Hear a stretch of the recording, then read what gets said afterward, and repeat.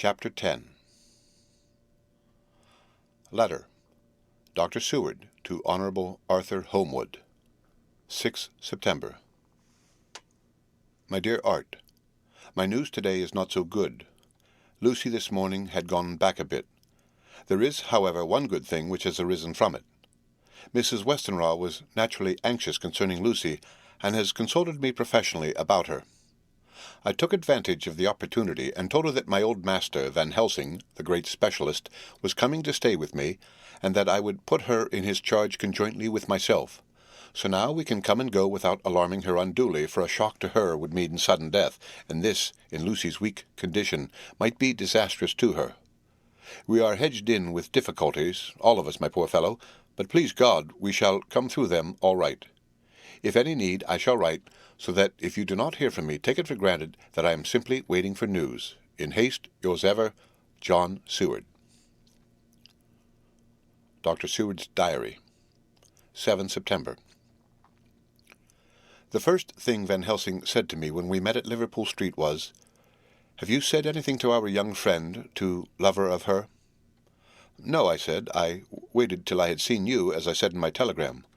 I wrote him a letter simply telling him that you were coming, as Miss Westenra was not so well, and that I should let him know if need be." "Right, my friend," he said. "Quite right. Better he not know as yet. Perhaps he will never know, I pray so. But if it be needed, then he shall know all. And, my good friend John, let me caution you, you deal with a madman. All men are mad in some way or the other, and inasmuch as you deal discreetly with your madmen, so deal with God's madmen too, the rest of the world. You tell not your madmen what you do, nor why you do it. You tell them not what you think. So, you shall keep knowledge in its place where it may rest, where it may gather its kind around it and breed. You and I shall keep as yet what we know here and here." He touched me on the heart and on the forehead, and then touched himself the same way. "I have for myself thoughts at the present. Later I shall unfold to you." "Why not now?" I asked. "It may do some good. We may arrive at some decision." He looked at me and said, "My friend John, when the corn is grown, even before it has ripened, while the milk of its mother earth is in him, and the sunshine has not yet begun to paint him with his gold, the husbandman, he pull the ear and rub him between his rough hands, and blow away the green chaff, and say to you, 'Look, he's good corn. He will make a good crop when the time comes.'" I did not see the application, and told him so. For reply, he reached over and took my ear in his hand, and pulled it playfully, as he used long ago to do at lectures, and said, "The good husbandman tell you so then because he knows, but not till then. But you do not find the good husbandman dig up his planted corn to see if he grow. That is for the children who play at husbandry, and not for those who take it as the work of their life. See you now, friend John. I have sown my corn, and nature has her work to do so in making it sprout. If he sprout at all, there's some promise, and I wait till the ears begin to swell." He broke off, for he evidently saw that I understood. Then he went on gravely, "You were always careful student, and your casebook was ever more full than the rest. And I trust that good habit have not failed. Remember, my friend, that knowledge is stronger than memory, and we should not trust the weaker. Even if you have not kept the good practice, let me tell you that this case of our dear Miss is one that may be, mind, I say may be, of such interest to us and others that all the rest may not make him kick the beam, as your people say. Take then good note of it. Nothing is too small. I counsel you, put down in record even your doubts and surmises. Hereafter it may be of interest to you to see how true you guess. We learn from failure, not from success." When I described Lucy's symptoms, the same as before, but infinitely more marked, he looked very grave, but said nothing. He took with him a bag in which were many instruments and drugs. "The ghastly paraphernalia of our beneficial trade," as he once called in one of his lectures the equipment of a professor or the healing craft. When we were shown in, Mrs. Westenra met us. She was alarmed, but not nearly so much as I expected to find her. Nature, in one of her beneficent moods, has ordained that even death has some antidote to its own terrors. Here, in a case where any shock may prove fatal, matters are so ordered that, From some cause or other, the things not personal, even the terrible change in her daughter to whom she is so attached, do not seem to reach her. It is something like the way Dame Nature gathers round a foreign body an envelope of some insensitive tissue which can protect from evil that which it would otherwise harm by contact. If this be an ordered selfishness, then we should pause before we condemn anyone for the vice of egoism, for there may be deeper root for its causes than we have knowledge of. I used my knowledge of this phase of spiritual pathology, and set down a rule that she should not be present with Lucy, or think of her illness more than was absolutely required. She assented readily, so readily that I saw again the hand of nature fighting for life. Van Helsing and I were shown up to Lucy's room. If I was shocked when I saw her yesterday, I was horrified when I saw her today. She was ghastly, chalkily pale. The red seemed to have gone even from her lips and gums, and the bones of her face stood out prominently. Her breathing was painful to see or hear. Van Helsing's face grew set as marble, and his eyebrows converged till they almost touched over his nose. Lucy lay motionless, and did not seem to have strength to speak, so for a while we were all silent. Then Van Helsing beckoned to me, and we went gently out of the room. The instant we had closed the door, he stepped quickly along the passage to the next door, which was open. Then he pulled me quickly in with him and closed the door. "My God," he said, "this is dreadful. There is not time to be lost. She will die for sheer want of blood to keep the heart's action as it should be. There must be a transfusion of blood at once. Is it you or me?" "I am younger and stronger, Professor. It must be me." "Then get ready at once. I will bring up my bag. I am prepared." I went downstairs with him, and as we were going there was a knock at the hall door. When we reached the hall, the maid had just opened the door, and Arthur was stepping quickly in. He rushed up to me, saying in an eager whisper, "Jack, I was so anxious. I read between the lines of your letter, and have been in an agony. The dad was better, so I ran down here to see for myself. Is not that gentleman Dr. Van Helsing? I am so thankful to you, sir, for coming." When first the professor's eye had lit upon him, he had been angry at his interruption at such a time. But now, as he took in his stalwart proportions and recognized the strong young manhood which seemed to emanate from him, his eyes gleamed. Without a pause, he said to him as he held out his hand, "Sir, you have come in time. You are the lover of our dear miss. She is bad, very, very bad. Nay, my child, do not go like that." For he suddenly grew pale and sat down on a chair, almost fainting. "You ought to help her. You can do more than any that live, and your courage is your best help." "What can I do?" asked Arthur hoarsely. "Tell me, and I shall do it. My life is hers, and I would give the last drop of my blood for her." The professor has a strongly humorous side, and I could from old knowledge detect a trace of its origin in his answer. "My young sir, I do not ask so much as that, not the last." "What shall I do?" There was fire in his eyes, and his open nostrils quivered with intent. Van Helsing slapped him on the shoulder. "Come," he said. "You are a man, and it is a man we want. You are better than me, better than my friend John." Arthur looked bewildered, and the professor went on by explaining in a kindly way. "Young miss is bad, very bad. She wants blood, and blood she must have or die. My friend John and I have consulted, and we are about to perform what we call transfusion of blood, to transfer from full veins of one to the empty veins which pine for him. John was to give his blood, as he is the more young and strong than me." Here Arthur took my hand and wrung it hard in silence. "But now you are here. You are more good than us, old or young, who toil much in the world of thought. Our nerves are not so calm, and our blood so bright than yours." Arthur turned to him and said, "If you only knew how gladly I would die for her, you would understand." He stopped with a sort of choke in his voice. "Good boy," said Van Helsing. "In the not so far off, you will be happy that you have done all for her you love. Come, now, be silent. You shall kiss her once before it is done, but then you must go, and you must leave at my sign. Say no word to madam. You know how it is with her. There must be no shock. Any knowledge of this would be one. Come." We all went up to Lucy's room.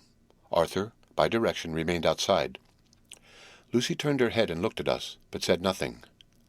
She was not asleep, but she was simply too weak to make the effort. Her eyes spoke to us, that was all. Van Helsing took some things from his bag and laid them on a little table out of sight. Then he mixed a narcotic, and coming over to the bed, said cheerily, "Now, little miss, here is your medicine. Drink it off like a good child. See, I lift you so that to swallow is easy. Yes." She had made the effort with success. It astonished me how long the drug took to act. This, in fact, marked the extent of her weakness. The time seemed endless until sleep began to flicker in her eyelids. At last, however, the narcotic began to manifest its potency, and she fell into a deep sleep. When the professor was satisfied, he called Arthur into the room and bade him strip off his coat. Then he added, "You might take that one little kiss whilst I bring over the table. Friend John helped to me." So neither of us looked whilst he bent over her. Van Helsing, turning to me, said, "He is so young and strong, and of blood so pure, that we need not defibrillate it." Then with swiftness, but with absolute method, Van Helsing performed the operation. As the transfusion went on, something like life seemed to come back to poor Lucy's cheeks, and through Arthur's growing pallor the joy of his face seemed absolutely to shine. After a bit, I began to grow anxious, for the loss of blood was telling on Arthur, strong man as he was. It gave me an idea of what a terrible strain Lucy's system must have undergone, that what weakened Arthur only partially restored her. But the professor's face was set, and he stood, watch in hand, and with his eyes fixed now on the patient and now on Arthur. I could hear my own heart beat. Presently he said in a soft voice, "Do not stir an instant. It is enough. You attend him, I will look to her." When all was over, I could see how much Arthur was weakened. I dressed the wound, and took his arm to bring him away, when Van Helsing spoke without turning round. The man seems to have eyes in the back of his head.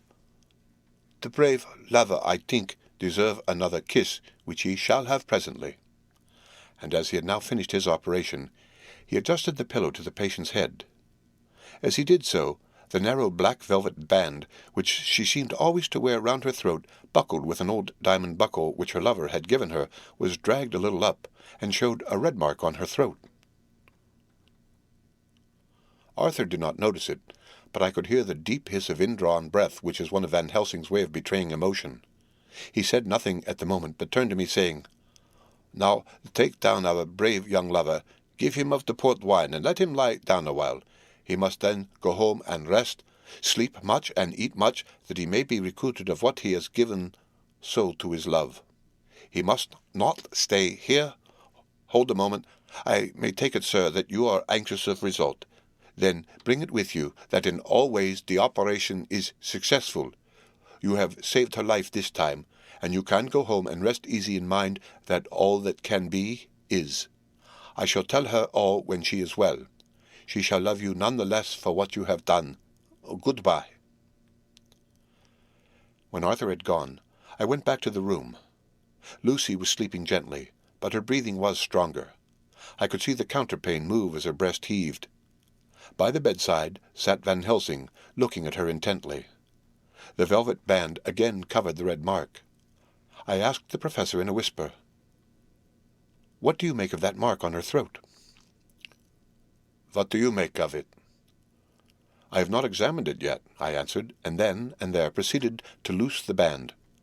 Just over the external jugular vein there were 2 punctures, not large, but not wholesome-looking. There was no sign of disease, but the edges were white and worn-looking, as if by some trituration. It at once occurred to me that this wound, or whatever it was, might be the means of that manifest loss of blood. But I abandoned the idea as soon as it formed, for such a thing could not be. The whole bed would have been drenched to a scarlet with the blood which the girl must have lost to leave such a pallor as she had before the transfusion. "Well?" said Van Helsing. "Well," said I can make nothing of it." The professor stood up. "I must go back to Amsterdam tonight," he said. "There are books and things there which I want. You must remain here all night, and you must not let your sight pass from her." "Shall I have a nurse?" I asked. "We are the best nurses, you and I. You keep watch all night. See that she is well fed, and that nothing disturbs her. You must not sleep all the night. Later on, We can sleep, you and I. I shall be back as soon as possible, and then we may begin." "May begin?" I said. "What on earth do you mean?" "We shall see," he answered as he hurried out. He came back a moment later and put his head inside the door and said with a warning finger held up, "Remember, she is your charge. If you leave her and harm befall, you shall not sleep easy hereafter." Dr. Seward's diary continued. 8 September. I sat up all night with Lucy. The opiate worked itself off towards dusk, and she waked naturally. She looked a different being from what she had been before the operation. Her spirits even were good, and she was full of a happy vivacity. But I could see evidences of the absolute prostration which she had undergone. When I told Mrs. Westenra that Dr. Van Helsing had directed that I should sit up with her, she almost pooh-poohed the idea, pointing out her daughter's renewed strength and excellent spirits. I was firm, however, and made preparations for my long vigil. When her maid had prepared her for the night, I came in, having in the meantime had supper, and took a seat by the bedside. She did not in any way make objection, but looked at me gratefully whenever I caught her eye. After a long spell she seemed sinking off to sleep, but with an effort seemed to pull herself together and shook it off. It was apparent that she did not want to sleep, so I tackled the subject at once. "You do not want to sleep?" "No. I am afraid." "Afraid to go to sleep? Why so? It is the boon we all crave for." "Ah, not if you were like me, if sleep was to you a presage of horror." "A presage of horror? What on earth do you mean?" "I don't know. Oh, I don't know, and that is what is so terrible. All this weakness comes to me in sleep, until I dread the very thought." "But, my dear girl, you may sleep tonight. I am here watching you, and I can promise that nothing will happen." "Ah, I can trust you," she said. I seized the opportunity and said, "I promise that if I see any evidence of bad dreams, I will wake you at once." "You will? Oh, will you, really? How good you are to me. Then I will sleep." And almost at the word she gave a deep sigh of relief and sank back asleep. All night long I watched by her. She never stirred, but slept on and on in a deep, tranquil, life-giving, health-giving sleep. Her lips were slightly parted, and her breast rose and fell with the regularity of a pendulum. There was a smile on her face, and it was evident that no bad dreams had come to disturb her peace of mind. In the early morning her maid came, and I left her in her care and took myself back home, for I was anxious about many things. I sent a short wire to Van Helsing and to Arthur, telling them of the excellent result of the operation. My own work, with its manifold arrears, took me all day to clear off. It was dark when I was able to inquire about my zoophagous patient. The report was good. He had been quite quiet for the past day and night. A telegram came from Van Helsing at Amsterdam whilst I was at dinner, suggesting that I should be at Hillingham tonight, as it might be well to be at hand, and stating that he was leaving by the night mail and would join me early in the morning. 9 September. I was pretty tired and worn out when I got to Hillingham.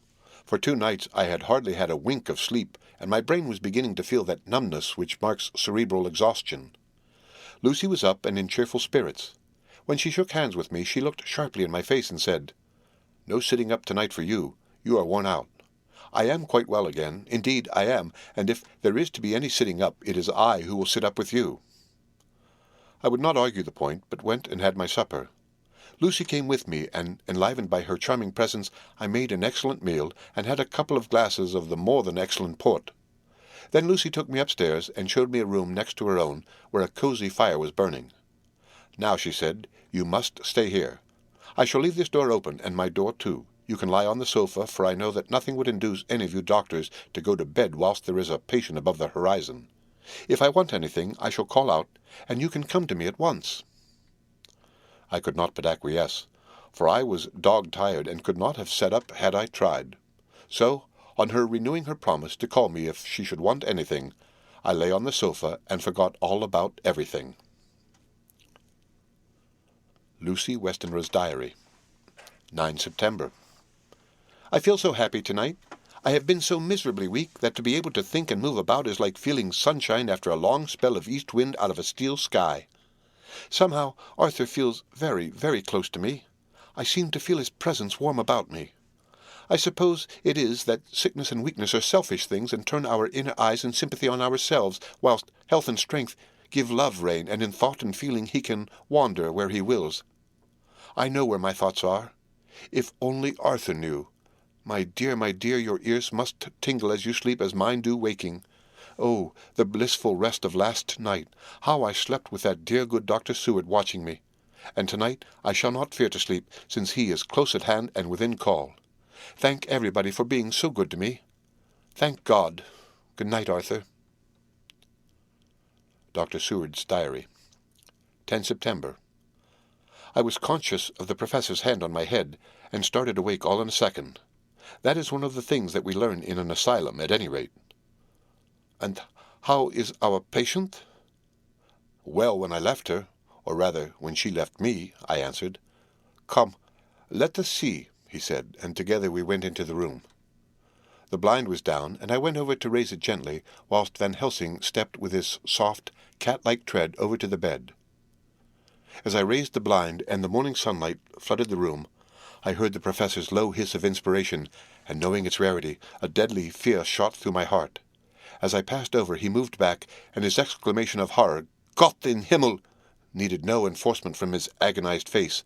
He raised his hand and pointed to the bed, and his iron face was drawn and ashen white. I felt my knees begin to tremble. There, on the bed, seemingly in a swoon, lay poor Lucy, more horribly white and wan-looking than ever. Even the lips were white, and the gums seemed to have shrunken back from the teeth, as we sometimes see in a corpse after a prolonged illness. Van Helsing raised his foot to stamp in anger, but the instinct of his life and all the long years of habit stood to him, and he put it down again softly. Quick, he said, bring the brandy. I flew to the dining room and returned with a decanter. He wetted the poor white lips with it, and together we rubbed palm and wrist and heart. He felt her heart, and after a few moments of agonizing suspense said, It is not too late. It beats, though but feebly. All our work is undone. We must begin again. There is no young Arthur here now. I have to call on you yourself this time, friend John. As he spoke, he was dipping into his bag and producing the instruments of transfusion. I had taken off my coat and rolled up my shirt-sleeve. There was no possibility of an opiate just at present, and no need of one, and so, without a moment's delay, we began the operation. After a time, it did not seem a short time either, for the draining away of one's blood, no matter how willingly it be given, is a terrible feeling. Van Helsing held up a warning finger. Do not stir, he said, but I fear that with growing strength she may wake, and that would make danger. Oh, so much danger. But I shall precaution take. I shall give hypodermic injection of morphia. He proceeded then, swiftly and deftly, to carry out his intent. The effect on Lucy was not bad, for the faint seemed to merge subtly into the narcotic sleep. It was with a feeling of personal pride that I could see a faint tinge of color steal back into the pallid cheeks and lips. No man knows till he experiences it what it is to feel his own life-blood drawn away into the veins of the woman he loves. The professor watched me critically. That will do, he said. Already? I remonstrated. You took a great deal more from Art. To which he replied, a sad sort of smile as he replied. He is her lover, her fiancé.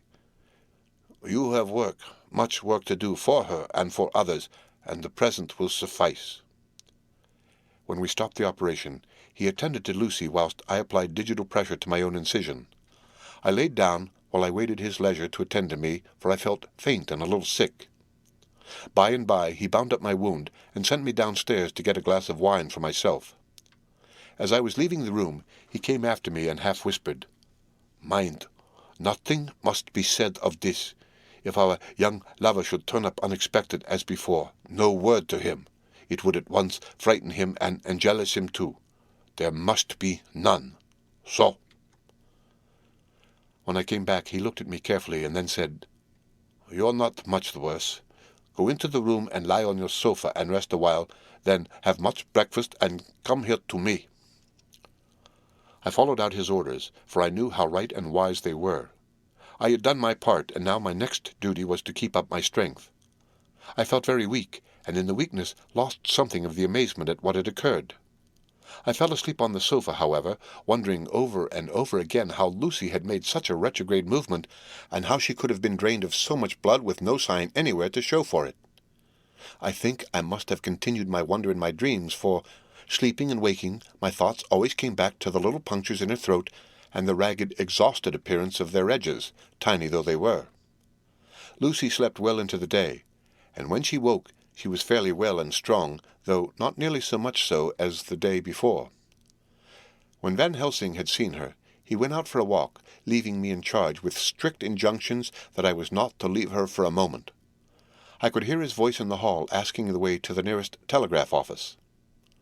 Lucy chatted with me freely and seemed quite unconscious that anything had happened. I tried to keep her amused and interested. When her mother came up to see her, she did not seem to notice any change whatever, but said to me gratefully, "We owe you so much, Dr. Seward, for all you have done, but you really must now take care not to overwork yourself. You are looking pale yourself. You want a wife to nurse and look after you a bit, that you do." As she spoke, Lucy turned crimson, though it was only momentarily, for her poor wasted veins could not stand for long an unwanted drain to her head. The reaction came in excessive pallor as she turned imploring eyes on me. I smiled and nodded, and laid my finger on my lips. With a sigh she sank back amid her pillows. Van Helsing returned in a couple of hours, and presently said to me, "Now you go home and eat much and drink enough. Make yourself strong. I stay here tonight, and I shall sit up with little miss myself. You and I must watch the case, and we must have none other to know. I have grave reasons. No, do not ask me. Think what you will. Do not fail to think even the most not improbable. Good night." In the hall, two of the maids came to me and asked if they or either of them might not sit up with Miss Lucy. They implored me to let them, and when I said it was Dr. Van Helsing's wish that either he or I should sit up, they asked me quite piteously to intercede with the foreign gentleman. I was touched by their kindness. Perhaps it is because I am weak at present, and perhaps because it was on Lucy's account that their devotion was manifested. For over and over again have I seen similar instances of women's kindness.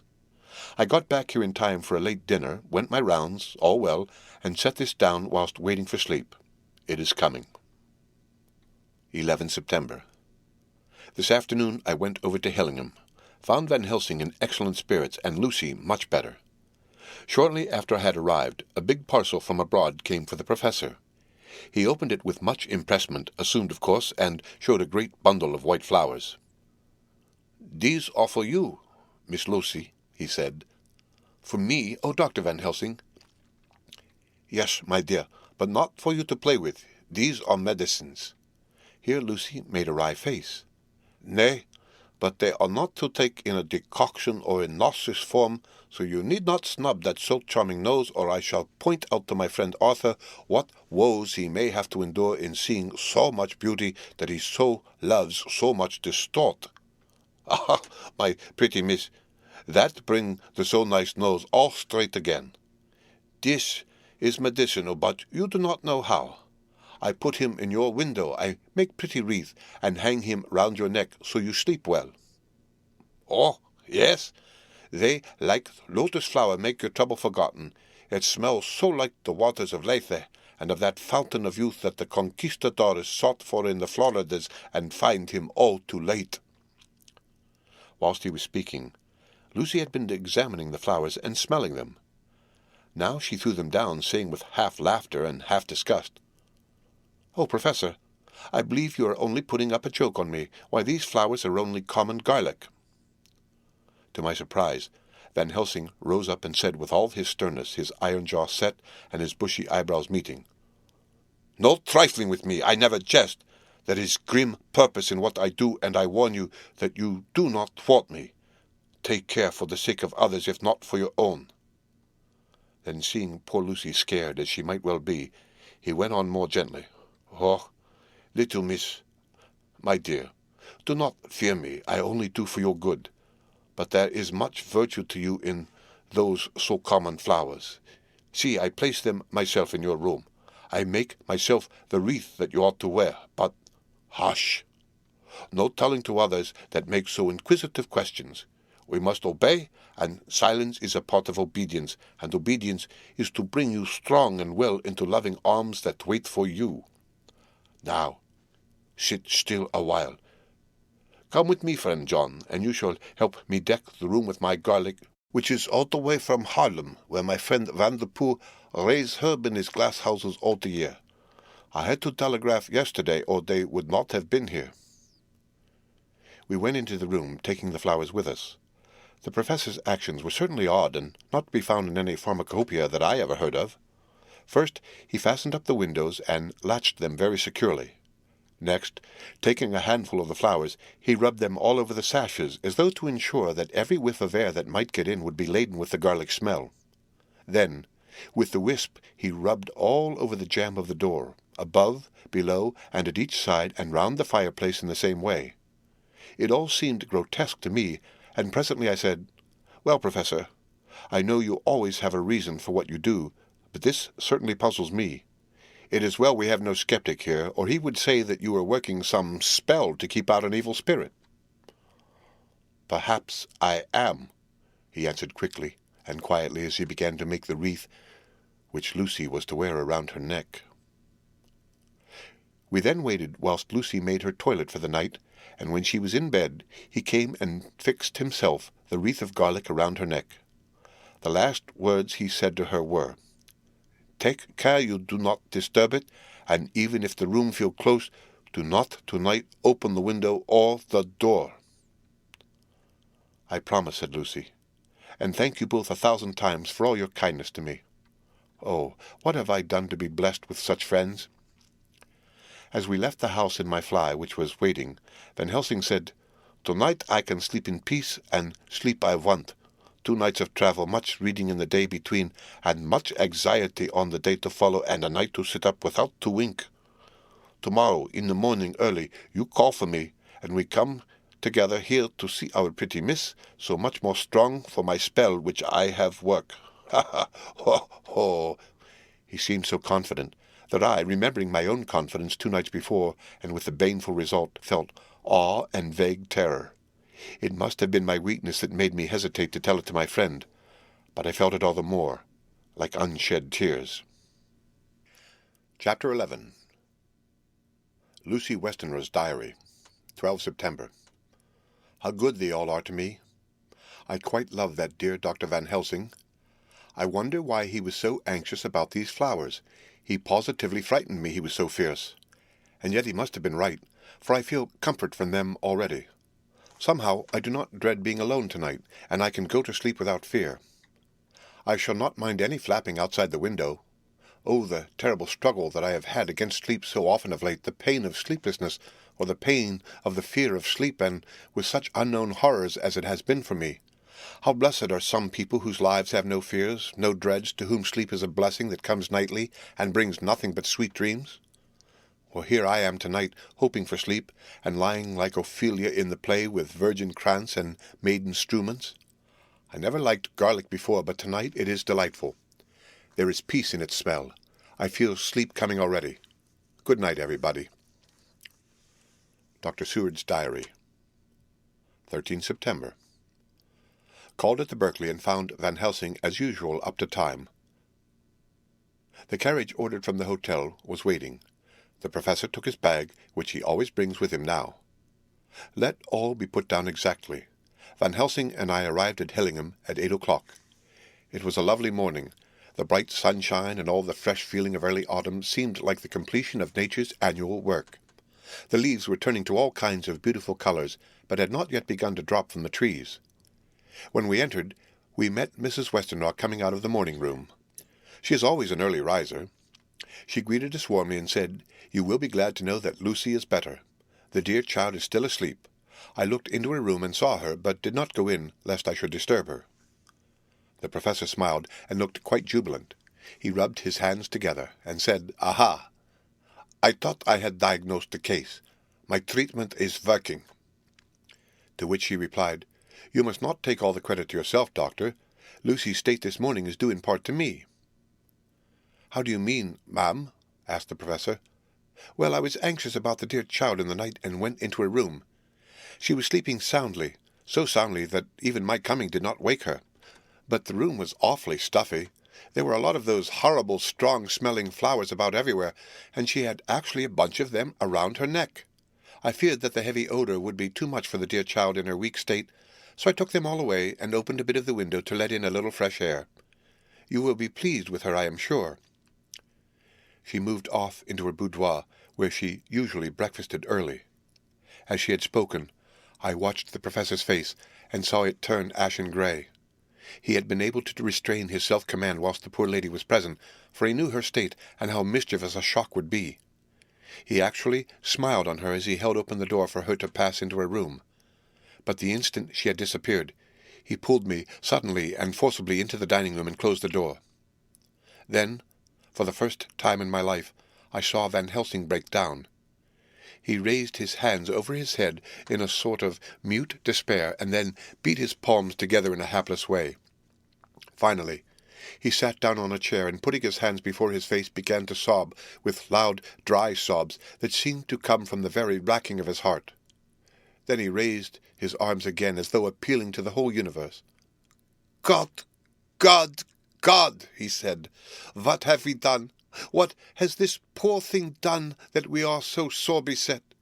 Is there fate amongst us still, sent down from the pagan world of old, that such things must be, and in such way?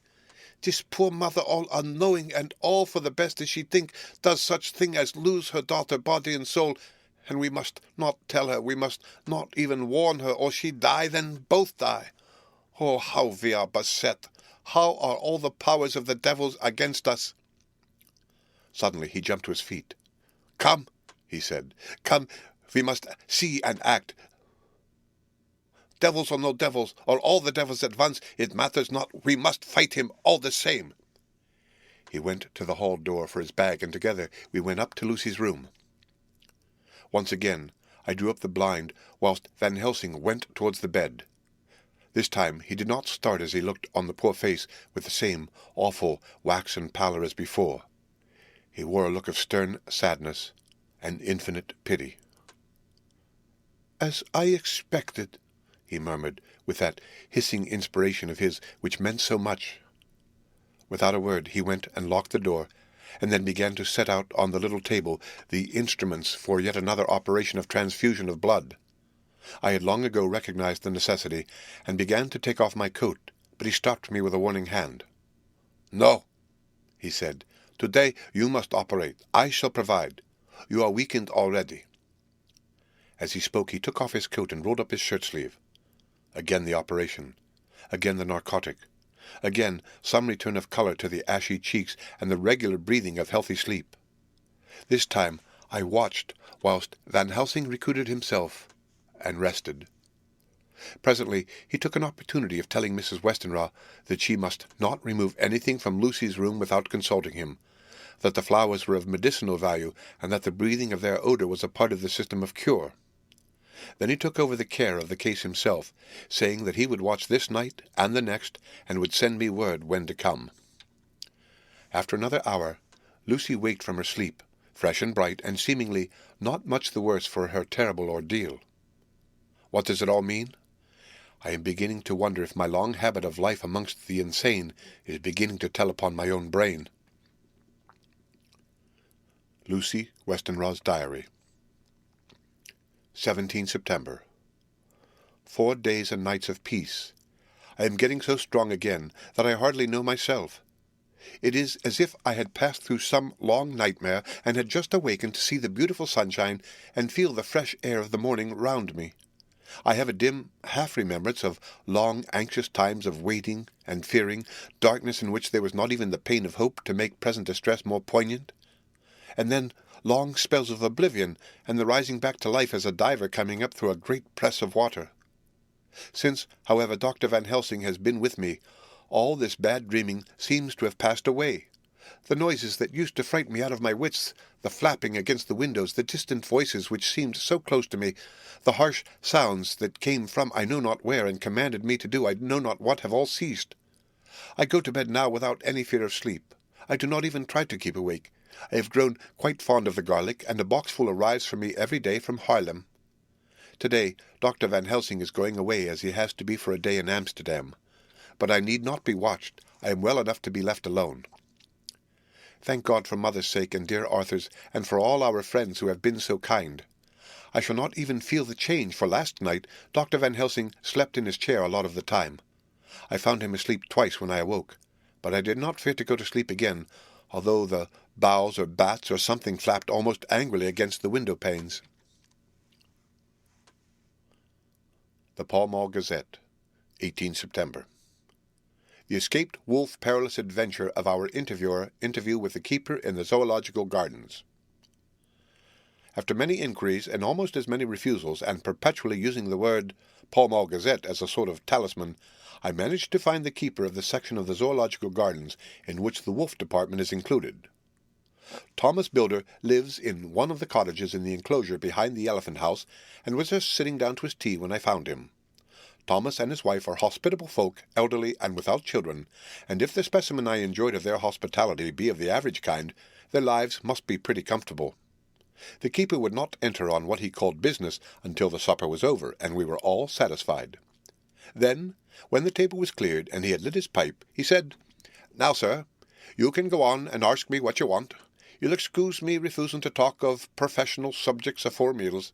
I gives the wolves and the jackals and the hyenas in all our section their tea afore I begins to ask them questions." "How do you mean, ask them questions?" I queried, wishful to get him into a talkative humour. "Hitting of them over the head with a pole is one way. Scratching of their ears and is another when gents as is as flush wants a bit of a show-off to their gals. I don't so much mind the first, the hitting of the pole afore I chucks in their dinner, but I waits till they've had their sherry and coffee, so to speak, afore I tries on with the ear-scratching. Mind you," he added philosophically, "there's a deal of the same nature in us as in them there animals. Here's you a-comin' and arsking of me questions about my business, and I that grump like that only for your bloomin' off quid I'd a seen you blowed fust before I'd answer. Not even when you arsked me sarcastic like if I'd like you to arsk the superintendent if you might arsk me questions.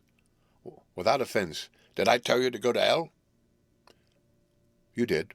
"And when you said you'd report me for using obscene language, that was hitting me over the head. But the half quid made that all right. I wasn't going to fight, so I waited for the food, and did with my owl as the wolves and lions and tigers does. But, Lord love your heart, now that the old woman has stuck a chunk of a tea-cake in me and rinsed me out with a bloomin' old teapot, and I've lit up, you must scratch my ears for all you're worth, and won't even get a growl out of me. Drive along with your questions. I know what you're a-comin' at, that ere escaped wolf." "Exactly. I want you to give me your view of it. Just tell me how it happened, and when I know the facts, I'll get you to say what you consider was the cause of it, and how you think the whole affair will end." "All right, governor. This here's about the old story. That 'ere wolf what we call Berserker was one of 3 grey ones that came from Norway to Jamax, which we bought off him 4 years ago. He was a nice well-behaved wolf that never gave no trouble to talk of. I'm more surprised at him for wanting to get out nor any other animal in the place, but there you can't trust wolves no more than women." "Don't you mind him, sir," broke in Mrs. Tom with a cheery laugh. "He's got minded the animals so long that blessed if he ain't like a old wolf himself, but there ain't no harm in him." "Well, sir, it was about 2 hours after feeding yesterday when I first heard my disturbance. I was making up a litter in the monkey house for a young puma which is ill, but when I heard the yelping and howling I came away straight. There was Berserker tearing like a mad thing at the balls as if he wanted to get out. There wasn't much people about that day, and close at hand was only one man, a tall thin chap with a hooked nose and a pointed beard with a few white hairs running through it. He had a hard, cold-looking red eyes, and I took a sort of mislike to him, for it seemed as if it was him as they was irritated at. He had white kid gloves on his hands, and he pointed out the animals to me and says, 'Keeper, these wolves seem upset at something.' 'Maybe it's you,' says I, for I did not like the airs as he gave himself. He didn't get angry as I hoped he would, but he smiled a kind of insolent smile with a mouth full of white, sharp teeth. 'Oh, no, they wouldn't like me,' he says. 'Oh, yes, they would,' says I, imitating of him. 'They always like a bone or two to clean their teeth on about tea-time, which you is a bagful.' Well, it was an odd thing, but when the animals see us a-talking, they lay down, and when I went over to Berserker, he let me stroke his ears, same as ever. That there man came over, and blessed but if he didn't put in his hand and stroke the old wolf's ears too. "Take care," says I. "Bursinger's quick." "Never mind," he says. "I'm used to 'em." "Are you in the business yourself?" I says, taking off at my hat for a man what trades in wolves. "Answerer is a good friend to keepers." "No," says he, "not exactly in the business, but I have made pets of several." And with that he lifts his hat as polite as a lord and walks away. Old Bursinger kept a-looking after him till he was out of sight, and then went and lay down in the corner and wouldn't come out the whole evening. Well, last night, as soon as the moon was up, the wolves here all began a-owling. There warn't nothing for 'em to owl at. There warn't no one near except someone that was evidently a-calling a dog somewheres out back of the gardens in the Park Road. Once or twice I went out to see that was all right, and it was, and then the owling stopped. Just before 12 o'clock, I just took a look round afore turning in, and bust me, but when I came opposite old Bursinger's cage, I see the rails broken and twisted about, and the cage empty, and that's all I know for certain. Did anyone else see anything? One of our gardeners was a-coming home about that time from Harmony, when he see a big great dog coming out through the garden edges. At least so he says, but I don't give much for it for myself, for he never said a word about to his missus when he got home, and it was only after the escape of the old wolf was made known, and we had been up all night hunting of the park for Persica, that he remembered seeing anything. My own belief was that the harmony had got into his head. Now, Mr. Builder, can you account in any way for the escape of the wolf? Well, sir, he said with a suspicious sort of modesty, I think I can, but I don't know as how you'd be satisfied with the theory. Certainly I shall, if a man like you who knows the animals from experience can't hazard a good guess at any rate, who is even to try? Well then, sir, I accounts for it this way. It seems to me that 'ere wolf escaped simply because he wanted to get out. From the hearty way that both Thomas and his wife laughed at the joke, I could see that it had done service before, and that the whole explanation was simply an elaborate sell. I couldn't cope in badinage with the worthy Thomas, but I thought I knew a surer way to his heart, so I said, Now, Mr. Builder, we'll consider that first half-sovereign worked off, and this brother of his is waiting to be claimed when you've told me what you think will happen. Right you are, sir, he said briskly. You'll excuse me, I know, for a chaffing at you, but the old woman her winked at me, which was as much as telling me to go on. Well, I never, said the old lady. My opinion is this. That 'ere wolf is hiding somewheres. The gardener what didn't remember said he was a-galloping northward faster than a horse could go. But I don't believe him, for you see, sir, wolves don't gallop no more than dogs does. They not being built that way. Wolves is fine things in a storybook, and I dessay when they gets in packs and does be chivying something that's more feared than they is, they can make a devil of a noise and chop it up, whatever it is. But, Lord bless you, in real life, a wolf is only a low creature, not half so clever or bold as a good dog, and not half a quarter so much fight in him. This one ain't been used to fighting or even to providing for himself, and more like he's somewhere round the park a-hiding and a-shivering of, and if he thinks at all wondering where he is to get his breakfast from. Or maybe he's got down some areas in a coal cellar. My eye, won't some cook get a rum start when she sees his green eyes a-shining at her out of the dark. If he can't get food, he's bound to look for it, and mayhap he may chance to light on a butcher's shop in time. If he don't, and some nursemaid goes out a-walking her off with a soldier, leaving of the infant in the perambulator, well, then I shouldn't be surprised if the census is one babby the less, that's all. I was handing him the half-sovereign, when something came bobbing up against the window, and Mr. Builder's face doubled its natural length with surprise. God bless me, he said, if there ain't old Bursinger come back by hisself. He went to the door and opened it, a most unnecessary proceeding it seemed to me. I've always thought that a wild animal never looks so well as when some obstacle of pronounced durability is between us. A personal experience has intensified rather than diminished that idea. After all, however, there is nothing like a custom, for neither Builder nor his wife thought any more of the wolf than I should of a dog. The animal itself was a peaceful and well-behaved as that father of all picture wolves, Red Riding Hood's quondam friend, whilst moving her confidence in masquerade. The whole scene was an unutterable mixture of comedy and pathos. The wicked wolf that for half a day had paralyzed London and set all the children in town shivering in their shoes was there in a sort of penitent mood, and was received and petted like a sort of vulpine prodigal son. Old Builder examined him all over with most tender solicitude, and when he had finished with his penitence said, There, I knew the poor old chap would get into some kind of trouble. Didn't I say it all along? He has his head all cut and full of broken glass. He's been a-getting over some bloomin' wall or other. It's a shame that people are allowed to top their walls with broken bottles. This here's what comes of it. Come along, Bussica." He took the wolf and locked him up in a cage with a piece of meat that satisfied, in quantity at any rate, the elementary conditions of the fatted calf, and went off to report. I came off, too, to report the only exclusive information that is given today regarding the strange escapade at the zoo. Dr. Seward's Diary, 17 September. I was engaged after dinner in my study posting up my books, which, through press of other work, and the many visits to Lucy, had fallen sadly into arrear. Suddenly the door was burst open, and in rushed my patient with his face distorted with passion. I was thunderstruck, for such a thing as a patient getting out of his own accord into the superintendent's study is almost unknown. Without an instant's notice, he made straight at me. He had a dinner knife in his hand, and as I saw he was dangerous, I tried to keep the table between us. He was too quick and too strong for me, however, for before I could get my balance he had struck at me and cut my left wrist rather severely. Before he could strike again, however, I guarded my right hand, and he was sprawling on his back on the floor. My wrist bled freely, and quite a little pool trickled onto the carpet. I saw that my friend was not intent on further effort, and occupied myself binding up my wrist, keeping a wary eye on the prostrate figure all the time. When the attendants rushed in, and we turned our attention to him, his employment positively sickened me. He was lying on his belly on the floor, licking up like a dog the blood which had fallen from my wounded wrist. He was easily secured, and to my surprise went with the attendants quite placidly, simply repeating over and over again, "The blood is the life! The blood is the life!" I cannot afford to lose blood just at present. I have lost too much of late for my physical good, and then the prolonged strain of Lucy's illness and its horrible phases is telling on me. I am overexcited and weary, and I need rest. Rest. Rest. Happily Van Helsing has not summoned me, so I need not forego my sleep.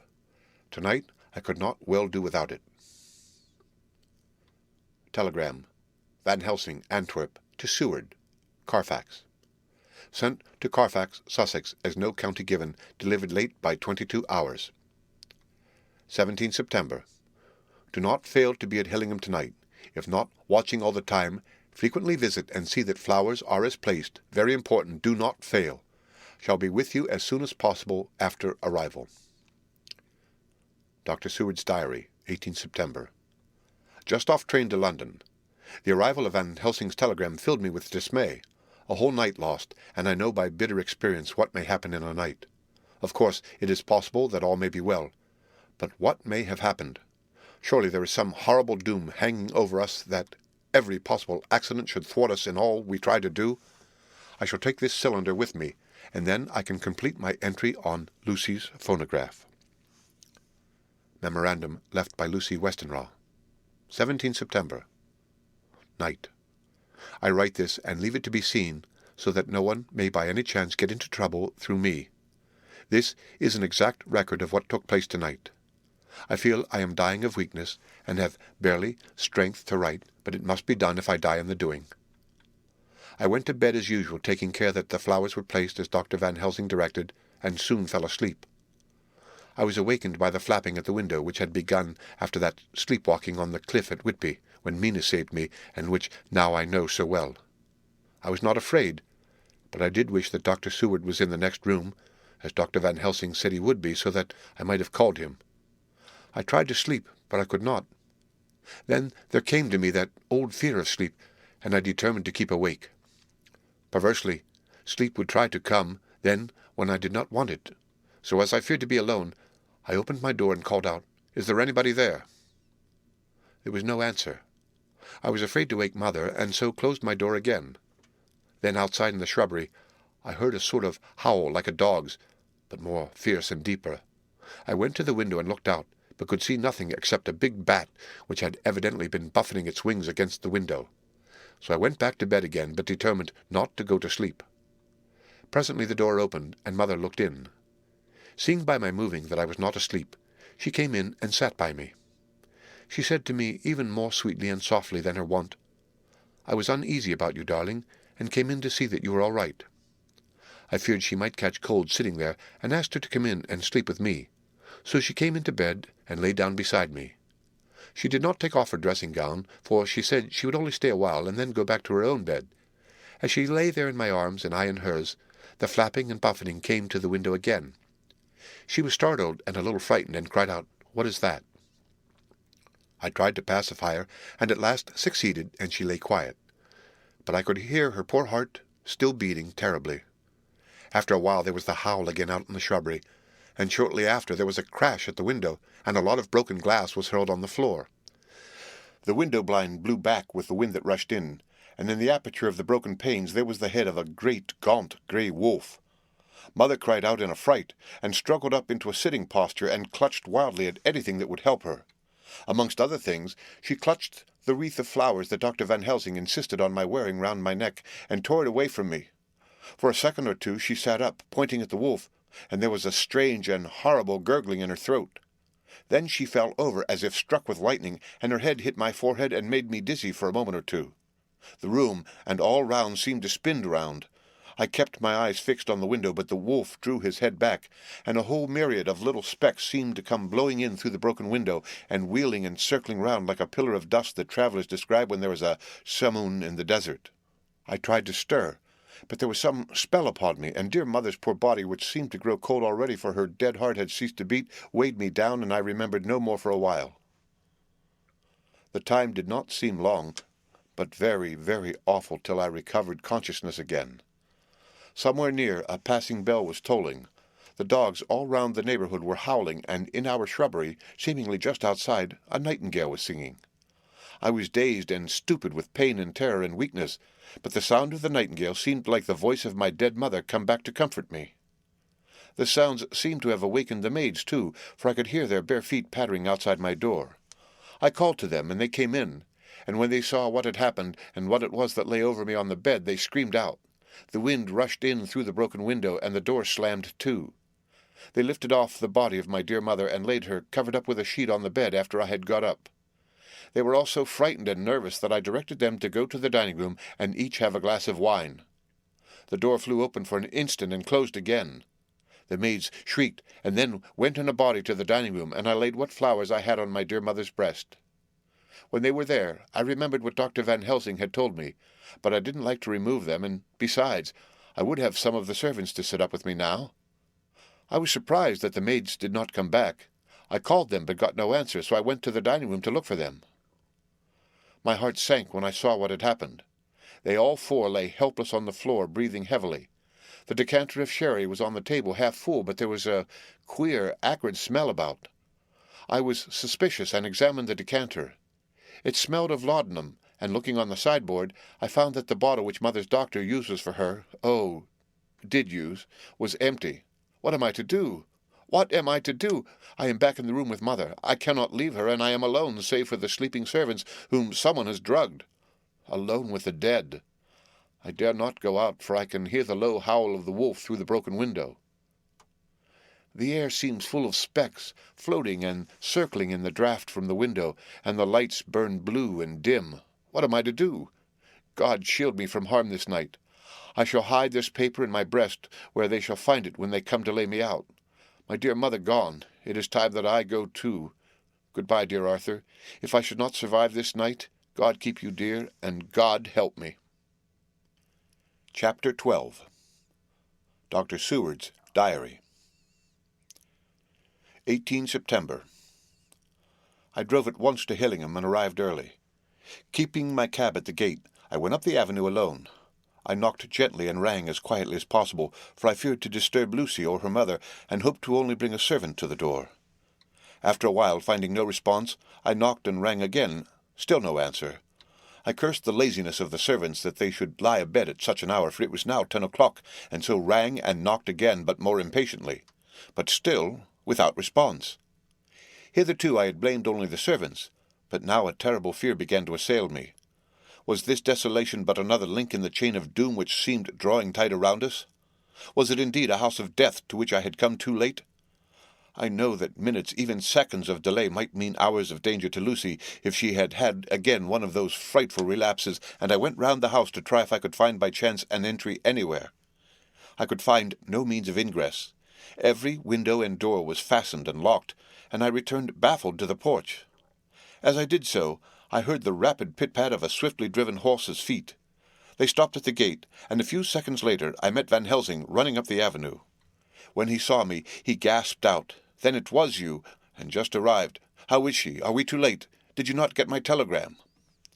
I answered as quickly and coherently as I could that I had only got his telegram early in the morning, and had not omitted in coming here, and that I could not make anyone in the house hear me.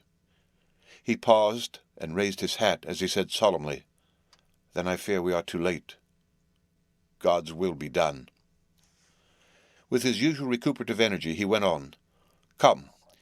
If there be no way open to get in, we must make one. Time is all in all to us now." We went round to the back of the house, where there was a kitchen window. The professor took a small surgical saw from his case, and handing it to me, pointed to the iron bars which guarded the window. I attacked them at once, and had very soon cut through 3 of them. Then, with a long, thin knife, we pushed back the fastening of the sashes and opened the window. I helped the professor in and followed him. There was no one in the kitchen or in the servants' rooms, which were close at hand. We tried all the rooms as we went along, and in the dining room, dimly lit by rays of light through the shutters, found 4 servant women lying on the floor. There was no need to think them dead, for their stertorous breathing and the acrid smell of laudanum in the room left no doubt as to their condition. Van Helsing and I looked at each other, and as we moved away he said, "We can attend to them later." Then we ascended to Lucy's room. For an instant or two we paused at the door to listen, but there was no sound that we could hear. With white faces and trembling hands, we opened the door gently and entered the room. How shall I describe what we saw? On the bed lay 2 women, Lucy and her mother. The latter lay farthest in, and she was covered with a white sheet, the edge of which had been blown back by the draught through the broken window, showing the drawn white face with a look of terror fixed upon it. By her side lay Lucy, with face white and still more drawn. The flowers which had been round her neck we found upon her mother's bosom, and her throat was bare, showing the 2 little wounds which we had noticed before, but looking horribly white and mangled. Without a word, the professor bent over the bed, his head almost touching poor Lucy's breast. Then he gave a quick turn of his head, as of one who listens, and leaping to his feet, he cried out to me, "It is not yet too late! Quick, quick, bring the brandy!" I flew downstairs and returned with it, taking care to smell and taste it, lest it too were drugged like the decanter of sherry which I found on the table. The maids were still breathing, but more restlessly, and I fancied that the narcotic was wearing off. I did not stay to make sure, but returned to Van Helsing. He rubbed the brandy, as on another occasion, on her lips and gums, and on her wrists and the palms of her hands. He said to me, "I can do this, all that can be at the present. You go wake those maids. Flick them in the face with wet towel and flick them hard. Make them get heat and fire and a warm bath. This poor soul is nearly as cold as that beside her. She will need to be heated before we can do anything more." I went at once and found little difficulty in waking 3 of the women.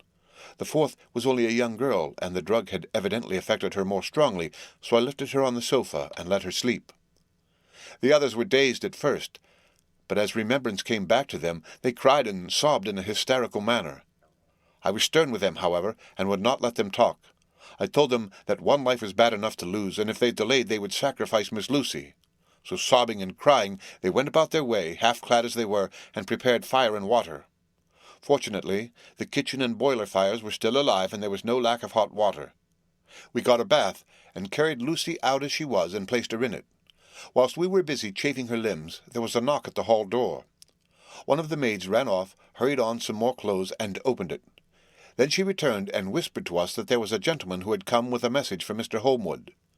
I bade her simply tell him that he must wait, for we could see no one now. She went away with the message, and engrossed with our work, I clean forgot all about him. I never saw in all my experience the professor work in such deadly earnest. I knew, as he knew, that it was a stand-up fight with death, and in a pause told him so.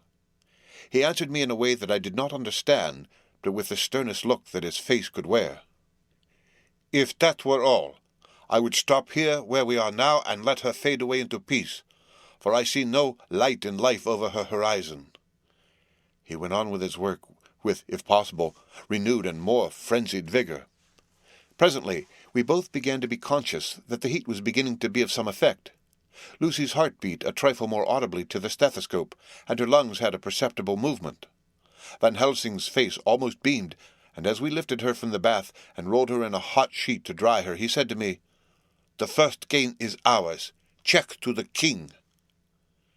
We took Lucy into another room, which had by now been prepared, and laid her in bed and forced a few drops of brandy down her throat. I noticed that Van Helsing tied a soft silk handkerchief round her throat.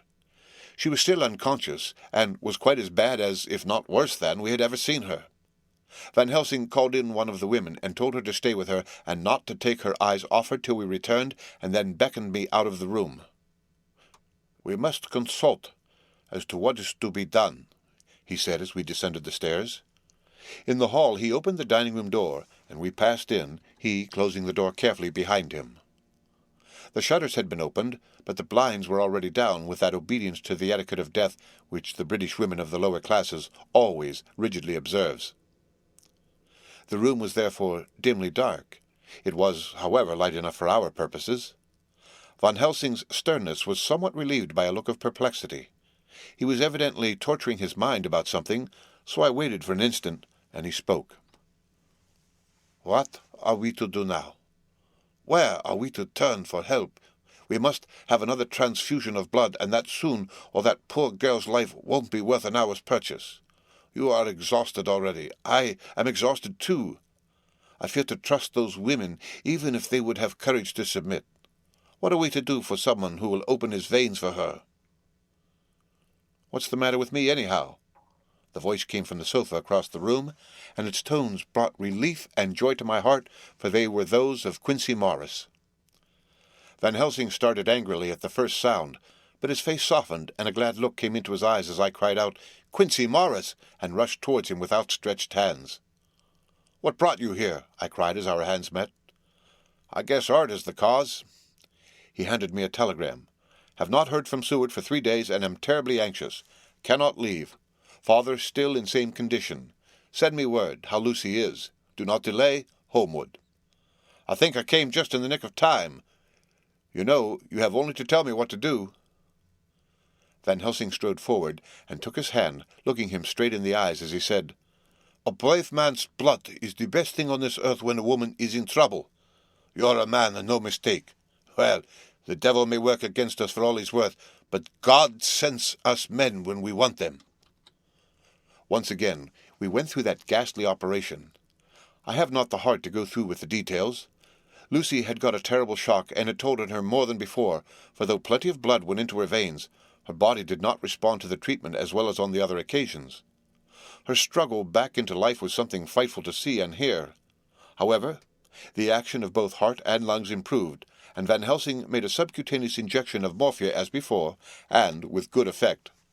Her faint became a profound slumber. The professor watched whilst I went downstairs with Quincy Morris, and sent one of the maids to pay off one of the cabmen who were waiting.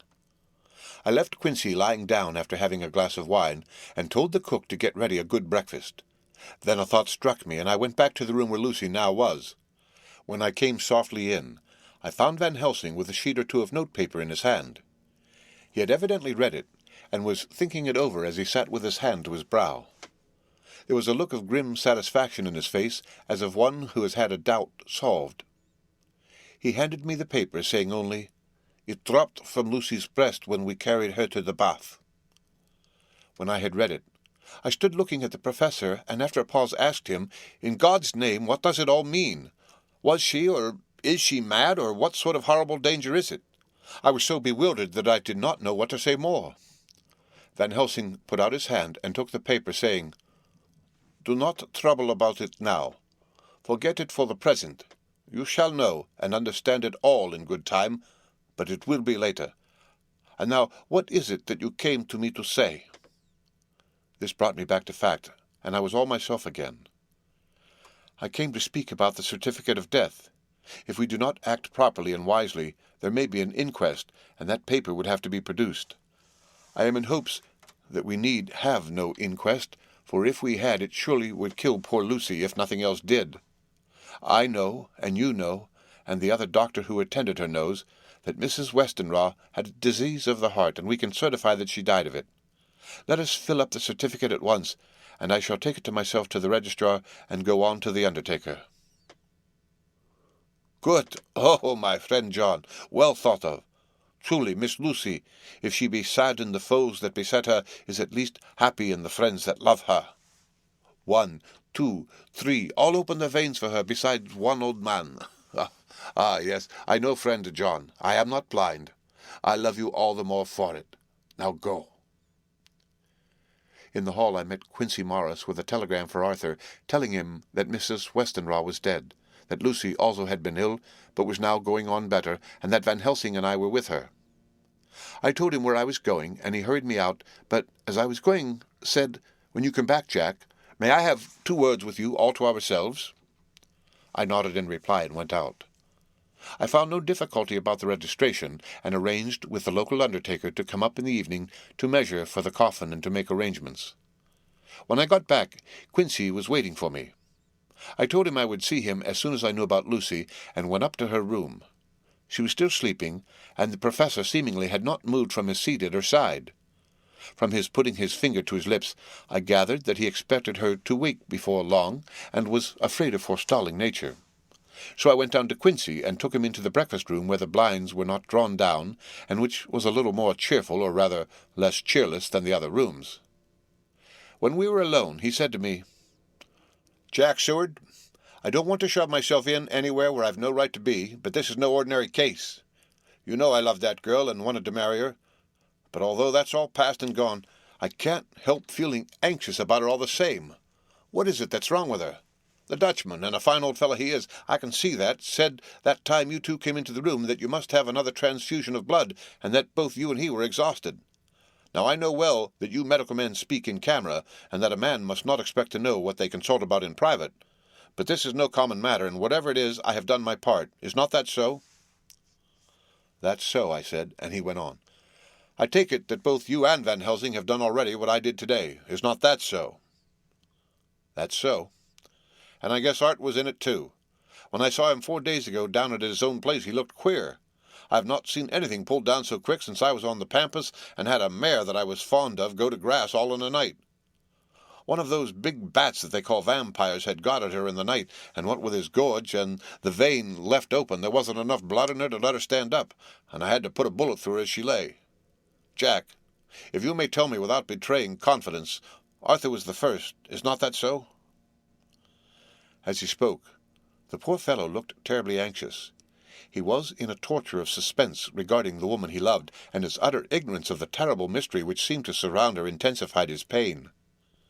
His very heart was bleeding, and it took all the manhood of him, and there was a royal lot of it too, to keep him from breaking down.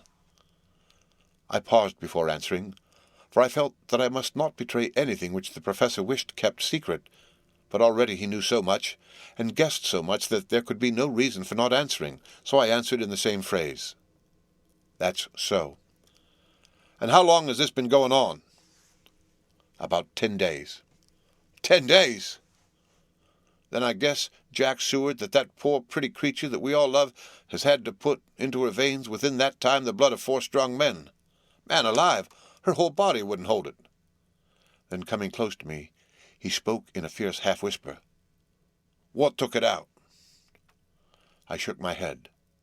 "That," I said, "is the crux. Van Helsing is simply frantic about it, and I am at my wit's end. I can't even hazard a guess.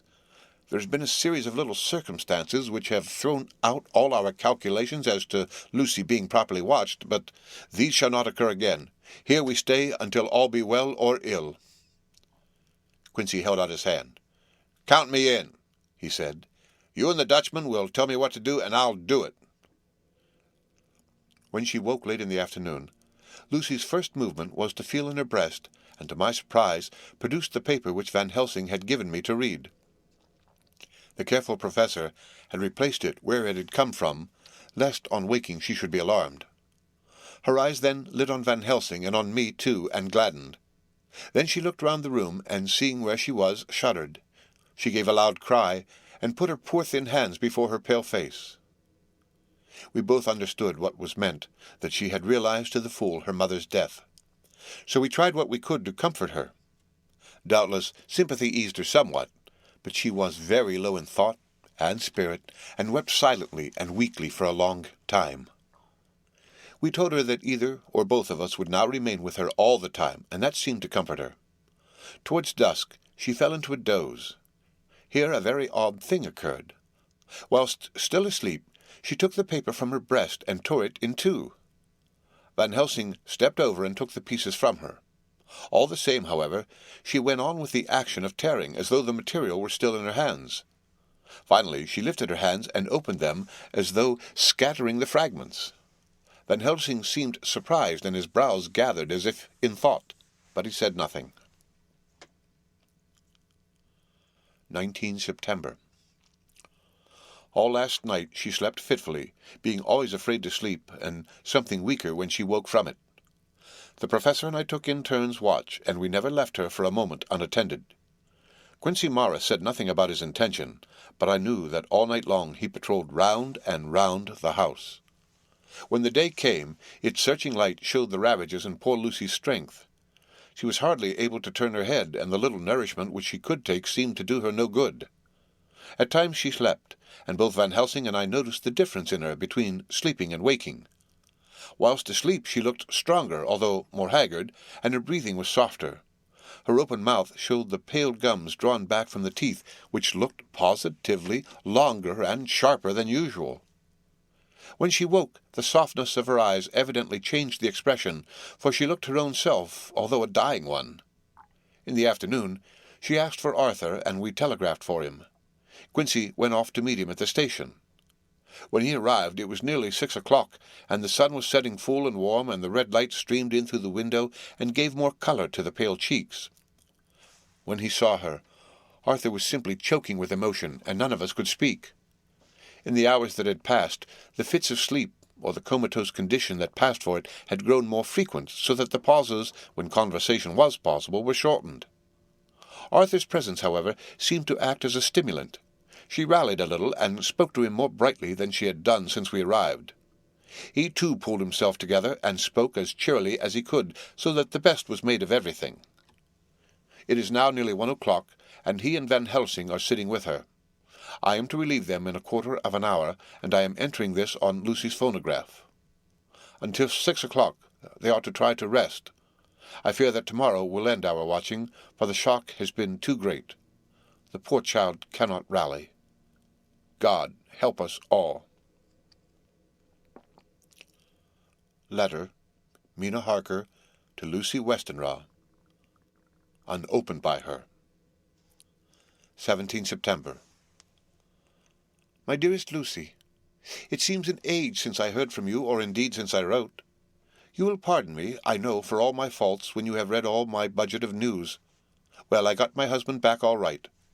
When we arrived at Exeter, there was a carriage waiting for us, and in it, though he had an attack of gout, Mr. Hawkins. He took us to his house, where there were rooms for us all nice and comfortable, and we dined together.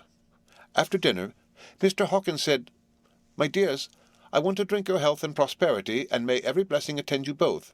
I know you both from children, and have with love and pride seen you grow up. Now I want you to make your home here with me. I have left to me neither chick nor child. All are gone, and in my will I have left you everything. I cried, Lucy, dear, as Jonathan and the old man clasped hands. Our evening was a very, very happy one.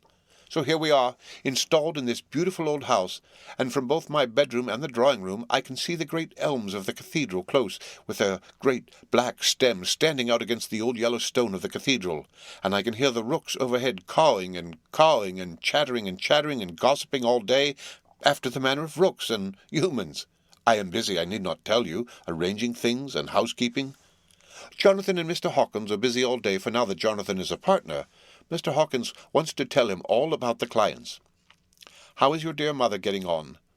I wish I could run up to town for a day or two to see you, dear, but I dare not go yet, with so much on my shoulders, and Jonathan wants looking after still. He is beginning to put some flesh on his bones again, but he was terribly weakened by the long illness. Even now he sometimes starts out of his sleep in a sudden way, and awakes all trembling until I can coax him back to his usual placidity. However, thank God, these occasions grow less frequent as the days go on, and they will in time pass away altogether, I trust. And now I have told you my news, let me ask yours. When are you to be married? And where and who is to perform the ceremony? And what are you to wear? And is it to be a public or private wedding? Tell me all about it, dear. Tell me all about everything, for there is nothing which interests you which will not be dear to me. Jonathan asks me to send his respectful duty, but I do not think that is good enough from the junior partner of the important firm, Hawkins and Harker. And so, as you love me, and he loves me, and I love you with all the moods and tenses of the verb, I send you simply his love instead. Goodbye, my dearest Lucy, and blessings on you. Yours, Mina Harker.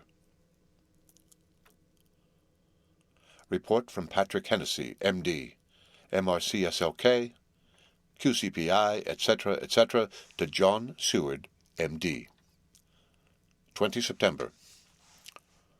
My dear Sir, in accordance with your wishes, I enclose report of the conditions of everything left in my charge. With regard to patient Renfield, there is more to say. He has had another outbreak which might have had a dreadful ending, but which, as it fortunately happened, was unattended with any unhappy results. This afternoon a carrier's cart with 2 men made a call at the empty house whose grounds abut on ours, the house to which, you will remember, the patient twice ran away. The men stopped at our gate to ask the porter their way, as they were strangers. I was myself looking out of the study window, having a smoke after dinner, and saw one of them come up to the house. As he passed the window of Renfield's room, the patient began to rate him from within, and called him all the foul names he could lay his tongue to. The man, who seemed a decent fellow enough, contented himself by telling him to shut up for a foul-mouthed beggar, whereupon our man accused him of robbing him, and wanting to murder him, and said that he would hinder him if he were to swing for it. I opened the window, and signed to the man not to notice, so he contented himself after looking the place over, and making up his mind as to what kind of place he had got to buy, saying, "Lord bless you, sir, I wouldn't mind what was said to me in a bloomin' madhouse. I pity ye and the governor for having to live in the house with a wild beast like that." Then he asked his way civilly enough, and I told him where the gate of the empty house was. He went away, followed by threats and curses and revilings from our man. I went down to see if I could make out any cause for his anger, since he is usually such a well-behaved man, and except his violent fits, nothing of the kind had ever occurred. I found him, to my astonishment, quite composed, and most genial in his manner. I tried to get him to talk of the incident, but he blandly asked me questions as to what I meant, and led me to believe that he was completely oblivious of the affair. It was, I am sorry to say, however, only another instance of his cunning, for within half an hour I heard of him again. This time he had broken out through the window of his room, and was running down the avenue. I called to the attendants to follow me, and ran after him, for I feared he was intent on some mischief.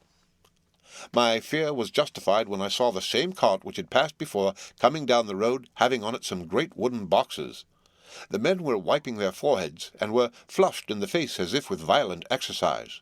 Before I could get up to him, the patient rushed at them, and pulling one of them off the cart began to knock his head against the ground. If I had not seized him just at the moment, I believe he would have killed the man there and then. The other fellow jumped down and struck him over the head with the butt end of his heavy whip. It was a horrible blow, but he did not seem to mind it, but seized him also, and struggled with the 3 of us, pulling us to and fro as if we were kittens.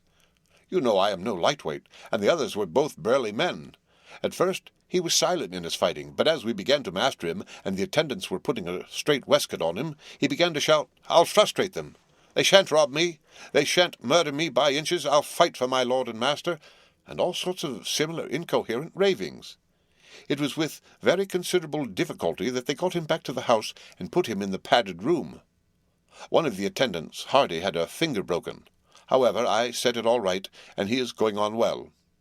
The 2 carriers were at first loud in their threats of actions for damages, and promised to rain all the penalties of the law on us. Their threats were, however, mingled with some sort of indirect apology for the defeat of the 2 of them by a feeble madman. They said that if it had not been for the way their strength had been spent in carrying and raising the heavy boxes to the cart, they would have made short work of him.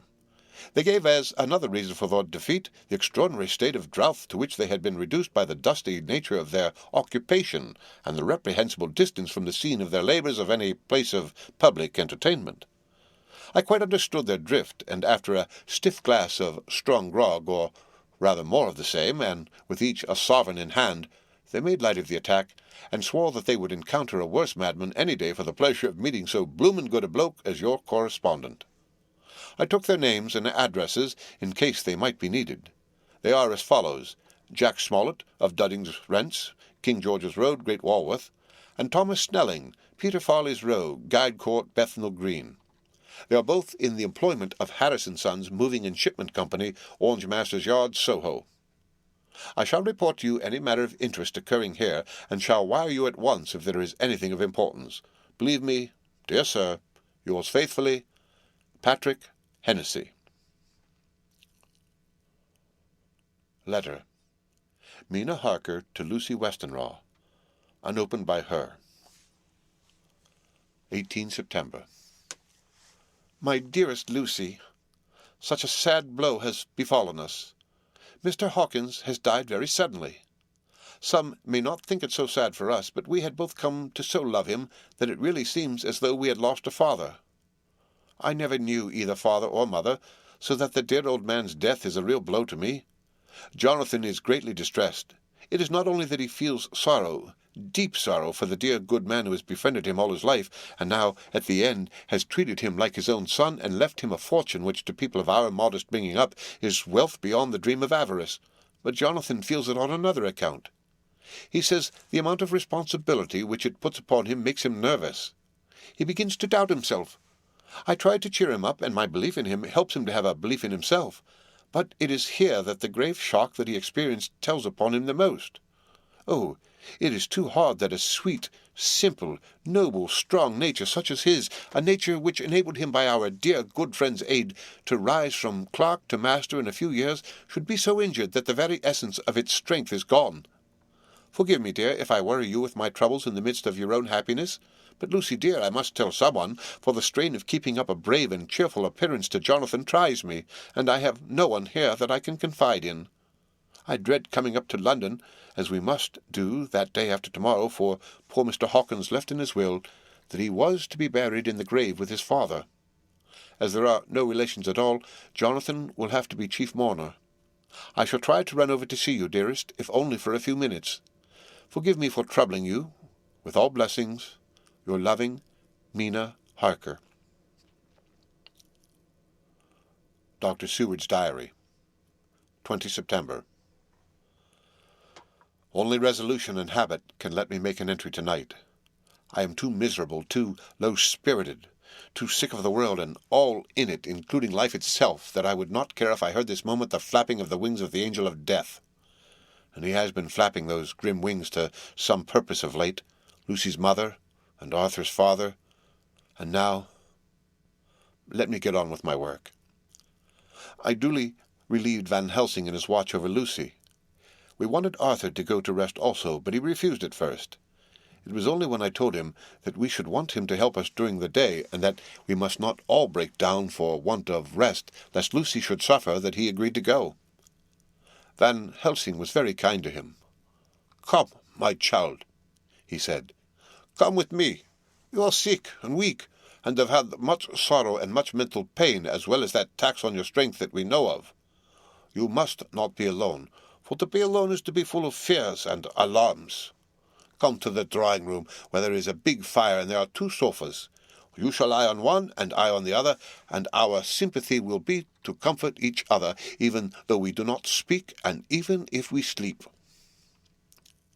Arthur went off with him, casting back a longing look on Lucy's face, which lay in her pillow almost whiter than the lawn. She lay quite still, and I looked round the room to see that all was as it should be. I could see that the professor had carried out in this room, as in the other, his purpose of using the garlic. The whole of the window sashes reeked with it, and round Lucy's neck, over the silk handkerchief which Van Helsing made her keep on, was a rough chaplet of the same odorous flowers. Lucy was breathing somewhat stertorously, and her face was at its worst, for the open mouth showed the pale gums. Her teeth in the dim, uncertain light seemed longer and sharper than they had been in the morning. In particular, by some trick of the light, the canine teeth looked longer and sharper than the rest. I sat down beside her, and presently she moved uneasily. At the same moment there came a sort of dull flapping or buffeting at the window. I went over to it softly and peeped out by the corner of the blind. There was a full moonlight, and I could see that the noise was made by a great bat which wheeled round, doubtless attracted by the light, although so dim, and every now and again struck the window with its wings. When I came back to my seat, I found that Lucy had moved slightly and had torn away the garlic flowers from her throat. I replaced them as well as I could and sat watching her. Presently she woke, and I gave her food, as Van Helsing had prescribed.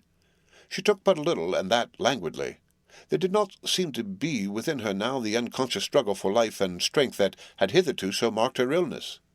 It struck me as curious that the moment she became conscious, she pressed the garlic flowers close to her. It was certainly odd that whenever she got into that lethargic state, with the stertorous breathing, she put the flowers from her, but that when she waked, she clutched them close. There was no possibility of making any mistake about this, for in the long hours that followed she had many spells of sleeping and waking, and repeated both actions many times. At 6 o'clock, Van Helsing came to relieve me. Arthur had then fallen into a doze, and he mercifully let him sleep on. When he saw Lucy's face, I could hear the hissing indraw of breath, and he said to me in a sharp whisper, "Draw up the blind. I want light." Then he bent down, and with his face almost touching Lucy's, examined her carefully. He removed the flowers and lifted the silk handkerchief from her throat. As he did so, he started back, and I could hear his ejaculation, "Mein Gott!" as it was smothered in his throat. I bent over and looked too, and as I noticed, some queer chill came over me. The wounds on the throat had absolutely disappeared. For fully 5 minutes Van Helsing stood looking at her with his face at its sternest. Then he turned to me and said calmly, "She is dying. It will not be long now. It will be much difference, mark me, whether she dies conscious or in her sleep. Wake that poor boy and let him come and see the last. He trusts us, and we have promised him." I went to the dining-room and waked him. He was dazed for a moment, but when he saw the sunlight streaming in through the edges of the shutters, he thought he was late and expressed his fear. I assured him that Lucy was still asleep, but told him as gently as I could that both Van Helsing and I feared that the end was near. He covered his face with his hands and slid down on his knees by the sofa, where he remained perhaps a minute, with his head buried, praying, while his shoulders shook with grief. I took him by the hand and raised him up. "Come," I said, "my dear old fellow, summon all your fortitude. It will be best and easiest for her." When we came into Lucy's room, I could see that Van Helsing had, with his usual forethought, been putting matters straight, and making everything look as pleasing as possible. He had even brushed Lucy's hair, so that it lay on the pillow in its usual sunny ripples. When we came into the room, she opened her eyes, and seeing him, whispered softly, "Arthur, oh, my love, I am so glad you have come." He was stooping to kiss her, when Van Helsing motioned him back. "No," he whispered, "not yet. Hold her hand, it will comfort her more." So Arthur took her hand and knelt beside her, and she looked her best, with all the soft lines matching the angelic beauty of her eyes. Then gradually her eyes closed, and she began to sleep. For a little bit her breast heaved softly, and her breath came and went like a tired child's. And then, insensibly, there came the strange change which I had noticed in the night. Her breathing grew stertorous, the mouth opened, and the pale gums drawn back made the teeth look longer and sharper than ever. In a sort of sleep-waking, vague, unconscious way, she opened her eyes, which were now dull and hard at once, and said in a soft, voluptuous voice, such as I had never heard from her lips, "Arthur, oh, my love, I am so glad you have come. Kiss me." Arthur bent eagerly over to kiss her, but at that instant Van Helsing, who, like me, had been startled by her voice, swooped upon him, and catching him by the neck with both hands, dragged him back with a fury of strength which I never thought he could have possessed, and actually hurled him almost across the room. "Not on your life," he said, "not for your living soul and hers." And he stood between them like a lion at bay. Arthur was so taken aback that he did not for a moment know what to do or say, and before any impulse of violence could seize him, he realized the place and the occasion, and stood silent, waiting. I kept my eyes fixed on Lucy, as did Van Helsing, and we saw a spasm as of rage flit like a shadow over her face. the sharp teeth clamped together. Then her eyes closed, and she breathed heavily. Very shortly after, she opened her eyes in all their softness, and putting out her poor, pale, thin hand, took Van Helsing's great brown one. Drawing it close to her, she kissed it. "My true friend," she said, in a faint voice, but with untellable pathos. "My true friend and his. Oh, guard him and give me peace." "I swear it," he said solemnly, kneeling beside her and holding up his hand as one who registers an oath. Then he turned to Arthur and said to him, "Come, my child, take her hand in yours, and kiss her on the forehead, and only once." Their eyes met instead of their lips, and so they parted. Lucy's eyes closed, and Van Helsing, who had been watching closely, took Arthur's arm and drew him away. And then Lucy's breathing became stertorous again, and all at once it ceased. "It is all over," said Van Helsing. "She is dead." I took Arthur by the arm, and led him away to the drawing-room, where he sat down and covered his face with his hands, sobbing in a way that nearly broke me down to see. I went back to the room, and found Van Helsing looking at poor Lucy, and his face was sterner than ever. Some change had come over her body. Death had given back part of her beauty, for her brow and cheeks had recovered some of their flowing lines. Even the lips had lost their deadly pallor. It was as if the blood, no longer needed for the working of the heart, had gone to make the harshness of death as little rude as might be. "We thought her dying while she slept, and sleeping when she died." I stood beside Van Helsing and said, "Ah, well, poor girl, there is peace for her at last. It is the end." He turned to me and said with grave solemnity, "Not so. Alas, not so. It is only the beginning." When I asked him what he meant, he only shook his head and answered, "We can do nothing as yet. Wait and see." Chapter 13. Dr. Seward's Diary continued. The funeral was arranged for the next succeeding day, so that Lucy and her mother might be buried together. I attended to all the ghastly formalities, and the urbane undertaker proved that his staff was afflicted, or blessed, with something of his own obsequious suavity. Even the women who performed the last offices for the dead remarked to me in a confidential, brother-professional way, when she had come out from the death-chamber, "She makes a very beautiful corpse, sir. It's quite a privilege to attend on her. It's not too much to say that she will do credit to our establishment." I noticed that Van Helsing never kept far away. This was possible from the disordered state of things in the household. There were no relatives at hand, and as Arthur had to be back the next day to attend at his own father's funeral, we were unable to notify anyone who should have been bidden. Under the circumstances, Van Helsing and I took it upon ourselves to examine papers and so forth. He insisted upon looking over Lucy's papers himself. I asked him why, for I feared that he, being a foreigner, might not be quite aware of English legal requirements, and so might in ignorance make some unnecessary trouble. He answered me, I know. You forget that I am a lawyer as well as a doctor. But this is not altogether for the law. You knew that when you avoided the coroner.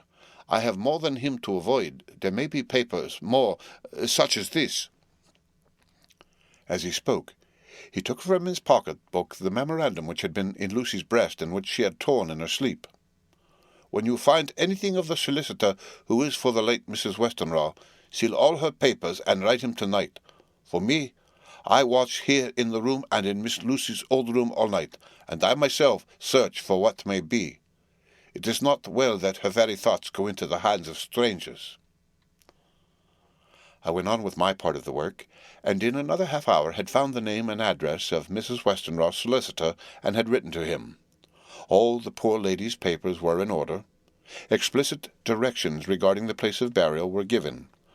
I had hardly sealed the letter when, to my surprise, Van Helsing walked into the room, saying, "Can I help you, friend John? I am free, and if I may, my service is to you." "Have you got what you looked for?" I asked, to which he replied, I did not look for any specific thing. I only hoped to find, and find I have, all that there was, only some letters and a few memoranda and a diary new begun. But I have them here, and we shall for the present say nothing of them. I shall see that poor lad tomorrow evening, and with his sanction I shall use some. When we had finished the work in hand, he said to me, "And now, friend John, I think we may to bed. We want sleep, both you and I, and rest to recuperate. Tomorrow we shall have much to do, but for tonight there is no need of us. Alas!" Before turning in, we went to look at poor Lucy. The undertaker had certainly done his work well, for the room was turned into a small chapelle ardente. There was a wilderness of beautiful white flowers, and death was made as little repulsive as might be. The end of the winding sheet was laid over the face. When the professor bent over and turned it gently back, we both started at the beauty before us, the tall wax candles showing a sufficient light to note it well. All Lucy's loveliness had come back to her in death, and the hours that had passed, instead of leaving traces of decay's effacing fingers, had but restored the beauty of life, till positively I could not believe my eyes that I was looking at a corpse. The professor looked sternly grave. He had not loved her as I had, and there was no need for tears in his eyes. He said to me, "Remain till I return," and left the room. He came back with a handful of wild garlic from the box waiting in the hall, but which had not been opened, and placed the flowers amongst the others on and around the bed. Then he took from his neck, inside his collar, a little gold crucifix, and placed it over the mouth. He restored the sheet to its place, and we came away. I was undressing in my own room, when, with a premonitory tap at the door, he entered, and at once began to speak. "Tomorrow I want you to bring me, before night, a set of post-mortem knives." "Must we make an autopsy?" I asked. "Yes and no. I want to operate, but not what you think. Let me tell you now, but not a word to another. I want to cut off her head and take out her heart. Ah, you, a surgeon, and so shocked, you, whom I have seen with no tremble of hand or heart do operations of life and death that make the rest shudder. Oh, but I must not forget, my dear friend John, that you loved her, and I have not forgotten it is, for I shall operate, and you must not help.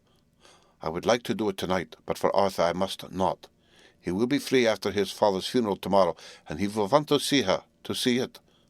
Then, when she is coffined ready for the next day, you and I shall come when all asleep. We shall unscrew the coffin lid, and shall do our operation, and then replace all, so that none know save we alone. But why do it at all? The girl is dead. Why mutilate her poor body without need? And if there is no necessity for a post-mortem, and nothing to gain by it, no good to her, to us, to science, to human knowledge, why do it? Without such it is monstrous." For answer, he put his hand on my shoulder and said with infinite tenderness, "Friend John, I pity your poor bleeding heart, and I love you the more because it does so bleed. If I could, I would take on myself the burden that you do bear, but there are things that you know not, but that you shall know, and bless me for knowing, though they are not pleasant things. John, my child, you have been my friend now many years, and yet did you ever know me to do any without good cause? I may err, I am but man, but I believe in all I do. Was it not for these causes that you sent for me when the great trouble came? Yes. Were you not amazed, nay, horrified, when I would not let Arthur kiss his love though she was dying, and snatched him away by all my strength? Yes, and yet you saw how she thanked me with her so beautiful dying eyes, her voice too, so weak, and she kissed my rough old hand and blessed me? Yes. And did you not hear me swear a promise to her, that so she closed her eyes grateful? Yes. Well, I have good reason now for all I want to do. You have for many years trusted me. You have believed me weeks past when there be things so strange that you might have well doubt. Believe me yet a little, friend John.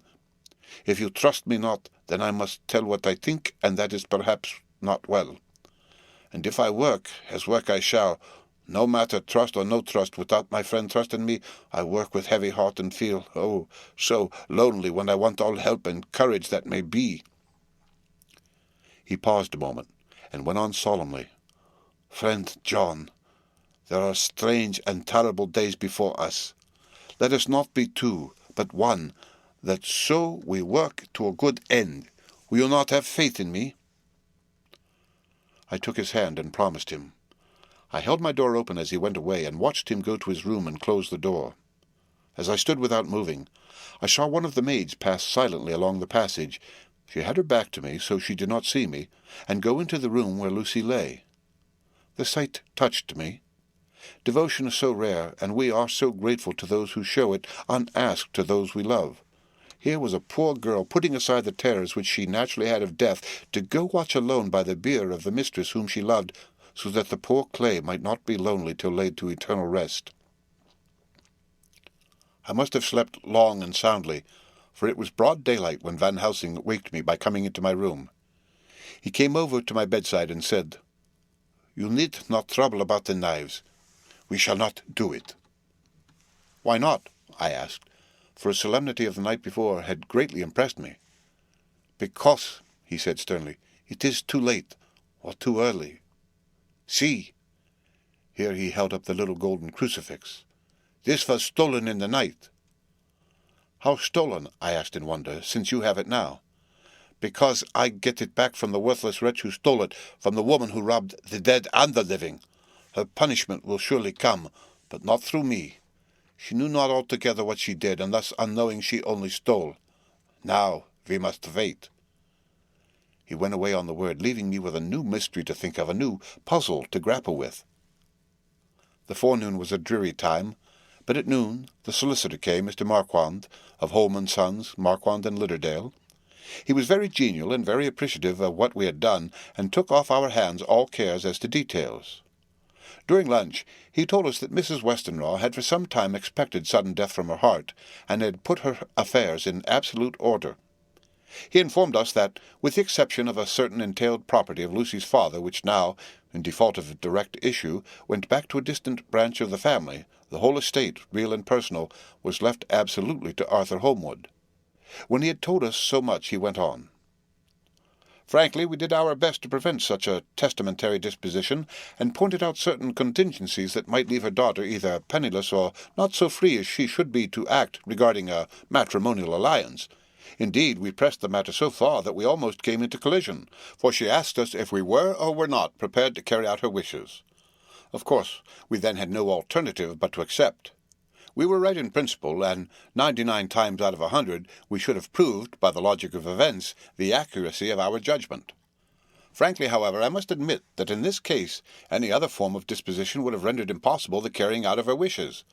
For by her predeceasing her daughter, the latter would have come into possession of the property, and even had she only survived her mother by 5 minutes, her property would, in case there were no will, and a will was a practical impossibility in such a case, have been treated at her decease as under intestacy, in which case Lord Godalming, though so dear a friend, would have had no claim in the world, and the inheritors, being remote, would not be likely to abandon their just rights for sentimental reasons regarding an entire stranger. I assure you, my dear sirs, I am rejoiced at the result, perfectly rejoiced."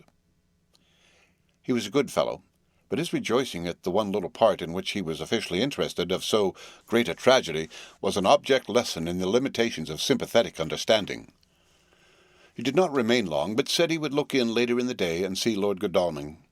His coming, however, had been a certain comfort to us, since it assured us that we should not have to dread hostile criticism as to any of our acts.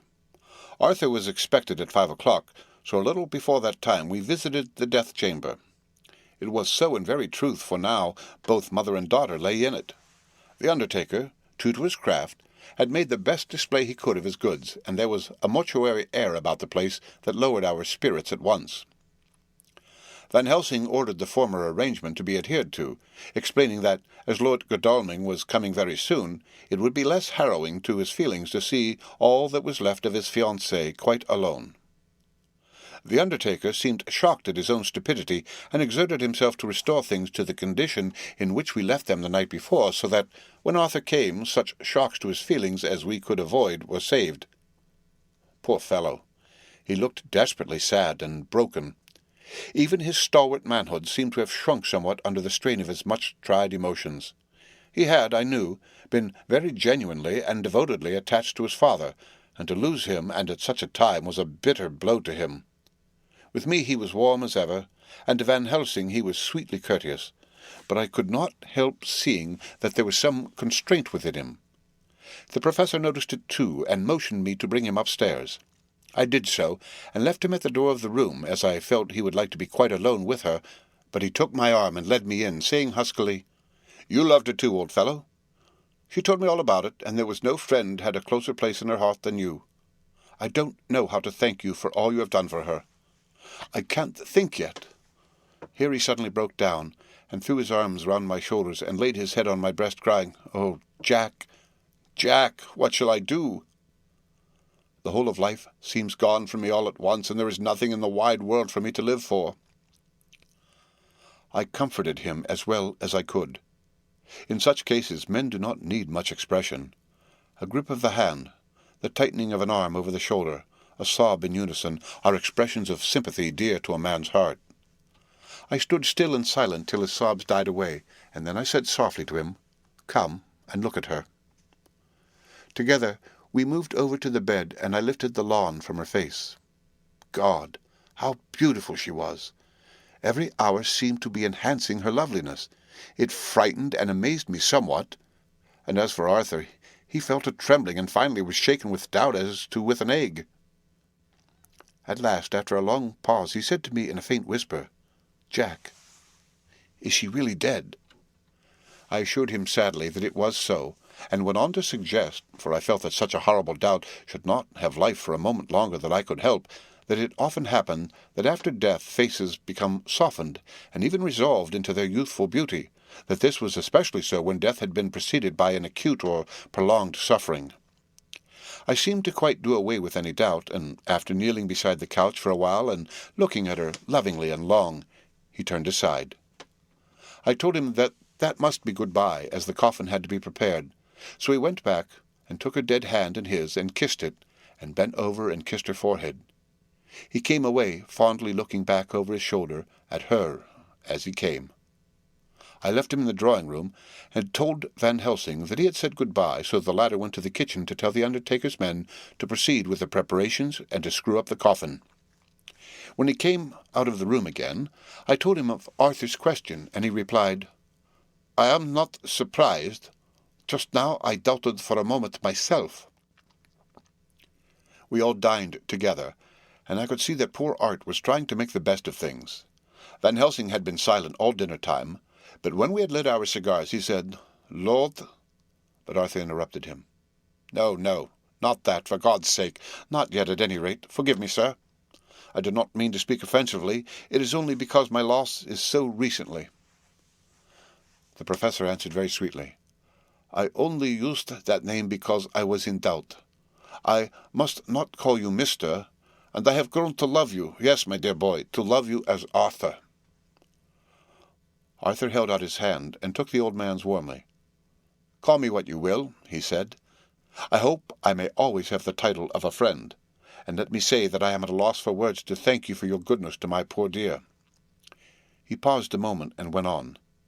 "I know that she understood your goodness even better than I do, and if I was rude, or in any way wanting at the time you acted so, you remember—" The Professor nodded. "You must forgive me." He answered with a grave kindness, "I know it was hard for you to quite trust me then, for to trust such violence needs to understand, and I take it that you cannot trust me now, for you do not yet understand. And there may be more times when I shall want you to trust when you cannot and may not and must not yet understand. But the time will come when your trust shall be whole and complete in me, and when you shall understand as though the sunlight shone himself through, then you shall bless me from first to last for your own sake, and for the sake of others, and for her dear sake, to whom I swore to protect." "And indeed, sir," said Arthur warmly, "I shall and always trust you. I know and believe you have a very noble heart, and you are Jack's friend, and you were hers. You shall do what you like." The Professor cleared his throat a couple of times, as though about to speak, and finally said, "May I ask you something now?" "Certainly." "You know that Mrs. Westenra left you all her property?" "No. poor dear, I never thought of it. And as it is all yours, you have a right to deal with it as you will. I want you to give me permission to read all Miss Lucy's papers and letters. Believe me, it is no idle curiosity. I have a motive of which, to be sure, she would have approved. I have them all here. I took them before we knew that all was yours, so that no strange hand might touch them, no strange eyes look through words into her soul. I shall keep them if I may. Even you may not see them yet, but I shall keep them safe. No word shall be lost, and in the good time I shall give them back to you. It is a hard thing that I ask, but you will do it, will you not, for Lucy's sake?" Arthur spoke out heartily, like his old self. "Dr. Van Helsing, you may do what you will. I feel that in saying this I am doing what my dear one would have approved. I shall not trouble you with questions till the time comes." The old professor stood up as he said solemnly, "And you are right. There will be pain for all of us, but it will not be all pain, nor will this pain be the last. We, and you too, you most of all, dear boy, will have to pass through the bitter water before we reach the sweet. But we must be brave of heart and unselfish, and do our duty, and all will be well." I slept on a sofa in Arthur's room that night. Van Helsing did not go to bed at all. He went to and fro as if patrolling the house, and was never out of sight of the room where Lucy lay in her coffin, strewn with the wild garlic flowers which sent through the door the odour of lily and rose, a heavy, overpowering smell into the night. Mina Harker's Journal, 22 September. In the train to Exeter. Jonathan sleeping. It seems only yesterday that the last entry was made, and yet how much between then and Whitby and all the world before me, Jonathan away and no news of him, and now married to Jonathan, Jonathan a solicitor, a partner, rich, master of his business, Mr. Hawkins dead and buried, and Jonathan with another attack that may harm him. Some day he may ask me about it. Down it all goes. I am rusty in my shorthand. See what unexpected prosperity does for us, so it may be as well to freshen it up again with an exercise anyhow. The service was very simple and very solemn. There were only ourselves and the servants there, one or two old friends of his from Exeter, his London agent, and a gentleman representing Sir John Paxton, the president of the Incorporated Law Society. Jonathan and I stood hand in hand, and we felt that our best and dearest friend was gone from us. We came back to town quietly, taking a bus to Hyde Park Corner. Jonathan thought it would interest me to go into the Row for a while, so we sat down. But there were very few people there, and it was sad-looking and desolate to see so many empty chairs. It made us think of the empty chair at home, so we got up and walked down Piccadilly. Jonathan was holding me by the arm, the way he used to in the old days before I went to school. I felt it very improper, for you can't go on for some years teaching etiquette and decorum to other girls without the pedantry of it biting yourself a bit. But it was Jonathan, and he was my husband, and we didn't know anybody who saw us, and we didn't care if they did, so on we walked. I was looking at a very beautiful girl in a big cartwheel hat, sitting in a victoria outside Giuliano's, when I felt that Jonathan clutch my arm so tight that he hurt me, and he said under his breath, "My God!" I am always anxious about Jonathan, for I fear that some nervous fit may upset him again, so I turned to him quickly and asked him what it was that disturbed him. He was very pale, and his eyes seemed bulging out as, half in terror and half in amazement, he gazed at a tall, thin man with a beaky nose and black moustache and pointed beard, who was also observing the pretty girl. He was looking at her so hard that he did not see either of us, so I had a good view of him. His face was not a good face. It was hard and cruel and sensual, and big white teeth that looked all the whiter because his lips were so red were pointed like an animal's. Jonathan kept staring at him till I was afraid he would notice. I feared he might take it ill, he looked so fierce and nasty. I asked Jonathan why he was disturbed, and he answered, evidently thinking that I knew as much about it as he did, "Do you see who it is?" "No, dear," I said. "I don't know him. Who is it?" His answer seemed to shock and thrill me, for it was said as if he did not know that it was me, Mina, to whom he was speaking. "It is the man himself." The poor dear was evidently terrified at something, very greatly terrified. I do believe that if he had not had me to lean on and to support him, he would have sunk down. He kept staring. A man came out of the shop with a small parcel and gave it to the lady, who then drove off. The dark man kept his eyes fixed on her, and when the carriage moved up Piccadilly, he followed in the same direction and hailed a hansom. Jonathan kept looking after him and said, as if to himself, "I believe it is the Count, but he has grown young. My God, if this be so! Oh, my God! My God, if only I knew, if only I knew!" He was distressing himself so much that I feared to keep his mind on the subject by asking him any questions, so I remained silent. I drew away quietly, and he, holding my arm, came easily. We walked a little further, and then went in and sat for a while in the Green Park. It was a hot day for autumn, and there was a comfortable seat in a shady place. After a few minutes staring at nothing, Jonathan's eyes closed, and he went quickly into a sleep, with his head on my shoulder. I thought it was the best thing for him, so it did not disturb him. In about 20 minutes he woke up and said to me quite cheerfully, "Why, Mina, have I been asleep? Oh, do forgive me for being so rude. Come, and we'll have a cup of tea somewhere." He had evidently forgotten all about the dark stranger, as in his illness he had forgotten all that this episode had reminded him of. I don't like this lapsing into forgetfulness. It may make or continue some injury to the brain. I must not ask him, for fear I shall do more harm than good, but I must somehow learn the facts of his journey abroad. The time is come, I fear, when I must open the parcel and know what is written. Oh, Jonathan, you will, I know, forgive me if I do wrong, but it is for your own dear sake. Later. A sad homecoming in every way, the house empty of the dear soul who was so good to us. Jonathan, still pale and dizzy under a slight relapse of his malady, and now a telegram from Van Helsing, whoever he may be. "You will be grieved to hear that Mrs. Westenra died 5 days ago, and that Lucy died the day before yesterday. They were both buried today." Oh, what a wealth of sorrow in a few words! Poor Mrs. Westenra! Poor Lucy! Gone! Gone, never to return to us! And poor, poor Arthur, to have lost such a sweetness out of his life! God help us all to bear our troubles.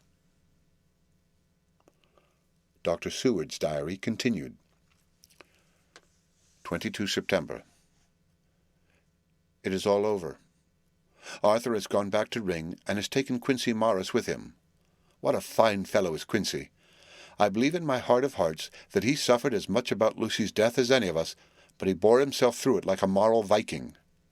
If America can go on breeding men like that, she will be a power in the world indeed. Van Helsing is lying down, having a rest preparatory to his journey. He goes to Amsterdam tonight, but says he returns tomorrow night, that he only wants to make some arrangements which can only be made personally. He is to stop with me then, if he can. He says he has work to do in London, which may take him some time. Poor old fellow! I fear that the strain of the past week has broken down even his iron strength. All the time of the burial he was, I could see, putting some terrible restraint on himself. When it was all over, we were standing beside Arthur, who, poor fellow, was speaking of his part in the operation where his blood had been transfused to his Lucy's veins. I could see Van Helsing's face grow white and purple by turns.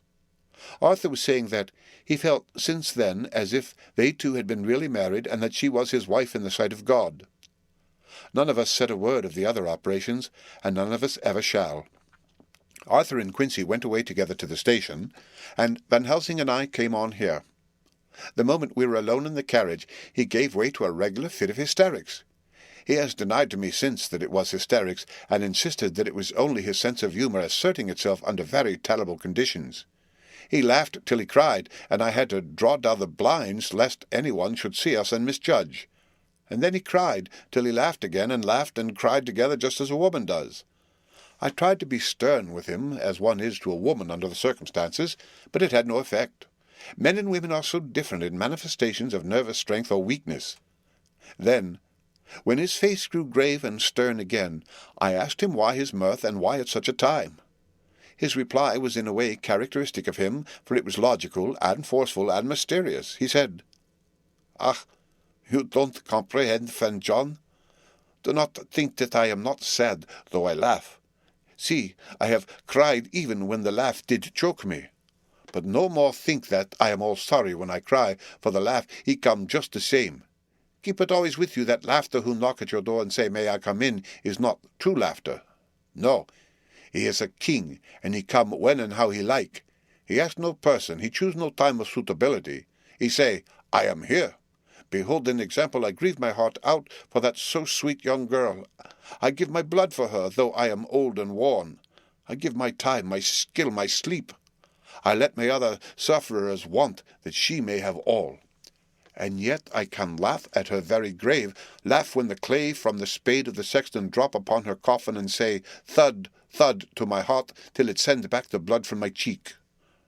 My heart bleed for that poor boy, that dear boy, so of the age of mine own boy, had I been so blessed that he lived, and with his hair and eyes the same. There, you know now why I love him so. And yet, when he say things that touch my husband heart to the quick, and make my father heart yearn to him as to no other man, not even you, friend John, for we are more level in experiences than father and son, yet even at such a moment King Laugh, he come to me and shout and bellow in my ear, here I am, to the blood come dance back, and bring some of the sunshine that he carry with him to my cheek. Oh, friend John, it is a strange world.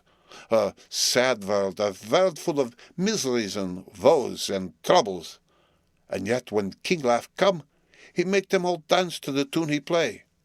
Bleeding hearts and dry bones of the churchyard and tears that burn as they fall, all dance together to the music that he make with that smileless mouth of him.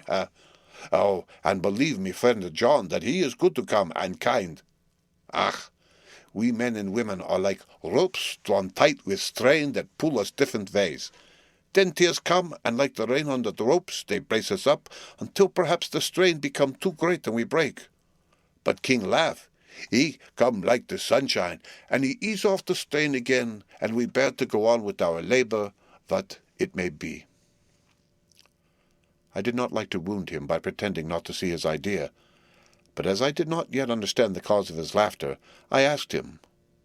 As he answered me, his face grew stern, and he said in quite a different tone, "Oh, it was the grim irony of it all, this so lovely lady garlanded with flowers, that looked so fair as life, till, one by one, we wondered if she were truly dead.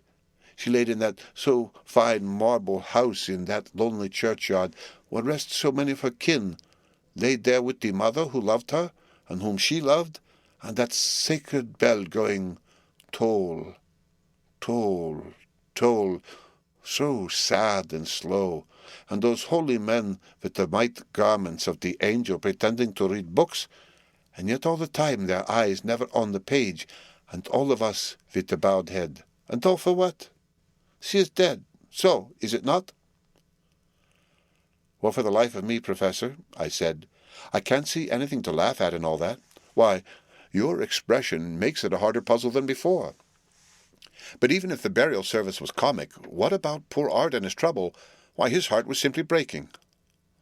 "Just so. Said he not that the transfusion of his blood to her veins had made her truly his bride?" "Yes, and it was a sweet and comforting idea for him." "Quite so. But there was a difficulty, friend John.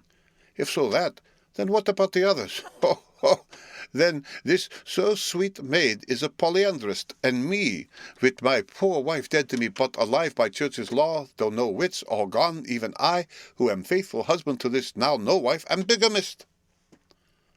"I don't see where the joke comes in there either," I said, and I did not feel particularly pleased with him for saying such things. He laid his hand on my arm and said, "Friend John, forgive me if I pain.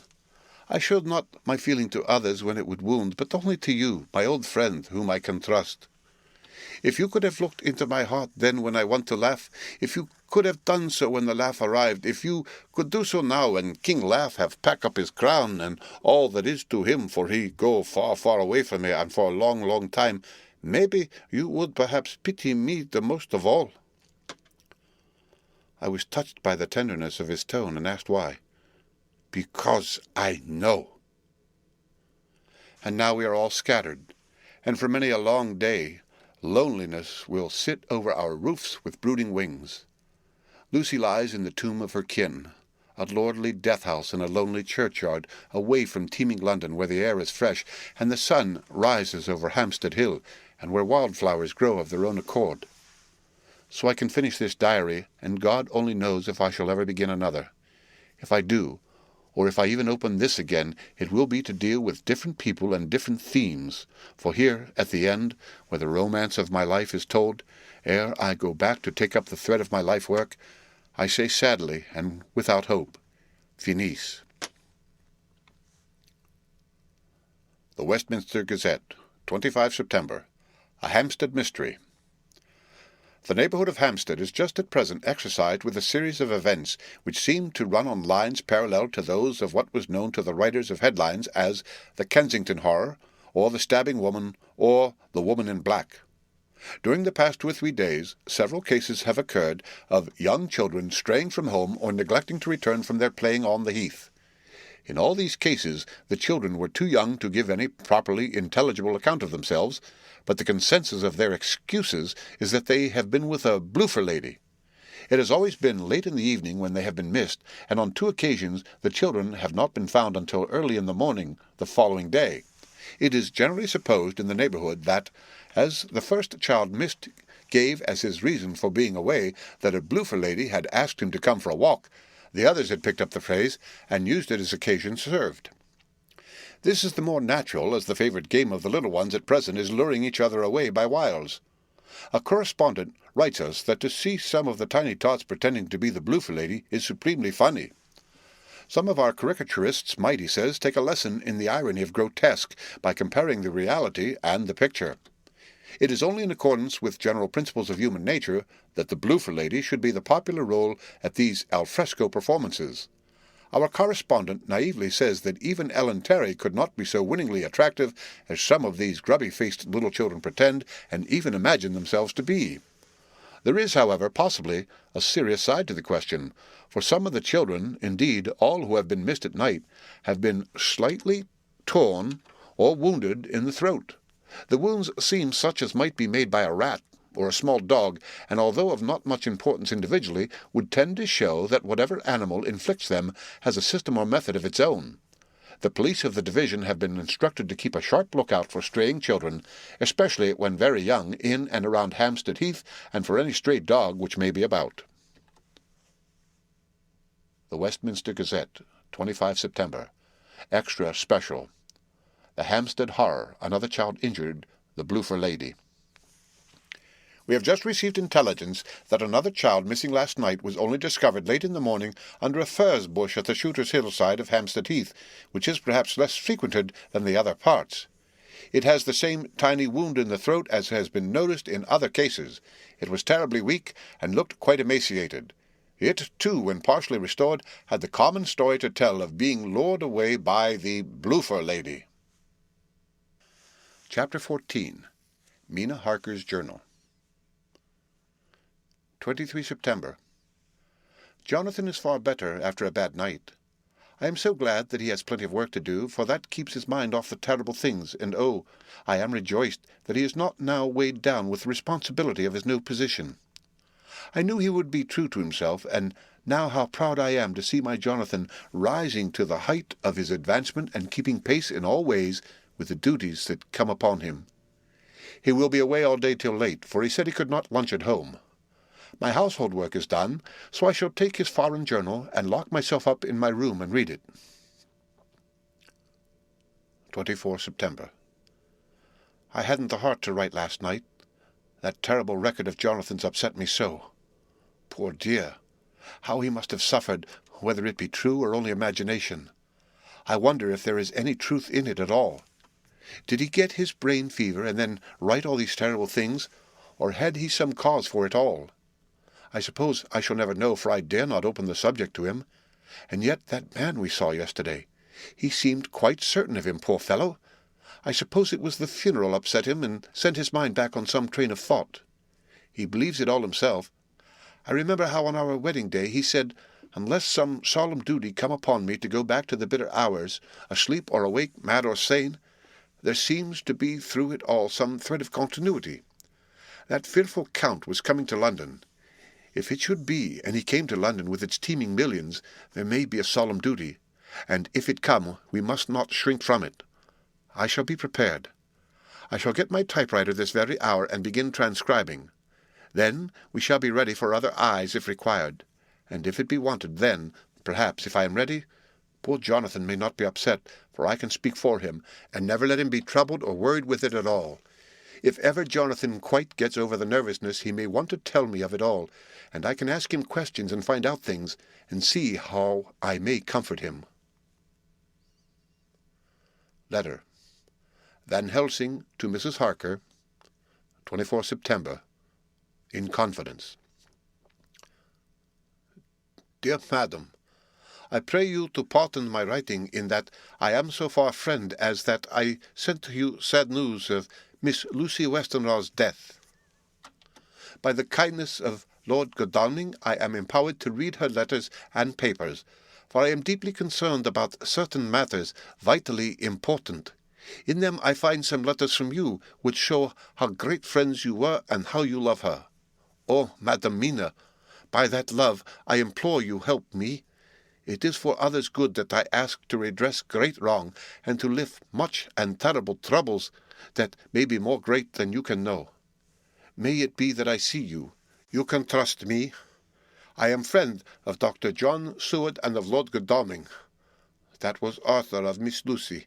I must keep it private for the present from all.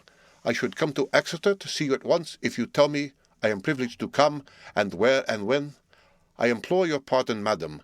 I have read your letters to poor Lucy, and know how good you are, and how your husband suffer. So I pray you, if it may be, enlighten him not, lest it may harm. Again your pardon, and forgive me, Van Helsing. Telegram. Mrs. Harker to Van Helsing, 25 September. Come today by 10:15 train if you can catch it. Can see you any time you call. Wilhelmina Harker. Mina Harker's Journal, 25 September. I cannot help feeling terribly excited as the time draws near for the visit of Dr. Van Helsing, for somehow I expect that it will throw some light upon Jonathan's sad experience, and as he attended poor dear Lucy in her last illness, he can tell me all about her. That is the reason of his coming. It is concerning Lucy and her sleepwalking, and not about Jonathan. Then I shall never know the real truth now. How silly I am! That awful journal gets hold of my imagination and tinges everything with something of its own colour. Of course, it is about Lucy. That habit came back to the poor dear, and that awful night on the cliff must have made her ill. I had almost forgotten in my own affairs how ill she was afterwards. She must have told him of her sleepwalking adventure on the cliff, and that I knew all about it, and now he wants me to tell him what I know, so that he may understand. I hope I did right in not saying anything of it to Mrs. Westenra. I should never forgive myself if any act of mine, were it even a negative one, brought harm on poor dear Lucy. I hope, too, Dr. Van Helsing will not blame me. I have had so much trouble and anxiety of late that I feel I cannot bear more just at present. I suppose a cry does us all good at times, clears the air as other rain does. Perhaps it was reading the journal yesterday that upset me, and then Jonathan went away this morning to stay away from me a whole day and night, the first time we have been parted since our marriage.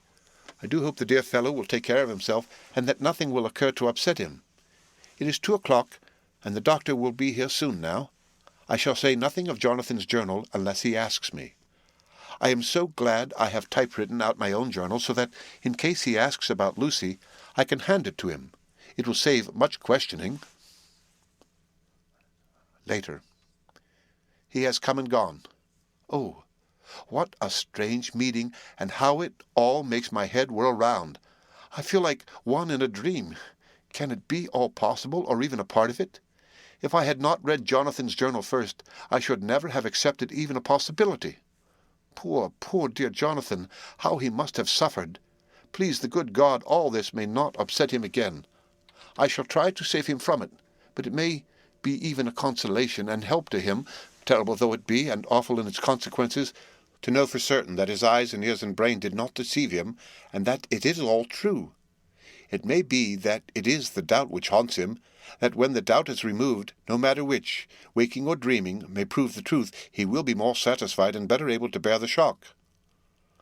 Dr. Van Helsing must be a good man as well as a clever one, if he is Arthur's friend and Dr. Seward's, and if they brought him all the way from Holland to look after Lucy. I feel from having seen him that he is good and kind and of a noble nature. When he comes tomorrow, I shall ask him about Jonathan, and then, please God, all this sorrow and anxiety may lead to a good end. I used to think I would like to practice interviewing. Jonathan's friend on the Exeter News told him that memory is everything in such work, that you must be able to put down exactly almost every word spoken, even if you had to refine some of it afterwards. Here was a rare interview. I shall try to record it verbatim. It was 2:30 when the knock came. I took my courage à deux mains and waited. In a few minutes Mary opened the door and announced Dr. Van Helsing.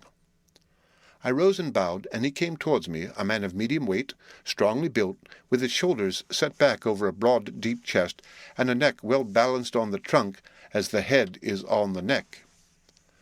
The poise of the head strikes me at once as indicative of thought and power. The head is noble, well-sized, broad, and large behind the ears. The face, clean-shaven, shows a hard, square chin, a large, resolute, mobile mouth, a good-sized nose, rather straight, but with quick, sensitive nostrils that seem to broaden as the big bushy brows come down and the mouth tightens. The forehead is broad and fine, rising at first almost straight and then sloping back above two bumps or ridges wide apart, such a forehead that the reddish hair cannot possibly tumble over it, but falls naturally back and to the sides. Big, dark blue eyes are set widely apart and are quick and tender or stern with the man's moods. He said to me, "Mrs. Harker, is it not?" I bowed assent. "That was Miss Mina Murray?" Again I assented. "It is Mina Murray that I came to see, that was friend of that poor dear child, Lucy Westenra. Madam Mina, it is on account of the dead that I come." "Sir," I said, "you could have no better claim on me than that you were a friend and helper of Lucy Westenra." And I held out my hand.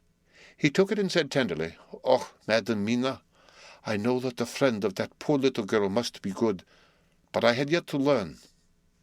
He finished his speech with a courtly bow.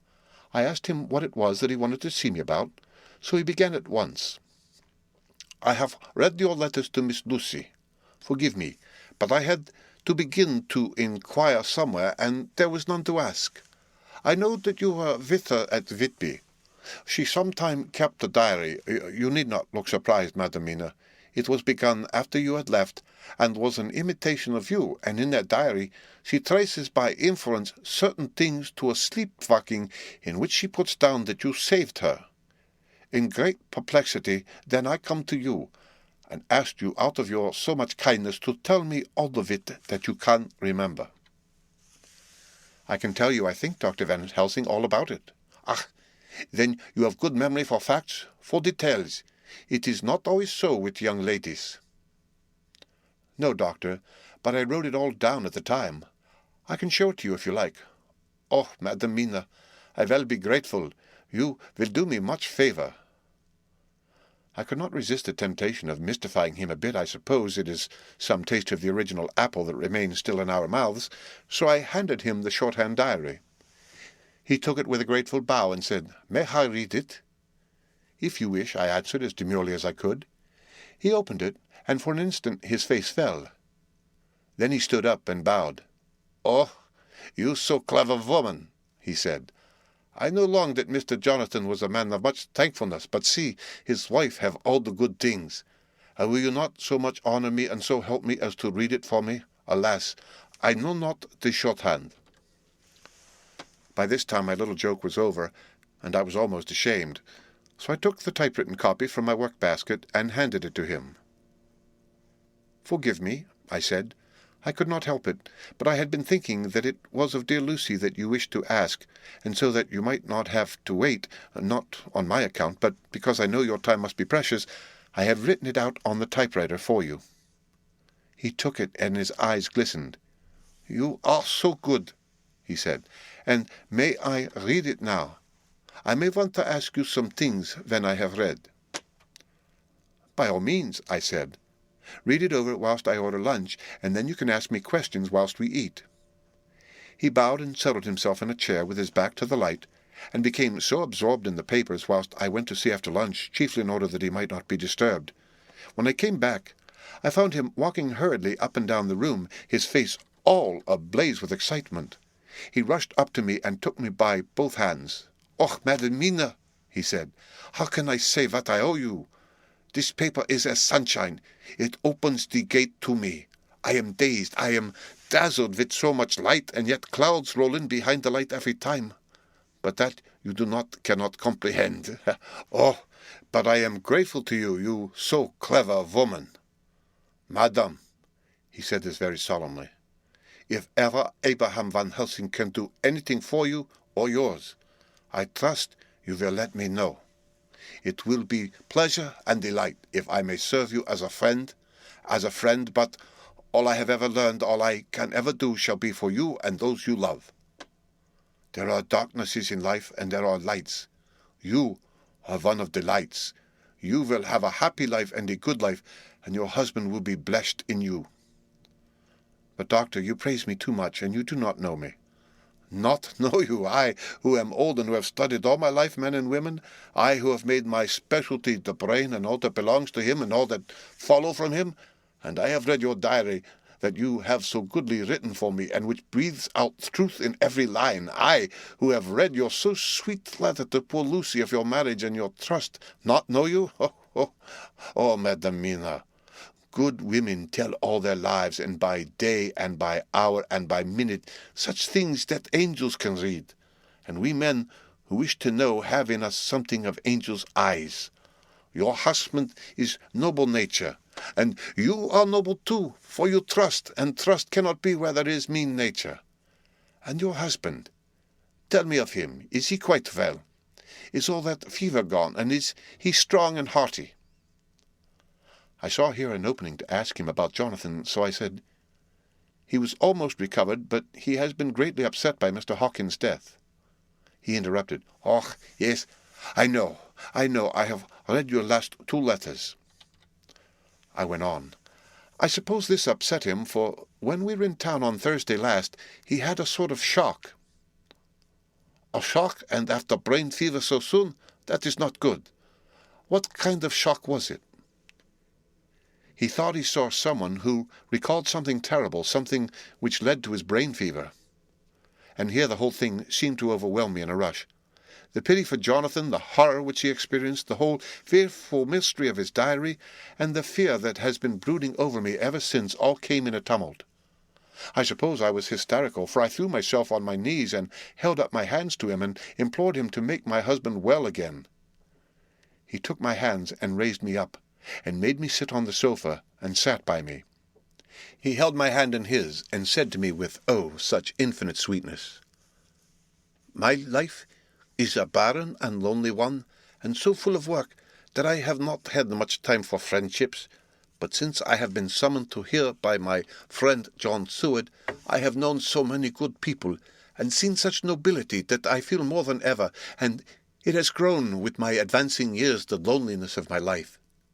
Believe me, then, that I come here full of respect for you, and you have given me hope not in what I am seeking of, but that there are good women still left to make life happy, good women whose lives and whose truths may make good lesson for the children that are to be. I am glad that I may here be of some use to you. For if your husband suffer, he suffer within the range of my study and experience. I promise you that I will gladly do all for him that I can, all to make his life strong and manly, and your life a happy one. Now you must eat. You're overwrought and perhaps over-anxious. Husband Jonathan would not like to see you so pale, and what he like not, what he love, is not to his good. Therefore, for his sake, you must eat and smile. You have told me about Lucy, and so now we shall not speak of it, lest it distress. I shall stay in Exeter tonight, for I want to think much over what you have told me, and when I have thought, I will ask you questions, if I may. And then, too, you will tell me of husband Jonathan's trouble so far as you can, but not yet. You must eat now. Afterwards you shall tell me all." After lunch, when we went back to the drawing-room, he said to me, "And now, tell me all about him." When it came to speaking to this great learned man, I began to fear that he would think me a weak fool, and Jonathan a madman. That journal is all so strange, and I hesitated to go on. But he was so sweet and kind, and he had promised to help, and I trusted him, so I said, "Dr. Van Helsing, what I have to tell you is so queer that you must not laugh at me or at my husband. I have been since yesterday in a sort of fever of doubt. You must be kind to me, and not think me foolish, that I have even half believed some very strange things." He reassured me by his manner, as well as his words, when he said, "Oh, my dear, if you only knew how strange is the matter regarding which I am here, it is you who would laugh. I have learned not to think little of anyone's belief, no matter how strange it may be.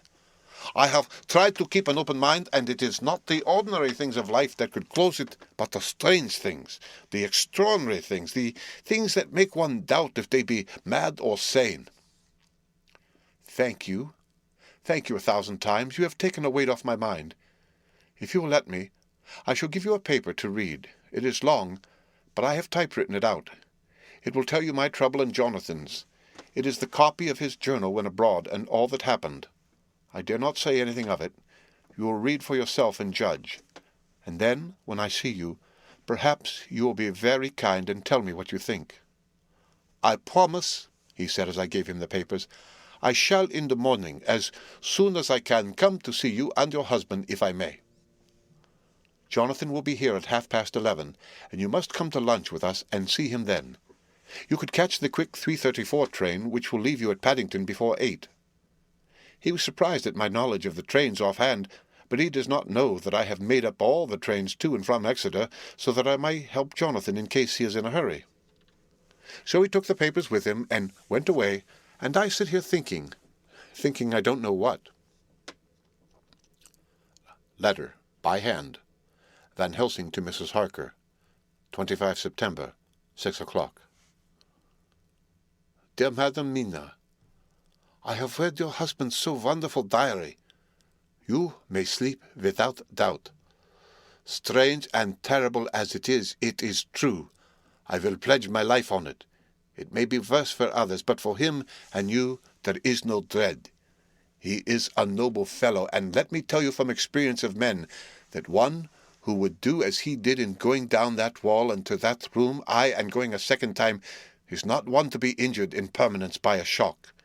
His brain and his heart are all right, this I swear, before I have even seen him, so be at rest. I shall have much to ask him of other things.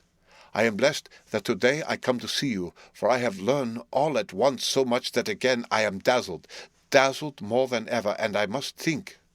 Yours, the most faithful, Abraham von Helsing. Letter. Mrs. Harker to Van Helsing, 25 September, 6:30 p.m. My dear Dr. Van Helsing, 1,000 thanks for your kind letter, which has taken a great weight off my mind. And yet, if it be true, what terrible things there are in the world, and what an awful thing to think if that man, that monster, be really in London. I fear to think. I have this moment, whilst writing, had a wire from Jonathan, saying that he leaves by the 6:25 tonight from Launceston, and will be here at 10:18, so that I shall have no fear tonight.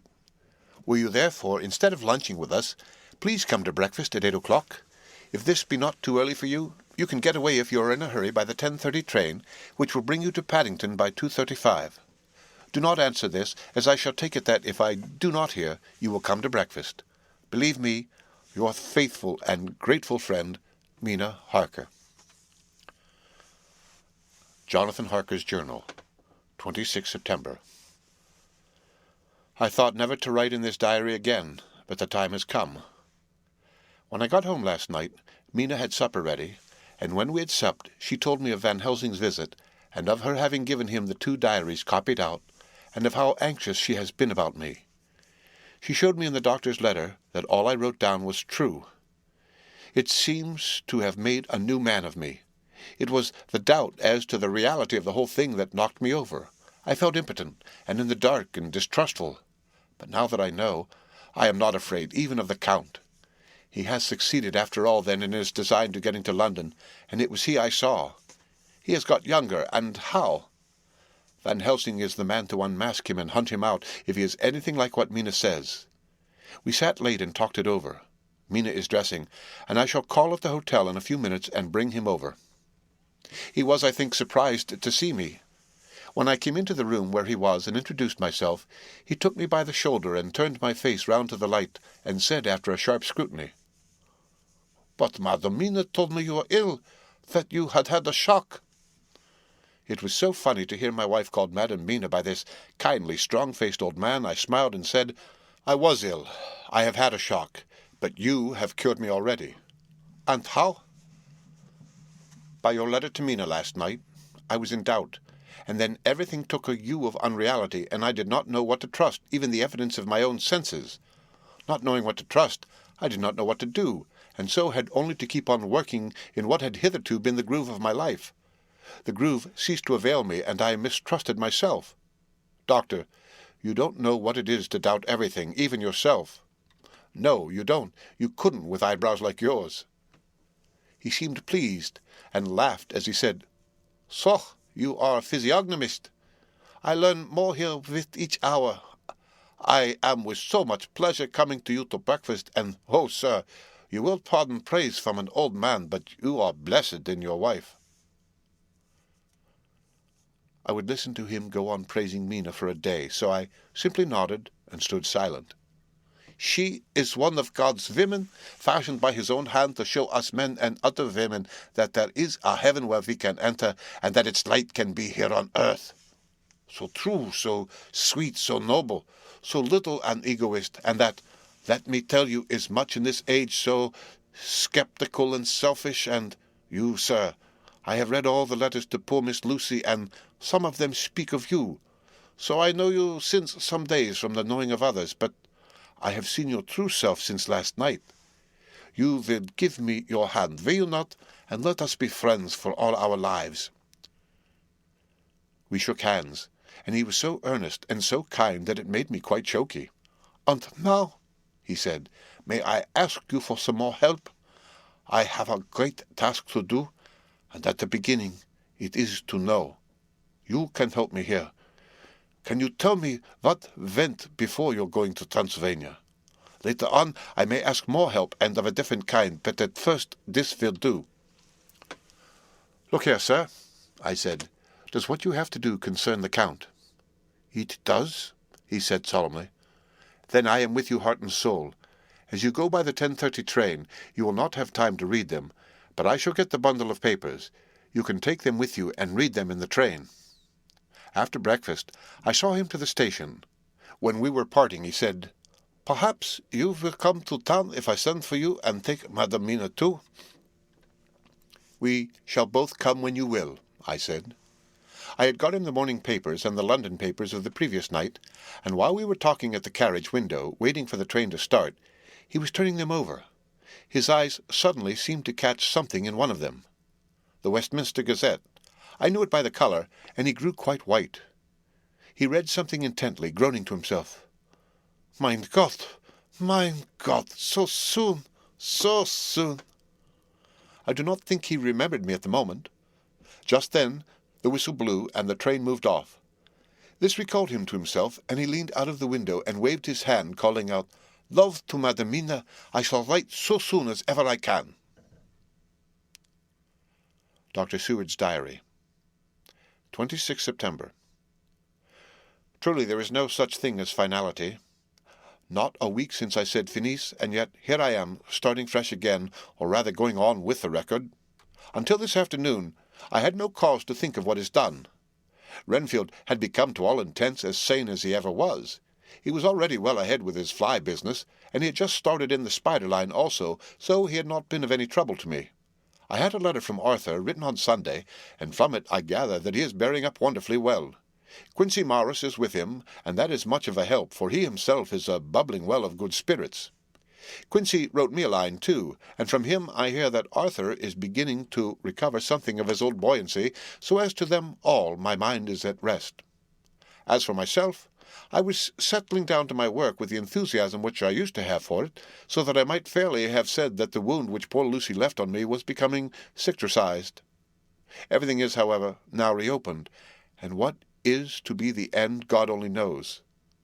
I have an idea that Van Helsing thinks he knows too, but he will only let out enough at a time to whet curiosity. He went to Exeter yesterday, and stayed there all night. Today he came back, almost bounded into the room at about 5:30, and thrust last night's Westminster Gazette into my hand. "What do you think of that?" he asked as he stood back and folded his arms.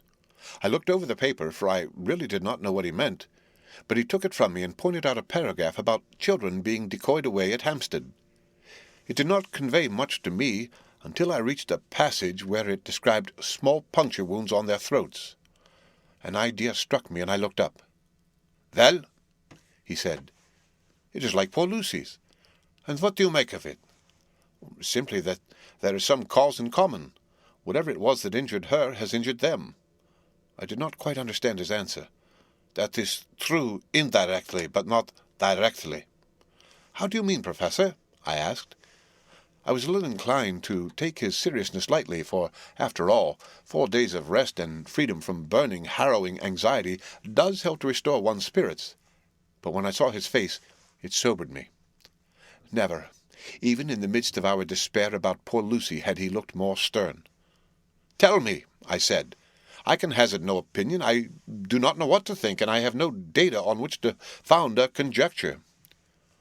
"Do you mean to tell me, friend John, that you have no suspicion as to what poor Lucy died of, not after all the hints given not only by events but by me?" "Of nervous prostration following a great loss or waste of blood." "And how was the blood lost or wasted?" I shook my head. He stepped over and sat down beside me and went on. "You are a clever man, friend John. You reason well, and your wit is bold, but you are too prejudiced. You do not let your eyes see nor your ears hear, and that which is outside your daily life is not of account to you. Do you not think that there are things which you cannot understand, and yet which are, that some people see things that others cannot? But there are things, old and new, which must not be contemplated by men's eyes, because they know or think they know some things which other men have told them. Ah, it is the fault of our science that it wants to explain all, and if it explain not, then it says there is nothing to explain. But yet we see around us every day the growth of new beliefs, which think themselves new, and which are yet but the old, which pretend to be young, like the fine ladies at the opera. I suppose now you do not believe in corporeal transference, no? Nor in materialization, no? Nor in astral bodies, no? Nor in the reading of thought, no? Nor in hypnotism? Yes, I said. Charcot has proved that pretty well.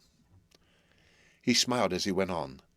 Then you are satisfied as to it, yes? And of course then you understand how it acts, and can follow the mind of the great Charcot, alas, that he is no more, into the very soul of the patient that he influenced? No. Then, friend John, am I to take it that you simply accept fact and are satisfied to let from premise to conclusion be a blank? No. Then tell me, for I am student of brain, how you accept hypnotism and reject the thought reading. Let me tell you, my friend, that there are things done today in electrical science which would have been deemed unholy by the very man who discovered electricity, who would themselves not so long before been burned as wizards. There are always mysteries in life.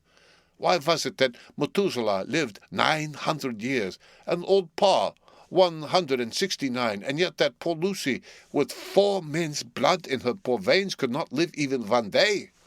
For had she lived only 1 more day, we could save her. Do you know all the mystery of life and death? Do you know the altogether of comparative anatomy, and can say wherefore the qualities of brutes are in some men and not in others?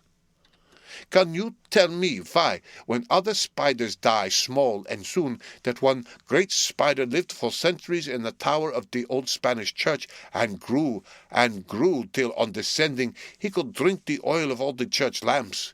Can you tell me why in the pampas, aye, and elsewhere, there are bats that come out at night and open the veins of cattle and horses and suck dry their veins? How in some islands of the western seas there are bats which hang on trees all day, and those who have seen describe as like giant nuts or pods, and that when sailors sleep on deck because that is hot, flit down on them, and then in the morning are found dead men, white as even Miss Lucy was." "Good God, Professor," I said, starting up. "Do you mean to tell me that Lucy was bitten by such a bat, and that such a thing is here in London in the 19th century?" He waved his hand for silence and went on.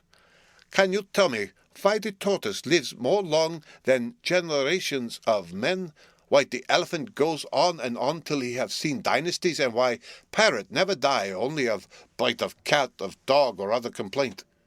Can you tell me why men believe in all ages and places that there are men and women who cannot die? We all know, because science has vouched for the fact that there have been toads shut up in rocks for thousands of years, shut in one so small hole that only hold him since the youth of world. Can you tell me how the Indian fakir can make himself to die and have been buried, and his grave sealed and corn sowed on it, and the corn reaped and be cut down and sown and reaped and cut again, and then men come and take away the unbroken seal, and that there lie the Indian fakir, not dead, but that rise up and walk amongst them as before?" Here I interrupted him. I was getting bewildered. He so crowded on my mind his list of nature's eccentricities and possible impossibilities that my imagination was getting fired.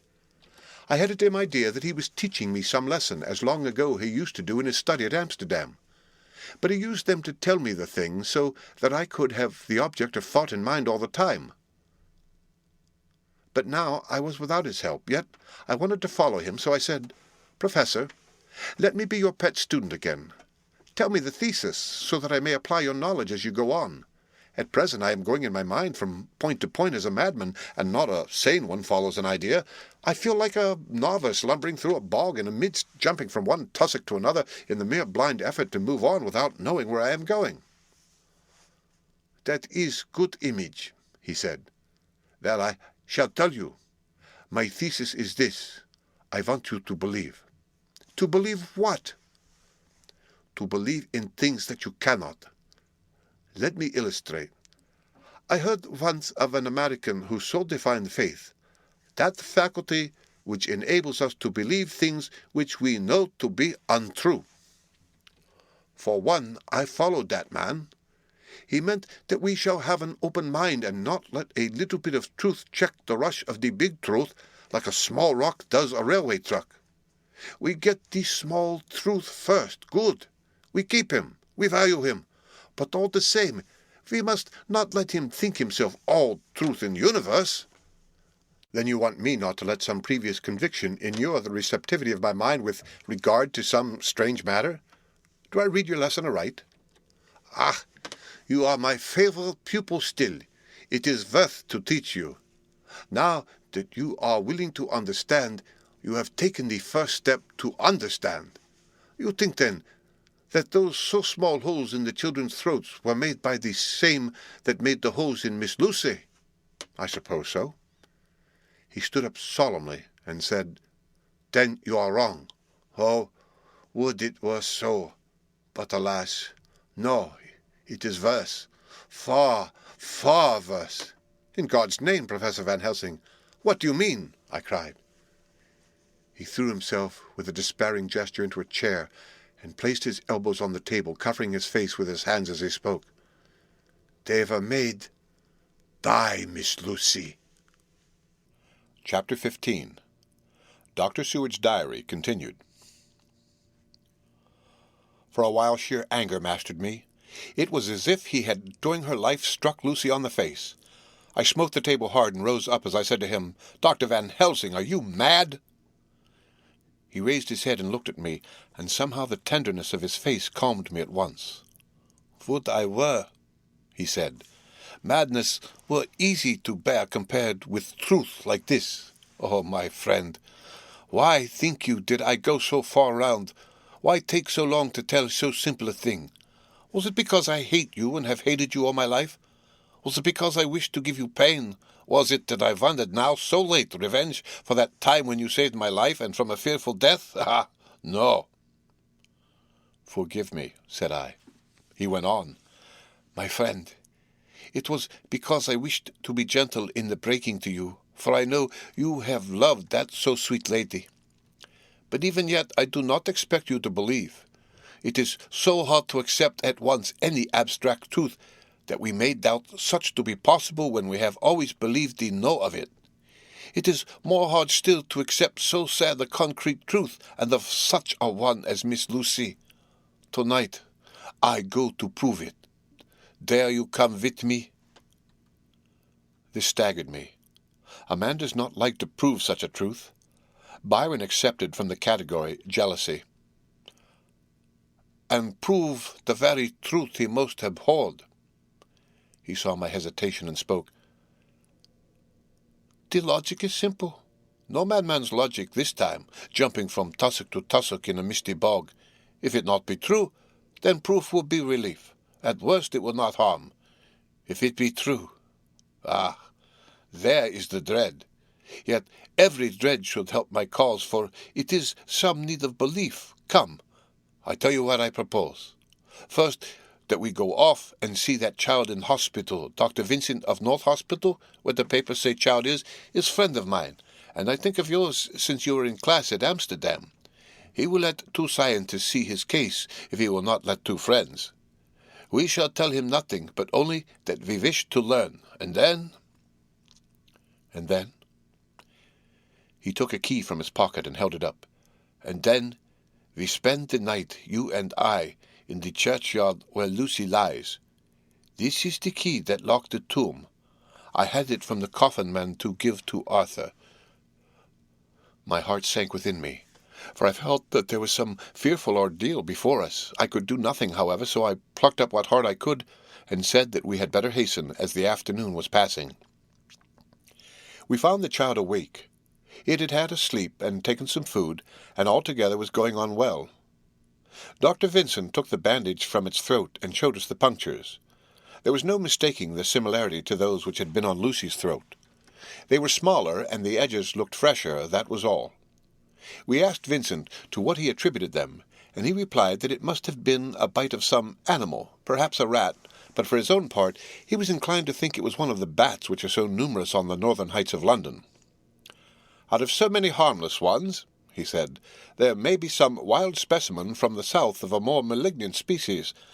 Some sailor may have brought one home, and it managed to escape, or even from the zoological gardens a young one may have got loose, or one be bred there from a vampire. These things do occur, you know. Only 10 days ago a wolf got out, and was, I believe, traced up in this direction. For a week after, the children were playing nothing but Red Riding Hood on the heath, and in every alley in the place, until this Blue Fur lady scare came along. Since then it has been quite a gala time with them. Even this poor little mite, when he woke up today, asked the nurse if he might go away. When she asked him why he wanted to go, he said he wanted to play with the Blue Fur lady." "I hope," said Van Helsing, "that when you are sending the child home, you will caution its parents to keep strict watch over it. These fancies to stray are most dangerous, and if the child were to remain out another night, it would probably be fatal. But in any case, I suppose you will not let it away for some days?" "Certainly not. Not for a week at least. Longer if the wound is not healed." Our visit to the hospital took more time than we had reckoned on, and the sun had dipped before we came out. When Van Helsing saw how dark it was, he said, "There is not hurry. It is more late than I thought. Come, let us seek somewhere that we may eat, and then we shall go on our way." We dined at Jack Straw's castle along with a little crowd of bicyclists and others who were genially noisy. About 10 o'clock we started from the inn. It was then very dark, and the scattered lamps made the darkness greater when we were once outside their individual radius. The professor had evidently noted the road we were to go, for he went on unhesitatingly, but, as for me, I was in quite a mix-up as to locality. As we went further, we met fewer and fewer people, till at last we were somewhat surprised when we met even the patrol of horse police going their usual suburban round. At last we reached the wall of the churchyard, which we climbed over. With some little difficulty, for it was very dark, and the whole place seemed so strange to us, we found the western rottum. The professor took the key, opened the creaky door, and, standing back politely, but quite unconsciously, motioned me to precede him. There was a delicious irony in the offer, in the courtliness of giving preference on such a ghastly occasion.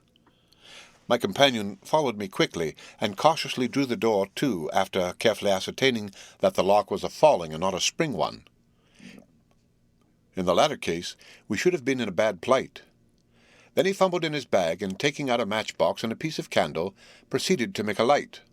The tomb in the daytime, and when wreathed with fresh flowers, had looked grim and gruesome enough.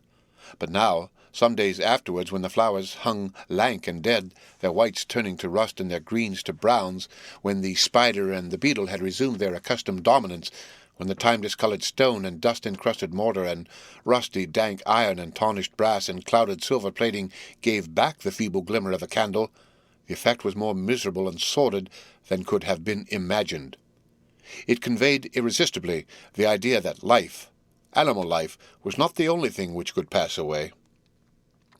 Van Helsing went about his work systematically, holding his candle so that he could read the coffin plates, and so holding it that the sperm dropped in white patches which congealed as they touched the metal.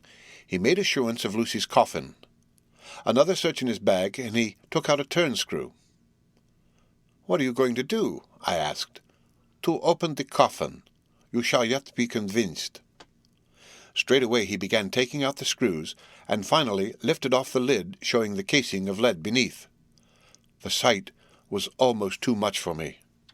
It seemed to be as much an affront to the dead as it would have been to have stripped off her clothing in her sleep whilst living. I actually took hold of his hand to stop him. He only said, "You shall see," and again, fumbling in his bag, took out a tiny fret-saw. Striking the turn-screw through the lead with a swift downward stab which made me wince, he made a small hole, which was, however, big enough to admit the point of the saw. I had expected a rush of gas from the week-old corpse. We doctors, who have had to study our dangers, have to become accustomed to such things, and I drew back towards the door. But the professor never stopped for a moment. He sawed down a couple of feet along one side of the lead coffin, and then across and down the other side. Taking the edge of the loose flange, he bent it back towards the foot of the coffin, and holding up the candle into the aperture, motioned to me to look. I drew near and looked. The coffin was empty. It was certainly a surprise to me, and gave me a considerable shock, but Van Helsing was unmoved. He was now more sure than ever of his ground, and so emboldened to proceed in his task. "Are you satisfied now, friend John?" he asked. I felt all the dogged argumentativeness of my nature awake within me as I answered him. "I am satisfied that Lucy's body is not in that coffin, but that only proves one thing." "And what is that, friend John?" "That it is not there." "That is good logic," he said, "so far as it goes. But how can you account for it not being there?" "Perhaps a body-snatcher," I suggested. "Some of the undertaker's people may have stolen it." I felt that I was speaking folly, and yet it was the only real cause which I could suggest. The professor sighed. "Ah, well," he said, "we must have more proof. Come with me." He put on the coffin lid again, gathered up all his things, and placed them in the bag, blew out the light, and placed the candle also in the bag. We opened the door and went out. Behind us he closed the door and locked it. He handed me the key, saying, "Will you keep it? You had better be assured." I laughed. It was not a very cheerful laugh, I am bound to say, as I motioned him to keep it. "A key is nothing," I said. "There are many duplicates, and anyhow it is not difficult to pick a lock of this kind." He said nothing, but put the key in his pocket. Then he told me to watch at one side of the churchyard, whilst he would watch at the other. I took up my place behind a yew tree, and I saw his dark figure move until the intervening headstones and trees hid it from my sight. It was a lonely vigil. Just after I had taken my place, I heard a distant clock strike 12, and in time came 1 and 2. I was chilled and unnerved, and angry with the professor for taking me on such an errand, and with myself for coming. I was too cold and too sleepy to be keenly observant, and not sleepy enough to betray my trust, so altogether I had a dreary, miserable time. Suddenly, as I turned round, I thought I saw something like a white streak moving between two dark yew trees at the side of the churchyard farthest from the tomb. At the same time, a dark mass moved from the professor's side of the ground, and hurriedly went towards it. Then I too moved, but I had to go round headstones and railed off tombs, and I stumbled over graves. The sky was overcast, and somewhere far off an early cock crew.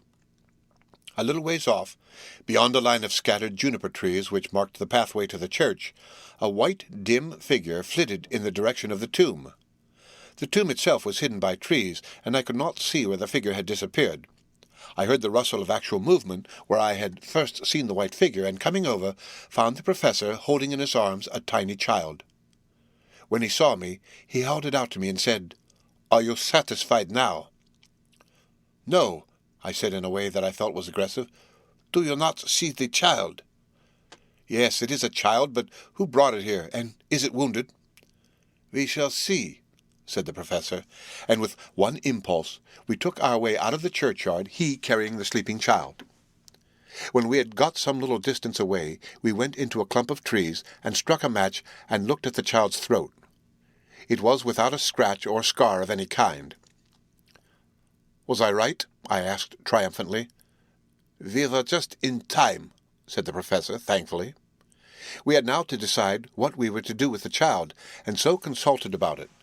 If we were to take it to a police station, we should have to give some account of our movements during the night. At least, we should have had to make some statement as to how we had come to find the child. So finally, we decided that we would take it to the heath, and when we heard a policeman coming, would leave it where he could not fail to find it.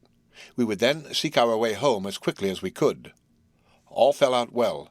At the edge of Hampstead Heath, we heard a policeman's heavy tramp, and laying the child on the pathway, we waited and watched until he saw it as he flashed his lantern to and fro. We heard his exclamation of astonishment, and then we went away silently. By good chance we got a cab near the Spaniards, and drove to town. I cannot sleep, so I make this entry, but I must try to get a few hours' sleep, as Van Helsing is to call for me at noon. He insists that I go with him on another expedition. 27 September. It was 2 o'clock before we found a suitable opportunity for our attempt. The funeral held at noon was all completed, and the last stragglers of the mourners had taken themselves lazily away, when, looking carefully from behind a clump of alder trees, we saw the sexton lock the gate after him. We knew that we were safe till morning, did we desire it, but the professor told me that we should not want more than an hour at most. Again, I felt that horrid sense of the reality of things in which any effort of imagination seemed out of place, and I realized distinctly the perils of the law which we were incurring in our unhallowed work. Besides, I felt it was all so useless. Outrageous as it was to open a leaden coffin to see if a woman dead nearly a week were really dead, it now seemed the height of folly to open the tomb again when we knew from our evidence of our own eyesight that the coffin was empty. I shrugged my shoulders, however, and rested silent, for Van Helsing had a way of going on his own road no matter who remonstrated. He took the key, opened the vault, and again courteously motioned me to proceed. The place was not so gruesome as last night, but oh, how unutterably mean-looking when the sunshine streamed in. Van Helsing walked over to Lucy's coffin, and I followed. He bent over, and again forced back the leaden flange, and a shock of surprise and dismay shot through me. There lay Lucy, seemingly just as we had seen her the night before her funeral. She was, if possible, more radiantly beautiful than ever, and I could not believe that she was dead. The lips were red, nay, redder than before, and on the cheeks was a delicate bloom. "Is this a juggle?" I said to him. "Are you convinced now?" said the professor in response, and as he spoke, he put over his hand, and in a way that made me shudder, pulled back the dead lips and showed the white teeth. "See," he went on, "they are even sharper than before. With this and this," and he touched one of the canine teeth and that below it, "the little children can be beaten. Are you of belief now, friend John?" One more argumentative hostility woke within me. I could not accept such an overwhelming idea as he suggested, so with an attempt to argue of which I was even at the moment ashamed, I said, "She may have been placed here since last night." "Indeed, that is so, and by whom?" "I do not know. Someone has done it." "And yet she has been dead 1 week. Most peoples in that time would not look so." I had no answer for this, so was silent. Van Helsing did not seem to notice my silence. At any rate, he showed neither chagrin nor triumph. He was looking intently at the face of the dead woman, raising the eyelids and looking at the eyes, and once more opening the lips and examining the teeth. Then he turned to me and said, "Here there is one thing which is different from all recorded.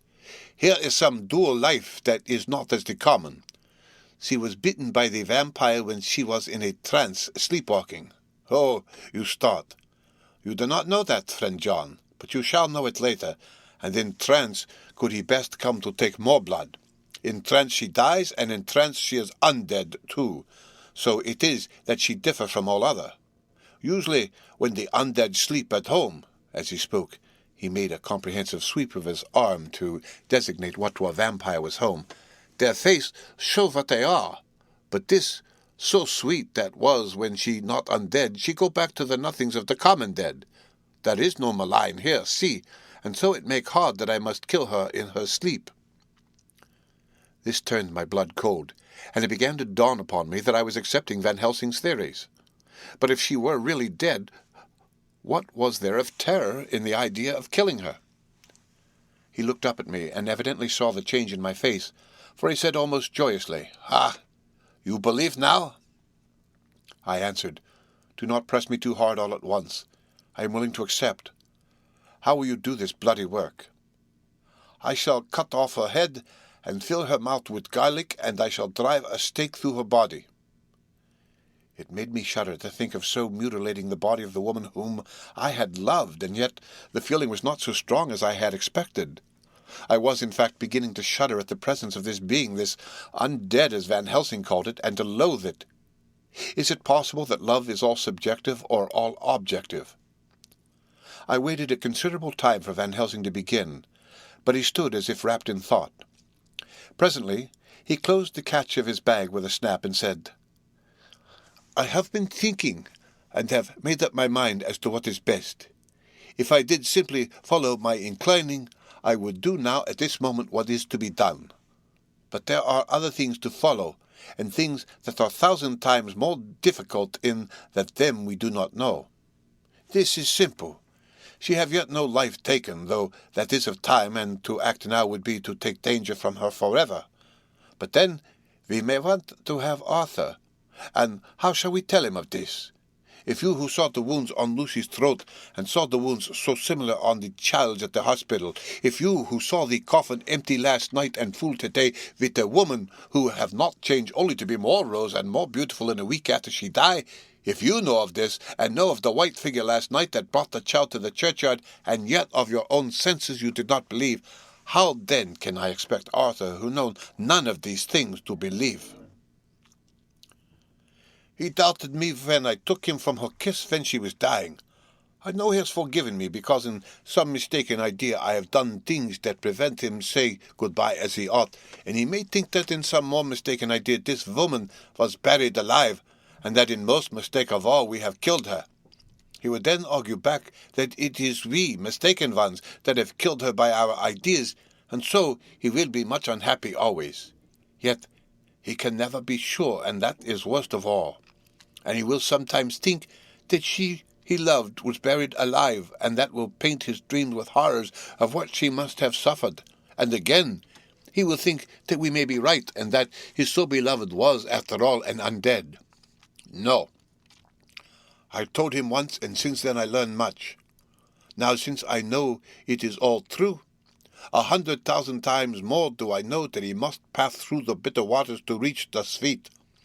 He, poor fellow, must have 1 hour that will make the very face of heaven grow black to him. Then we can act for good all round and send him peace. My mind is made up. Let us go. You return home for tonight to your asylum, and see that all be well. As for me, I shall spend the night here in this churchyard in my own way. Tomorrow night you will come to me to the Berkeley Hotel at 10 of the clock. I shall send for Arthur to come too, and also that so fine young man of America that gave his blood. Later, we shall all have work to do. I come with you so far as Piccadilly and there dine, for I must be back here before the sun set." So he locked the tomb and came away, and got over the wall of the churchyard, which was not much of a task, and drove back to Piccadilly. Note, left by Van Helsing in his portmanteau, Berkeley Hotel, directed to John Seward, M.D. Not delivered. 27 September. Friend John, I write this in case anything should happen. I go alone to watch in that churchyard. It pleases me that the undead Miss Lucy shall not leave tonight, that so on the morrow night she may be more eager.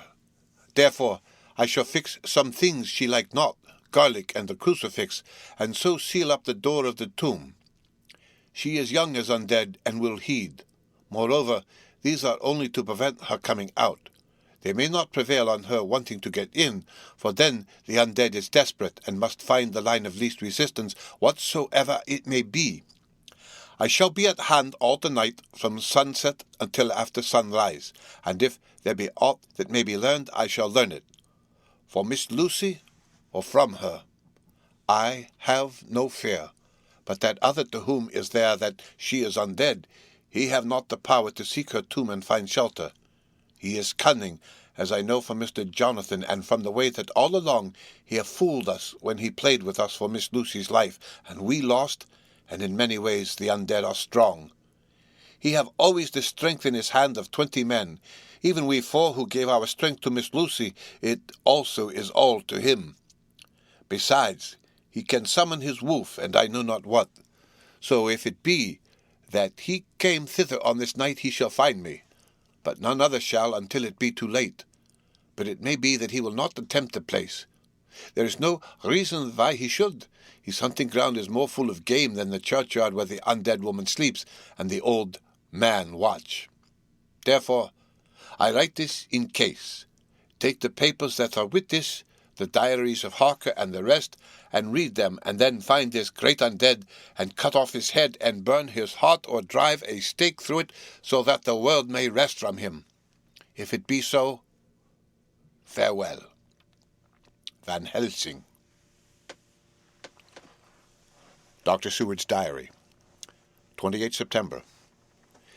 It is wonderful what a good night's sleep will do for one. Yesterday, I was almost willing to accept Van Helsing's monstrous ideas, but now they seem to start out lurid before me as outrage on common sense. I have no doubt that he believes it all. I wonder if his mind can have become in any way unhinged. Surely there must be some rational explanation of all these mysterious things. Is it possible that the professor can have done it himself?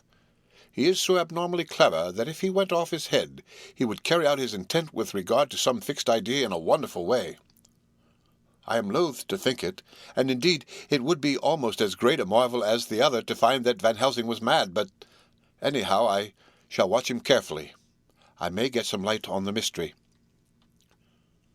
29 September. Last night, at a little before 10 o'clock, Arthur and Quincy came into Van Helsing's room. He told us all what he wanted us to do, but especially addressing himself to Arthur, as if all our wills were centered in his. He began by saying that he hoped we would all come with him too, for, he said, there is a grave duty to be done there. You are doubtless surprised at my letter?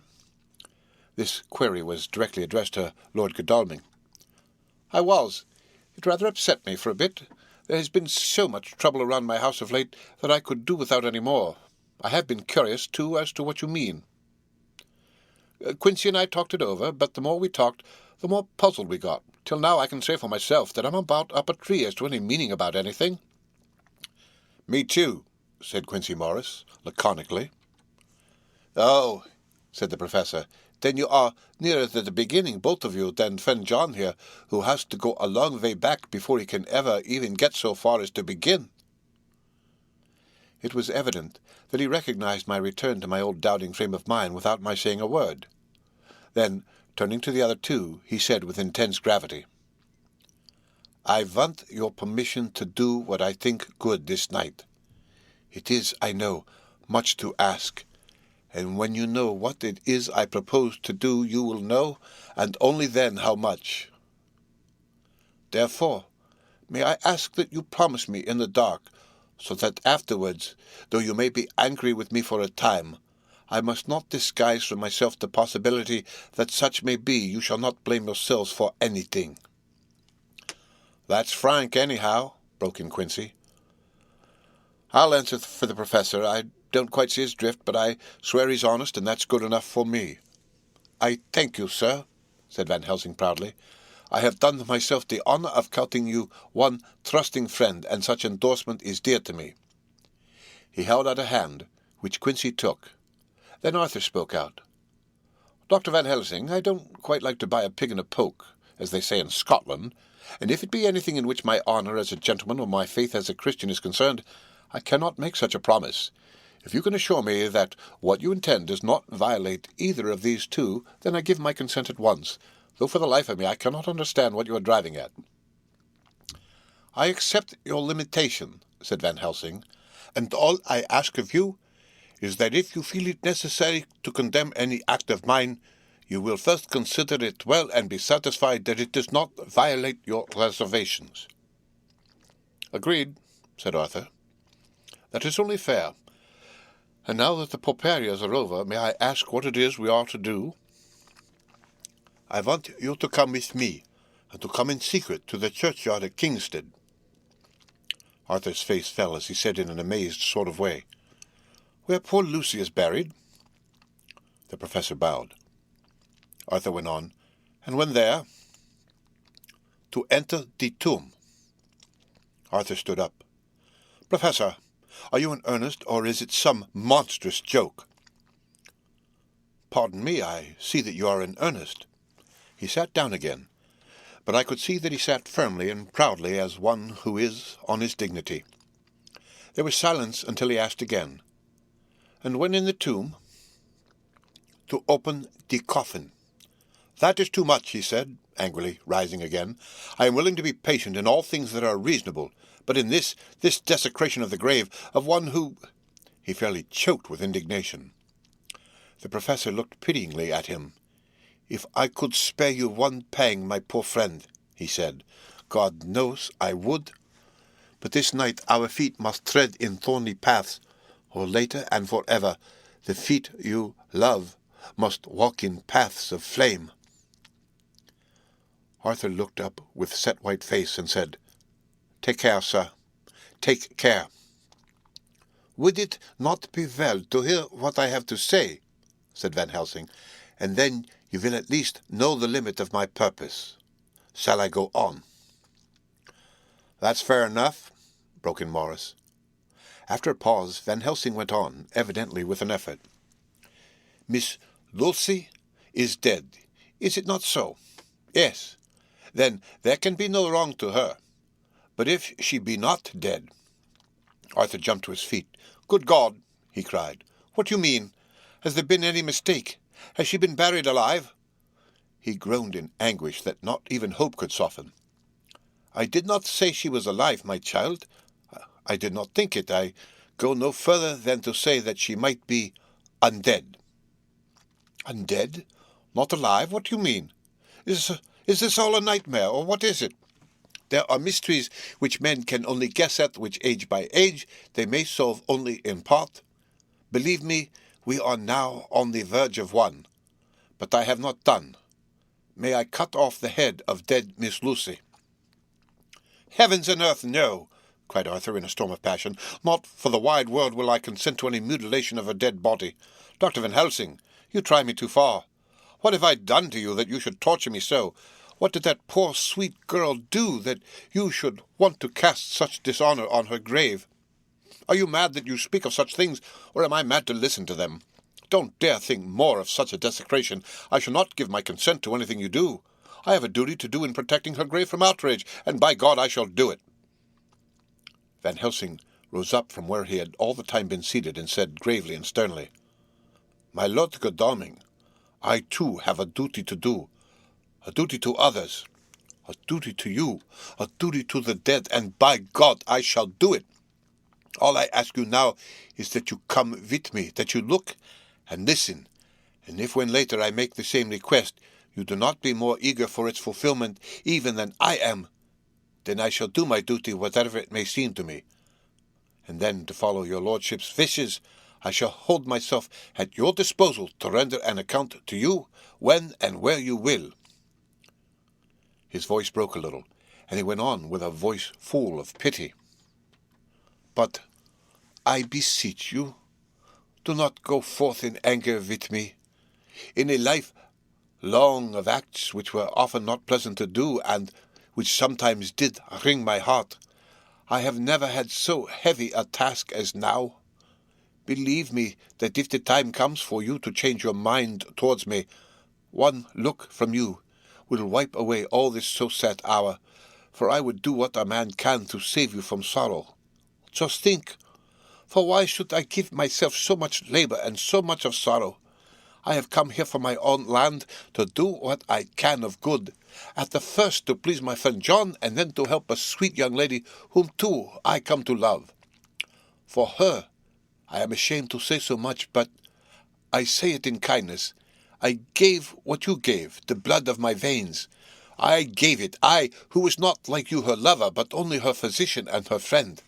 I gave her my nights and days before death, after death, and if my death can do her good even now when she is the dead undead, she shall have it freely. He said this with a very grave, sweet pride, and Arthur was much affected by it. He took the old man's hand and said in a broken voice, "Oh, it is hard to think of it, and I cannot understand. But at least I shall go with you and wait." Chapter 16. Dr. Seward's Diary continued. It was just a quarter before 12 o'clock when we got into the churchyard over the low wall. The night was dark, with occasional gleams of moonlight between the dents of the heavy clouds that scudded across the sky. We all kept somehow close together, with Van Helsing slightly in front as he led the way. When we had come close to the tomb, I looked well at Arthur, for I feared the proximity to a place laden with so sorrowful a memory would upset him, but he bore himself well. I took it that the very mystery of the proceeding was in some way a counteractant to his grief. The professor unlocked the door, and seeing a natural hesitation amongst us for various reasons, solved the difficulty by entering first himself.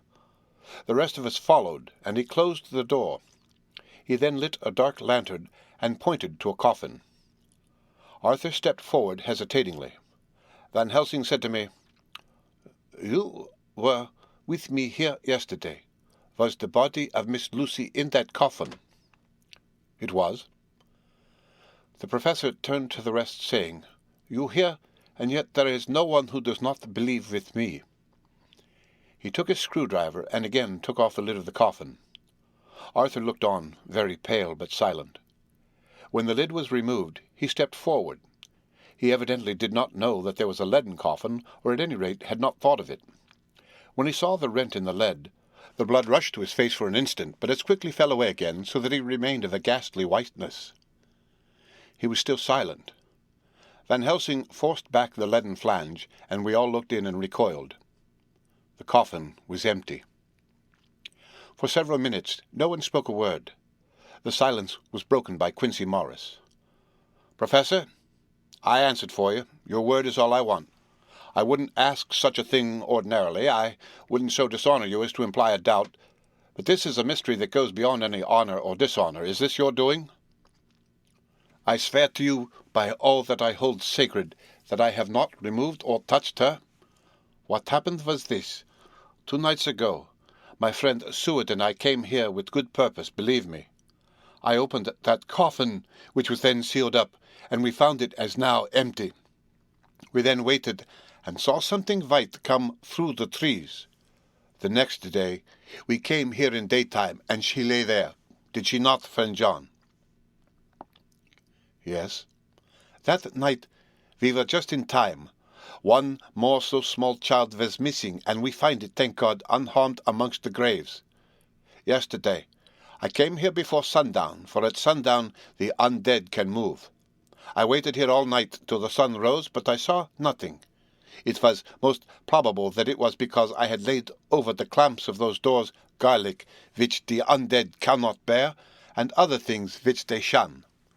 Last night there was no exodus, so tonight, before the sundown, I took away my garlic and other things, and so it is, we find this coffin empty. But bear with me. So far there is much that is strange. Wait you with me outside, unseen and unheard, and things much stranger are yet to be. So." Here he shut the dark slide of his lantern. now to the outside." He opened the door, and we filed out, he coming last and locking the door behind him. Oh, but it seemed fresh and pure in the night air after the terror of that vault. How sweet it was to see the clouds race by, and the passing gleams of the moonlight between the scudding clouds crossing and passing, like the gladness and sorrow of a man's life. How sweet it was to breathe the fresh air that had no taint of death and decay. How humanizing to see the red lighting of the sky beyond the hill, and to hear far away the muffled roar that marks the life of a great city. Each, in his own way, was solemn and overcome. Arthur was silent, and was, I could see, striving to grasp the purpose and the inner meaning of this mystery. I was myself tolerably patient, and half inclined again to throw aside doubt and to accept Van Helsing's conclusions. Quincey Morris was phlegmatic in the way of a man who accepts all things, and accepts them in the spirit of cool bravery, with hazard of all he has at stake. Not being able to smoke, he cut himself a good-sized plug of tobacco and began to chew. As to Van Helsing, he was employed in a definite way. First, he took from his bag a mass of what looked like thin, wafer-like biscuit, which was carefully rolled up in a white napkin. Next, he took out a double handful of some whitish stuff like dough or putty. He crumbled the wafer up fine and worked it into the mass between his hands. This he then took, and rolling it into thin strips, began to lay them into the crevices between the door and its setting in the tomb.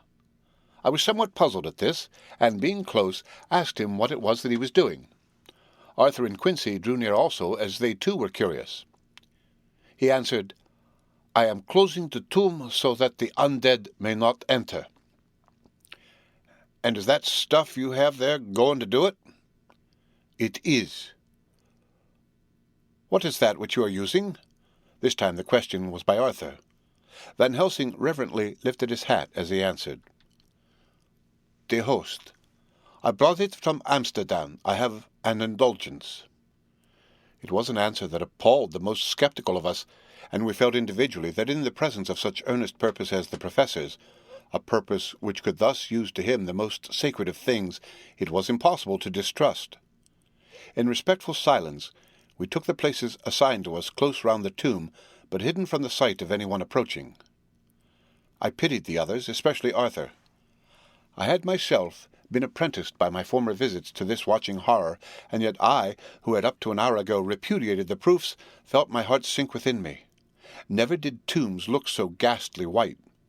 Never did cypress, or yew, or juniper so seem the embodiment of funeral gloom. Never did tree or grass wave or rustle so ominously. Never did bough creak so mysteriously, and never did the far-away howling of dogs send such a woeful presage through the night. There was a long spell of silence, big, aching, void, and then from the Professor a keen "Shh!" He pointed, and far down the avenue of yews we saw a white figure advance, a dim white figure which held something dark at its breast. The figure stopped, and at the moment a ray of moonlight fell upon the masses of driving clouds, and showed in startling prominence a dark-haired woman dressed in the cerements of the grave. We could not see the face, for it was bent down over what we saw to be a fair-haired child. There was a pause and a sharp little cry, such as a child gives in sleep, or a dog as it lies before the fire in dreams. We were starting forward, but the Professor's warning hand, seen by us as he stood behind a yew tree, kept us back. And then, as we looked, the white figure moved forwards again. It was now near enough for us to see clearly, and the moonlight still held. My own heart grew cold as ice, as I could hear the gasp of Arthur as we recognized the features of Lucy Westenra. Lucy Westenra, but yet how changed! The sweetness was turned to adamantine, heartless cruelty, and the purity to voluptuous wantonness. Van Helsing stepped out, and obedient to his gesture we all advanced too. The four of us ranged in a line before the door of the tomb. Van Helsing raised his lantern and drew the slide. By the concentrated light that fell on Lucy's face, we could see that the lips were crimson with fresh blood, and that the stream had trickled over her chin and stained the purity of her lawn death robe. We shuddered with horror. I could see by the tremulous light that even Van Helsing's iron nerve had failed. Arthur was next to me, and if I had not seized his arm and held him up, he would have fallen. When Lucy, I call the thing that was before us Lucy because it bore her shape, saw us, she drew back with an angry snarl, such as a cat gives when taken unawares. Then her eyes ranged over us. Lucy's eyes in form and colour, but Lucy's eyes unclean and full of hellfire instead of the pure, gentle orbs we knew. At that moment, the remnant of my love passed into hate and loathing. Had she then to be killed, I could have done it with savage delight. As she looked, her eyes blazed with unholy light, and the face became wreathed with a voluptuous smile. Oh God, how it made me shudder to see it! With a careless motion, she flung to the ground, callous as a devil, the child that up to now she had clutched strenuously to her breast, growling over it as a dog growls over a bone. The child gave a sharp cry and lay there moaning. There was a cold-bloodedness in the act which wrung a groan from Arthur. When she advanced to him with outstretched arms and a wanton smile, he fell back and hid his face in his hands. She still advanced, however, and with a languorous, voluptuous grace said, "Come to me, Arthur. Leave these others and come to me. My arms are hungry from you. Come, and we can rest together. Come, my husband, come." There was something diabolically sweet in her tones, something of the tinkling of glass when struck, which rang through the brains even of us who heard the words addressed to another. As for Arthur, he seemed under a spell. Moving his hands from his face, he opened wide his arms. She was leaping for them when Van Helsing sprang forward and held between them his little golden crucifix. She recoiled from it, and with a suddenly distorted face full of rage dashed past him as if to enter the tomb. When, within a foot or two of the door, however, she stopped, as if arrested by some irresistible force. Then she turned, and her face was shown in the clear burst of moonlight and by the lamp, which had now no quiver from Van Helsing's nerves. Never did I see such baffled malice on a face, and never, I trust, shall such ever be again seen by mortal eyes. The beautiful colour became livid, the eyes seemed to throw out sparks of hellfire, the brows were wrinkled as though the folds of flesh were the coils of Medusa's snakes, and the lovely blood-stained mouth grew to an open square, as in the passion masks of the Greeks and Japanese. If ever a face meant death, if looks could kill, we saw it at that moment. And so for full half a minute, which seemed an eternity, she remained between the lifted crucifix and the sacred closing of her means of entry. Van Helsing broke the silence by asking Arthur, "Answer me, O my friend. Am I to proceed in my work?" "Do as you will, friend. Do as you will. There can be no horror like this ever any more." And he groaned in spirit. Quincy and I simultaneously moved towards him and took his arms. We could hear the click of the closing lantern as Van Helsing held it down. Coming close to the tomb, he began to remove from the chinks some of the sacred emblem which he had placed there. We all looked on with horrified amazement as we saw, when he stood back, the woman with a corporeal body, as real as that moment as our own, pass through the interstice where scarce a knife-blade could have gone. We all felt a glad sense of relief when we saw the professor calmly restoring the strings of putty to the edges of the door. When this was done, he lifted the child and said, "Come now, my friends. We can do no more till tomorrow. There is funeral at noon, so here we shall all come before long after that. The friends of the dead will all be gone by 2, and when the sexton locks the gate, we shall remain. Then there is more to do, but not like this of tonight. As for this little one, he is not much harmed, and by tomorrow night he shall be well. We shall leave him where the police will find him, as on the other night, and then to home." Coming close to Arthur, he said, "My friend Arthur, you have had a sore trial, but after, when you look back, you will see how it was necessary. You are now in the bitter waters, my child. By this time tomorrow you will, please God, have passed them, and have drunk of the sweet waters. So, do not mourn overmuch. Till then I shall not ask you to forgive me." Arthur and Quincy came home with me, and we tried to cheer each other on the way. We had left behind the child in safety, and were tired, so we all slept with more or less reality of sleep. 29 September. Night. A little before 12 o'clock, we three, Arthur, Quincy, Morris, and myself called for the professor. It was odd to notice that by common consent we had all put on black clothes. Of course Arthur wore black, for he was in deep mourning, but the rest of us wore it by instinct. We got to the graveyard by 1:30 and strolled about, keeping out of official observation, so that when the gravediggers had completed their task, and the sexton, under the belief that everyone had gone, had locked the gate, we had the place all to ourselves. Van Helsing, instead of his little black bag, had with him a long leather one, something like a cricketing bag. It was manifestly a fair weight. When we were alone, and had heard the last of the footsteps die out of the road, we silently, and as if by ordered intention, followed the professor to the tomb. He unlocked the door, and we entered, closing it behind us. Then he took from his bag the lantern, which he lit, and also 2 wax candles, which, when lighted, he stuck by melting their own ends on other coffins, so that they might give light sufficient to work by. When he again lifted the lid off Lucy's coffin, we all looked. Arthur, trembling like an aspen, and saw that the corpse lay there in all its death beauty. But there was no love in my own heart, nothing but loathing for the foul thing which had taken Lucy's shape without her soul. I could see even Arthur's face grow hard as he looked. Presently he said to Van Helsing, "Is this really Lucy's body, or only a demon in her shape?" "It is her body, and yet not it. But wait a while, and you shall see her as she was and is." She seemed like a nightmare of Lucy as she lay there, the pointed teeth, the blood-stained voluptuous mouth which made one shudder to see, the whole carnal and unspirited appearance seeming like a devilish mockery of Lucy's sweet purity.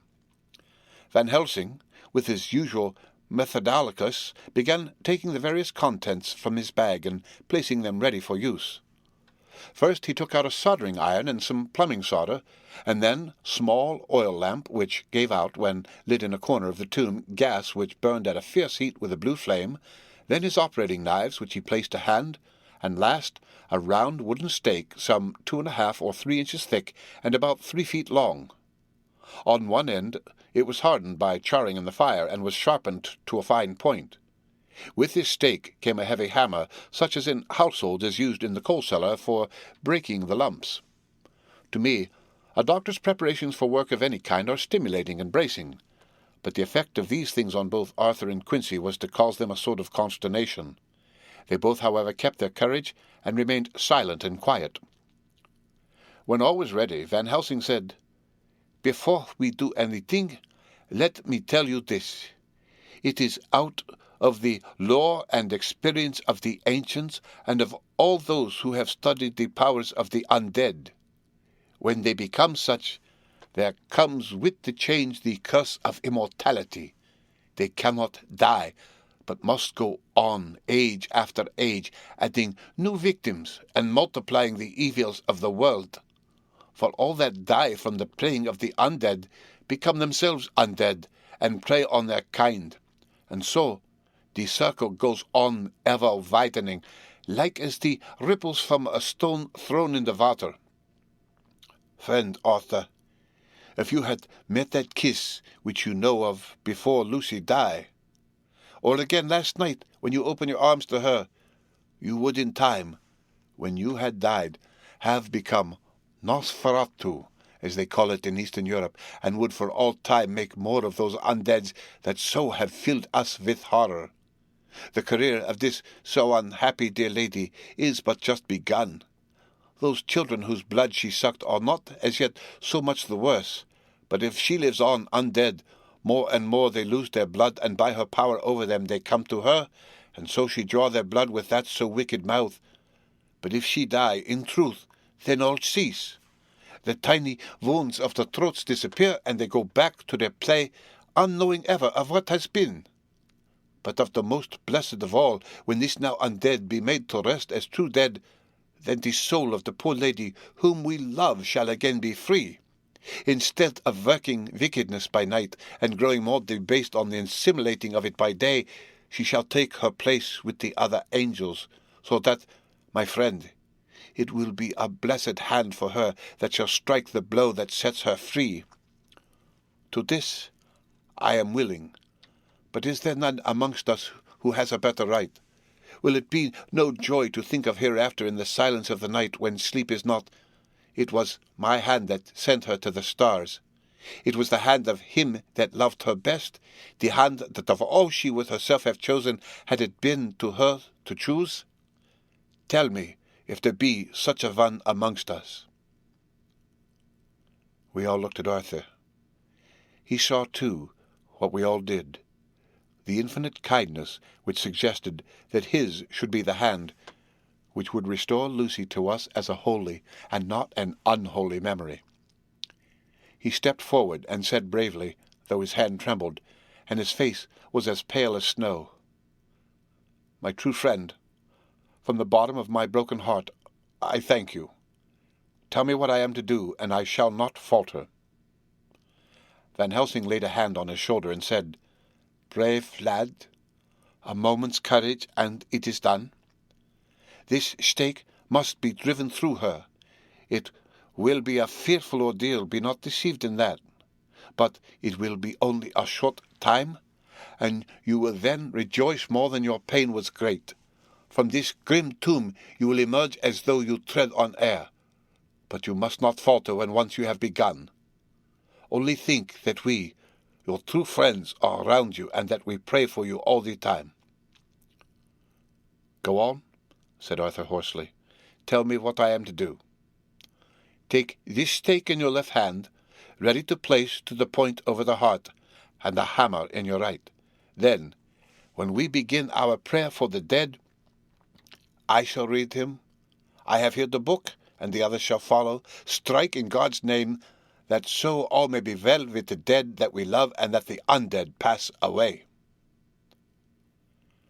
Arthur took the stake and the hammer, and when once his mind was set on action, his hands never trembled, nor even quivered. Van Helsing opened his missal and began to read, and Quincy and I followed as well as we could. Arthur placed the point over the heart, and as I looked I could see its dint in the white flesh. Then he struck with all his might. The thing in the coffin writhed, and a hideous, blood-curdling screech came from the opened red lips.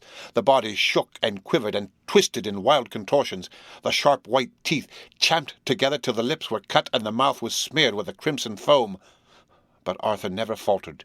He looked like a figure of 4 as his untrembling arm rose and fell, driving deeper and deeper the mercy-bearing stake, whilst the blood from the pierced heart welled and spurted up around it.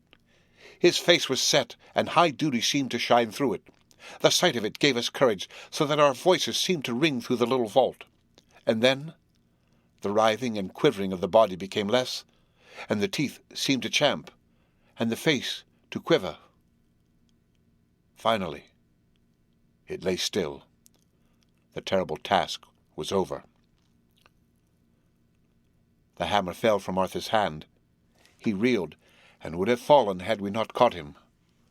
The great drops of sweat sprang from his forehead, and his teeth came in broken gasps. It had indeed been an awful strain on him, and had he not been forced to his task by more than human considerations, he could never have gone through with it. For a few minutes we were so taken up with him that we did not look towards the coffin. When we did, however, a murmur of startled surprise ran from one to the other of us. We gazed so eagerly that Arthur rose, for he had been seated on the ground, and came and looked too, and then a glad, strange light broke over his face and dispelled altogether the gloom of horror that lay upon it. There in the coffin lay no longer the foul thing that we had so dreaded and groaned to hate, that the work of her destruction was yielded as a privilege to the one best entitled to it, but Lucy, as we had seen her in life, with her face of unequalled sweetness and purity. True that there were as we had seen them in life, the traces of care and pain and waste, but these were all dear to us, for they marked her truth to what we knew. One and all we felt that the holy calm that lay like sunshine over the wasted face and form was only an earthly token and symbol of the calm that was to reign forever. Van Helsing came and laid his hand on Arthur's shoulder and said to him, "And now, Arthur, my friend, dear lad, am I not forgiven?" The reaction of the terrible strain came as he took the old man's hand in his, and raising it to his lips, pressed it and said, forgiven. God bless you that you have given my dear one her soul again, and me peace." He put his hands on the professor's shoulder, and, laying his head on his breast, cried for a while silently, whilst we stood unmoving. When he raised his head, Van Helsing said to him, "And now, my child, you may kiss her. Kiss her dead lips, if you will, as she would have you too, if for her to choose. For she is not the grinning devil now, not any more a foul thing for all eternity. No longer she is the devil's undead. She is God's true dead, whose soul is with him." Arthur bent and kissed her, and then we sent him and Quincy out of the tomb. The professor and I sawed the top off the stake, leaving the point of it in the body. Then we cut off the head and filled the mouth with garlic. We soldered up the leaden coffin, screwed on the coffin lid, and gathering up our belongings, came away. When the professor locked the door, he gave the key to Arthur. Outside the air was sweet, the sun shone, and the birds sang, and it seemed as if all nature were tuned to a different pitch. There was gladness and mirth and peace everywhere, for we were at rest ourselves on one account, and we were glad, though it was with a tempered joy. Before we moved away, Van Helsing said, "Now, my friends, one step of our work is done, one the most harrowing to ourselves. But there remains a greater task, to find out the author of all this sorrow and to stamp him out. I have clues which we can follow, but it is a long task and a difficult one, and there is danger in it and pain. Shall you not all help me? We have learned to believe, all of us, is it not so? And since so, do we not see our duty? Yes, and do we not promise to go on to the bitter end?" Each in turn we took his hand, and the promise was made. "Then," said the professor as we moved off, "2 nights hence, you shall meet with me and dine together at 7 o'clock with friend John. I shall entreat 2 others, 2 that you know not as yet, and I shall be ready to all our work show and our plans unfold. Friend John, you come with me home, for I have much to consult you about, and you can help me. Tonight I leave for Amsterdam, but shall return tomorrow night, and then begins our great quest. But first I shall have much to say, so that you may know what to do and to dread. Then our promise shall be made to each other anew, for there is a terrible task before us, and once our feet are on the ploughshare, we must not draw back." Chapter 17. Dr. Seward's Diary continued. When we arrived at the Berkeley Hotel, Van Helsing found a telegram awaiting him. "Am coming up by train. Jonathan at Whitby. Important news. Mina Harker." The professor was delighted. "Ah, that wonderful Madam Mina," he said. "Pearl among women. She'll arrive, but I cannot stay. She must go to your house, friend John. You must meet her at station.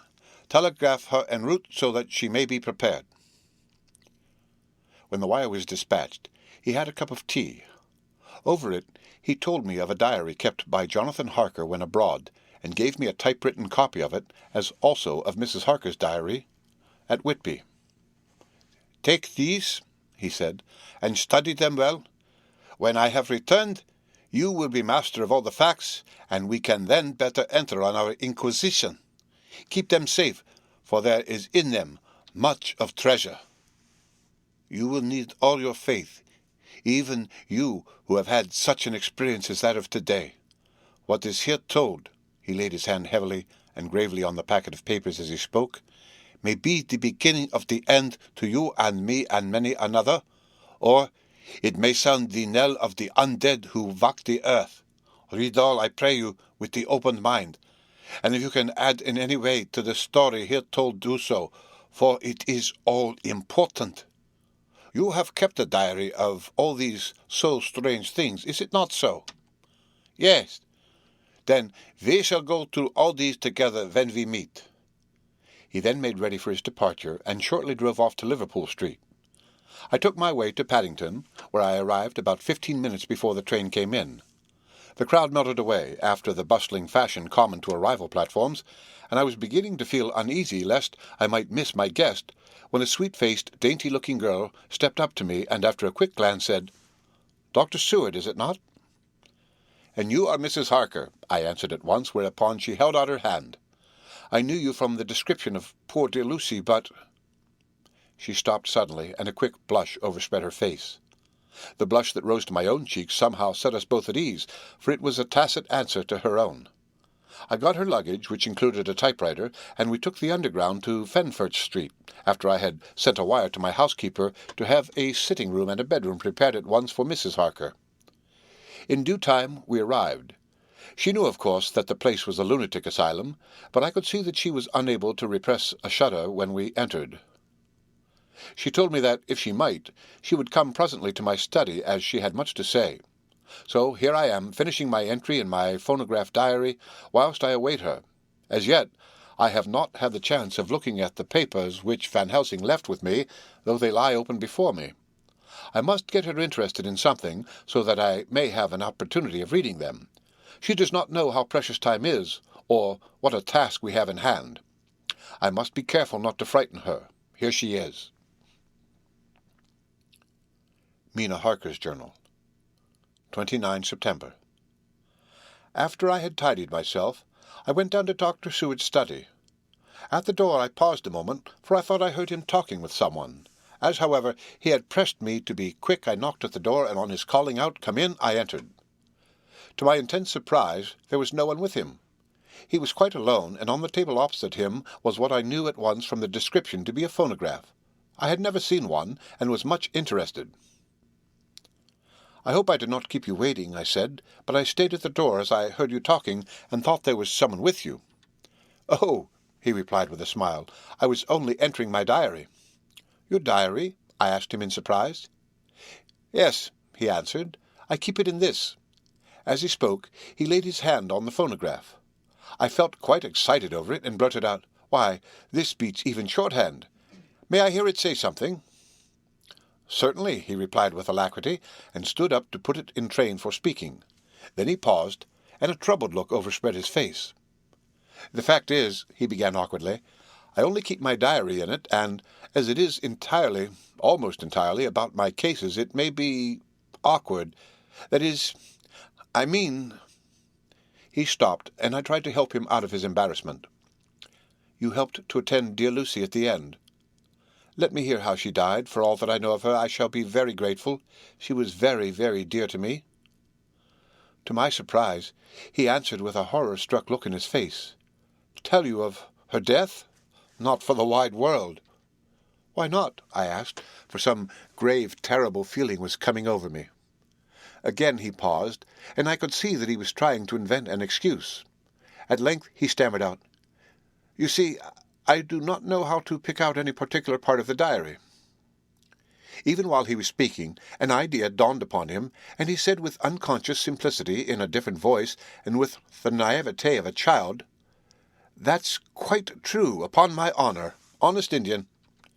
I could not but smile, at which he grimaced. "I gave myself away that time," he said. "But you know that, although I have kept the diary for months past, it never once struck me how I was going to find any particular part of it in case I wanted to look it up." By this time, my mind was made up that the diary of a doctor who attended Lucy might have something to add to the sum of our knowledge of that terrible being, and I said boldly, "Then, Dr. Seward, you had better let me copy it out for you on my typewriter." He grew to a positively deathly pallor as he said, "No, no, no! For all the world I wouldn't let you know that terrible story." Then it was terrible. My intuition was right. For a moment I thought, and as my eyes ranged the room, unconsciously looking for something or some opportunity to aid me, they lit on a great batch of typewriting on the table. His eyes caught the look in mine, and, without his thinking, followed their direction.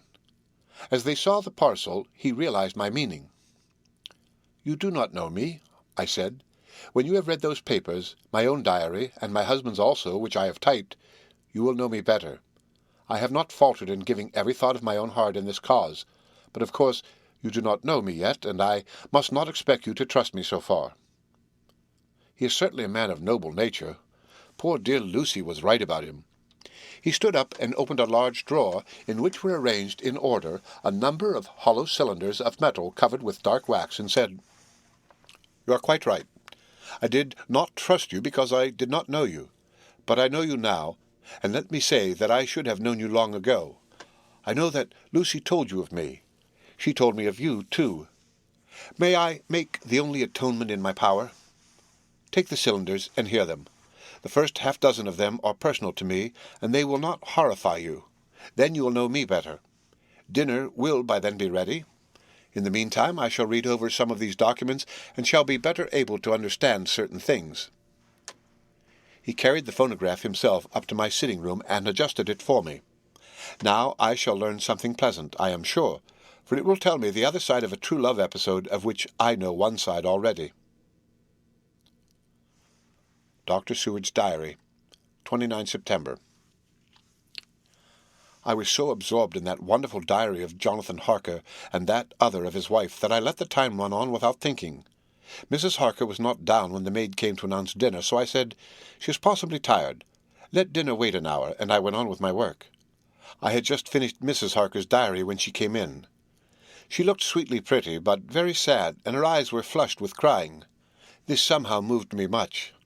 Of late I have had cause for tears, God knows, but the relief of them was denied me, and now the sight of those sweet eyes, brightened by recent tears, went straight to my heart. So I said as gently as I could, "I greatly fear I have distressed you." "Oh, no, not distressed me," she replied, "but I have been more touched than I can say by your grief. That is a wonderful machine, but it is cruelly true. It told me in its very tones the anguish of your heart. It was like a soul crying out to Almighty God. No one must hear them spoken ever again. See, I have tried to be useful. I have copied out the words on my typewriter, and none other need now hear your heart beat as I did." "No one need ever know, shall ever know," I said in a low voice. She laid her hand on mine and said very gravely, "Ah, but they must." "Must? But why?" I asked. "Because it is part of the terrible story, a part of poor Lucy's death and all that led to it. Because in the struggle which we have before us to rid the earth of this terrible monster, we must have all the knowledge and all the help which we can get. I think that the cylinders which you gave me contained more than you intended me to know. But I can see that there are in your record many lights to this dark mystery. You will let me help, will you not? I know all up to a certain point, and I see already, though your diary only took me to 7 September, how poor Lucy was beset, and how her terrible doom was being wrought out. Jonathan and I have been working day and night since Professor Van Helsing saw us. He has gone to Whitby to get more information, and he will be here tomorrow to help us. We need have no secrets amongst us. Working together and with absolute trust, we can surely be stronger than if some of us were in the dark." She looked at me so appealingly, and at the same time manifested such a courage and resolution in her bearing, that I gave in at once to her wishes. "You shall," I said, "do as you like in the matter. God forgive me if I do wrong. There are terrible things yet to learn of. But if you have so far travelled on the road to poor Lucy's death, you will not be content, I know, to remain in the dark. Nay, the end, the very end, may give you a gleam of peace. Come, there is dinner. We must keep one another strong for what is before us. We have a cruel and dreadful task. When you have eaten, you shall learn the rest, and I shall answer any questions you ask if there be anything which you do not understand, though it was apparent to us who were present." Mina Harker's Journal, 29 September. After dinner I came with Dr. Seward to his study. He brought back the phonograph from my room, and I took a chair and arranged the phonograph so that I could touch it without getting up, and showed me how to stop it in case I should want to pause. Then he very thoughtfully took a chair with his back to me, so that I might be as free as possible, and began to read. I put the forked metal to my ears and listened. When the terrible story of Lucy's death and all that followed was done, I lay back in my chair, powerless. Fortunately, I am not of a fainting disposition. When Dr. Seward saw me, he jumped up with a horrified exclamation, and hurriedly taking a case bottle from the cupboard, gave me some brandy, which in a few minutes somewhat restored me. My brain was all in a whirl, and only that there came through all the multitude of horrors the holy ray of light that my dear Lucy was at last at peace. I do not think I could have borne it without making a scene. It is all so wild and mysterious and strange that if I had not known Jonathan's experience in Transylvania, I could not have believed. As it was, I didn't know what to believe, and so got out of my difficulty by attending to something else. I took the cover off my typewriter and said to Dr. Seward, "Let me write this all out now. We must be ready for Dr. Van Helsing when he comes. I have sent a telegram to Jonathan to come on here when he arrives in London from Whitby. In this manner dates are everything, and I think that if we get all of our material ready and have every item put in chronological order, we shall have done much. You tell me that Lord Godalming and Mr. Morris are coming too. Let us be able to tell them when they come." He accordingly set the phonograph at a slow pace, and I began to typewrite from the beginning of the 17th cylinder. I used manifold, and so took 3 copies of the diary, just as I had done with the rest. It was late when I got through, but Dr. Seward went about his work of going his round of the patients. When he had finished, he came back and sat near me, reading, so that I did not feel too lonely whilst I worked. How good and thoughtful he is! The world seems full of good men, even if there are monsters in it. Before I left him, I remembered what Jonathan put in his diary of the professor's perturbation at reading something in an evening paper at the station at Exeter, so, seeing that Dr. Seward keeps his newspapers, I borrowed the files of the Westminster Gazette and the Pall Mall Gazette and took them to my room. I remember how much the Daily Graph and the Whitby Gazette, of which I had made cuttings, had helped us to understand the terrible events at Whitby when Count Dracula landed, so I shall look through the evening papers since then, and perhaps I shall get some new light. I am not sleepy, and the work will help to keep me quiet. Dr. Seward's Diary, 30 September. Mr. Harker arrived at 9 o'clock. He got his wife's wire just before starting. He is uncommonly clever, if one can judge from his face, and full of energy. If this journal be true, and judging by one's own wonderful experiences it must be, he is also a man of great nerve. That going down to the vault a second time was a remarkable piece of daring. After reading his account of it, I was prepared to meet a good specimen of manhood, but hardly the quiet, business-like gentleman who came here today. Later. After lunch, Harker and his wife went back to their own room, and as I passed a while ago I heard the click of the typewriter. They are hard at it. Mrs. Harker says that knitting together in chronological order every scrap of evidence they have will prove helpful. Harker has got the letters between the consignee of the boxes at Whitby and the carriers in London who took charge of them. He is now reading his wife's transcript of my diary. I wonder what they make out of it. Here it is. Strange that it never struck me that the very next house might be the Count's hiding-place. Goodness knows that we had enough clues from the conduct of the patient Renfield. The bundle of letters relating to the purchase of the house were with the transcript. Oh, if we only had them earlier, we might have saved poor Lucy. Stop. That way madness lies. Harker has gone back, and is again collecting material. He says that by dinner-time they will be able to show a whole connected narrative. He thinks that in the meantime I should see Renfield, as hitherto he has been a sort of index to the coming and going of the Count. I hardly see this yet, but when I get at the dates I suppose I shall. What a good thing that Mrs. Harker put my cylinders into type. We never could have found the dates otherwise. I found Renfield sitting placidly in his room with his hands folded, smiling benignly. At the moment he seems as sane as anyone I ever saw. I sat down and talked with him on a lot of subjects, all of which he treated naturally. He then, of his own accord, spoke of going home, a subject he has never mentioned to my knowledge during his sojourn here. In fact, he spoke quite confidently of getting his discharge at once. I believe that had I not had the chat with Harker and read the letters and the dates of his outbursts, I should have been prepared to sign for him after a brief time of observation. As it is, I am darkly suspicious. All those outbreaks were in some way linked with the proximity of the Count. What, then, does this absolute content mean? Can it be that his instinct is satisfied as to the vampire's ultimate triumph? Stay. He is himself zoophagus, and in his wild ravings outside the chapel door of the deserted house he always spoke of Master. This all seems confirmation of our idea. However, after a while I came away. My friend is just a little too sane at present to make it safe to probe him too deep with questions. He might begin to think, and then... So I came away. I mistrust these quiet moods of his, so I have given the attendant a hint to look closely after him and to have a strait waistcoat ready in case of need. Jonathan Harker's Journal, 29 September. In train to London. When I received Mr. Billington's courteous message that he would give me any information in his power, I thought it best to go down to Whitby and make, on the spot, such inquiries as I wanted. It was now my object to trace that horrid cargo of the Count's to its place in London. Later, we may be able to deal with it. Billington Jr., a nice lad, met me at the station and brought me to his father's house, where they had decided that I must spend the night. They are hospitable, with true Yorkshire hospitality, give a guest everything, and leave him to do as he likes. They all knew that I was busy, and that my stay was short, and Mr. Billington had already in his office all the papers concerning the consignment of boxes. It gave me almost a turn to see again one of the letters which I had seen on the Count's table before I knew of his diabolical plans. Everything had been carefully thought out, and done systematically and with precision. He seemed to have been prepared for every obstacle which might be placed by accident in the way of his intentions being carried out.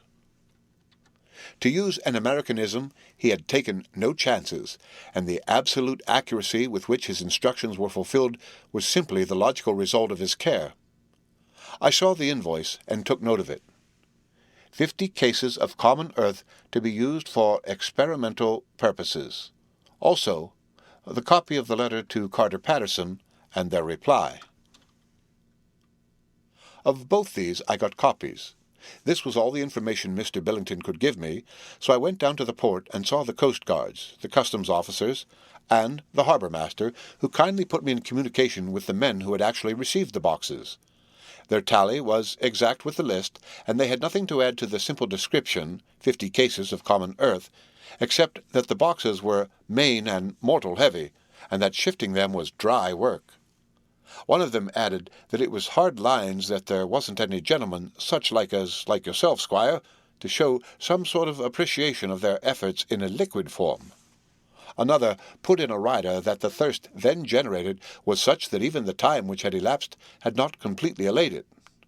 Needless to add, I took care before leaving to lift, forever and adequately, this source of reproach. 30 September. The station-master was good enough to give me a line to his old companion, the station-master at King's Cross, so that when I arrived there in the morning I was able to ask him about the arrival of the boxes. He, too, put me at once in communication with the proper officials, and I saw that their tally was correct with the original invoice. The opportunities of acquiring an abnormal thirst had been here limited. A noble use of them had, however, been made, and again I was compelled to deal with the result in ex post facto manner. From thence I went to Carter Patterson's central office, where I met with the utmost courtesy. They looked up the transaction in their day-book and letter-book, and at once telephoned to their King's Cross office for more details. By good fortune, the men who did the teaming were waiting for work, and the official at once sent them over, sending also by one of them the waybill and all the papers connected with the delivery of the boxes at Carfax. Here again I found the tally agreeing exactly. The carrier's men were able to supplement the paucity of the written words with a few more details. These were, I shortly found, connected almost solely with the dusty nature of the job, and the consequent thirst engendered in the operators. On my affording an opportunity, through the medium of the currency of the realm, of the allaying at a later period this beneficial evil, one of the men remarked, "That 'ere house, governor, is the rummiest I ever was in. Blimey! But it ain't been touched since 100 years. There was dust that thick in the place that you might have slept on it without hurting any of your bones, and the place was that neglected that you might have smelled old Jerusalem in it. But the old chapel, that took the kike, it did. Me and me mate, we thought we would never get out quick enough. Lor, I wouldn't take less nor a quid a moment to stay there after dark." Having been in the house, I could well believe him. But if he knew what I know, he would, I think, have raised his terms. Of one thing I am now satisfied, that all those boxes which arrived at Whitby from Varna in the Demeter were safely deposited in the old chapel at Carfax.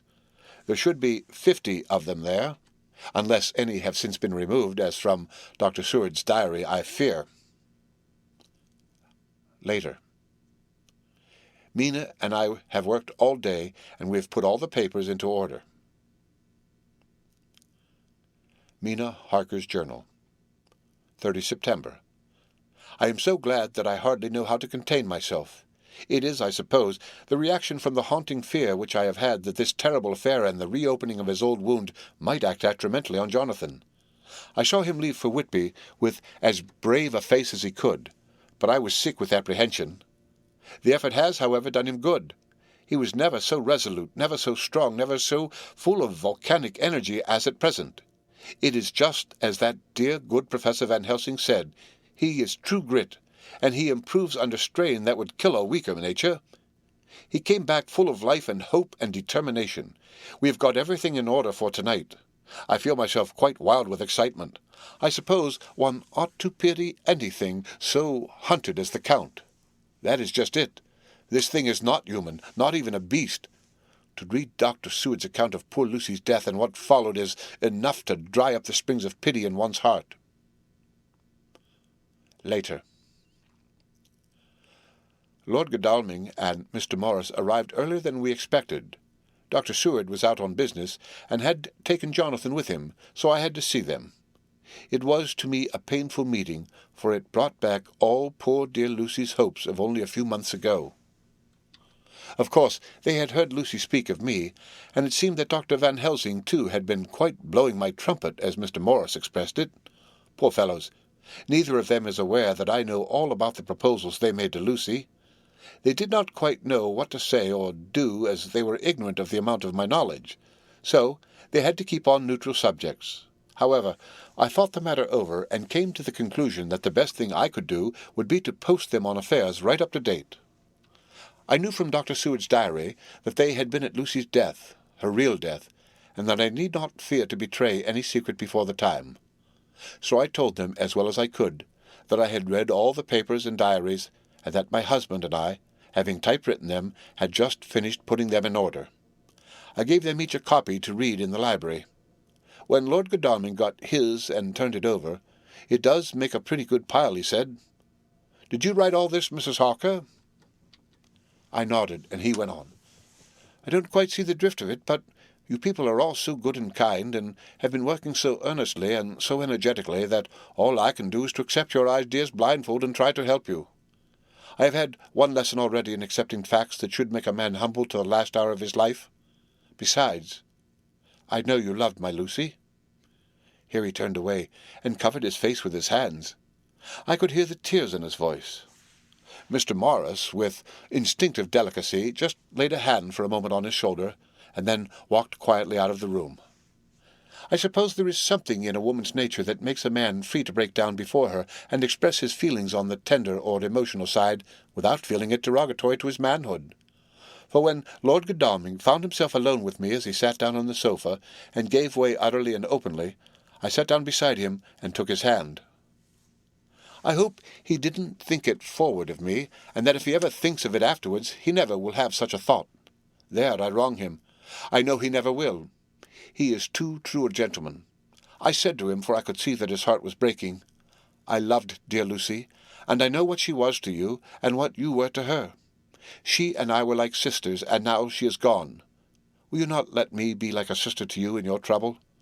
I know what sorrows you have had, though I cannot measure the depth of them.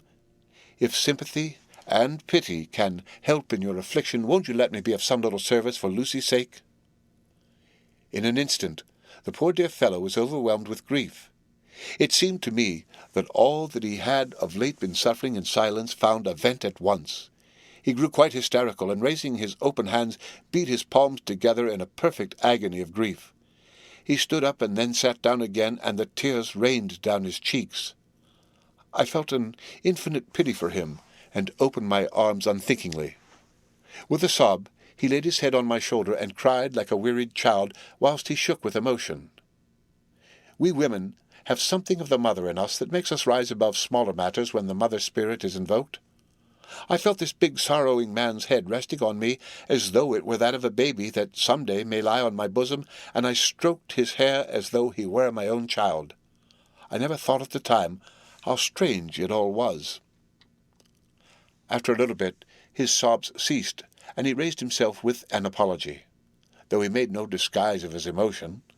He told me that for days and nights past, weary days and sleepless nights, he had been unable to speak with anyone as a man must speak in his time of sorrow. There was no woman whose sympathy could be given to him, or with whom, owing to the terrible circumstances with which his sorrow was surrounded, he could speak freely. "I know now how I suffered," he said as he dried his eyes, "but I do not know even yet, and none other can ever know, how much your sweet sympathy has been to me today. I shall know better in time, and believe me that, though I am not ungrateful now, my gratitude will grow with my understanding. You will let me be like a brother, will you not, for all our lives, for dear Lucy's sake?" "For dear Lucy's sake," I said, as we clasped hands. "Aye, and for your own sake," he added, "for if a man's esteem and gratitude are ever worth the winning, you have won mine today.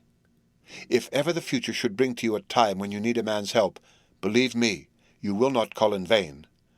God grant that no such time may ever come to you to break the sunshine of your life, but if it should ever come, promise me that you will let me know."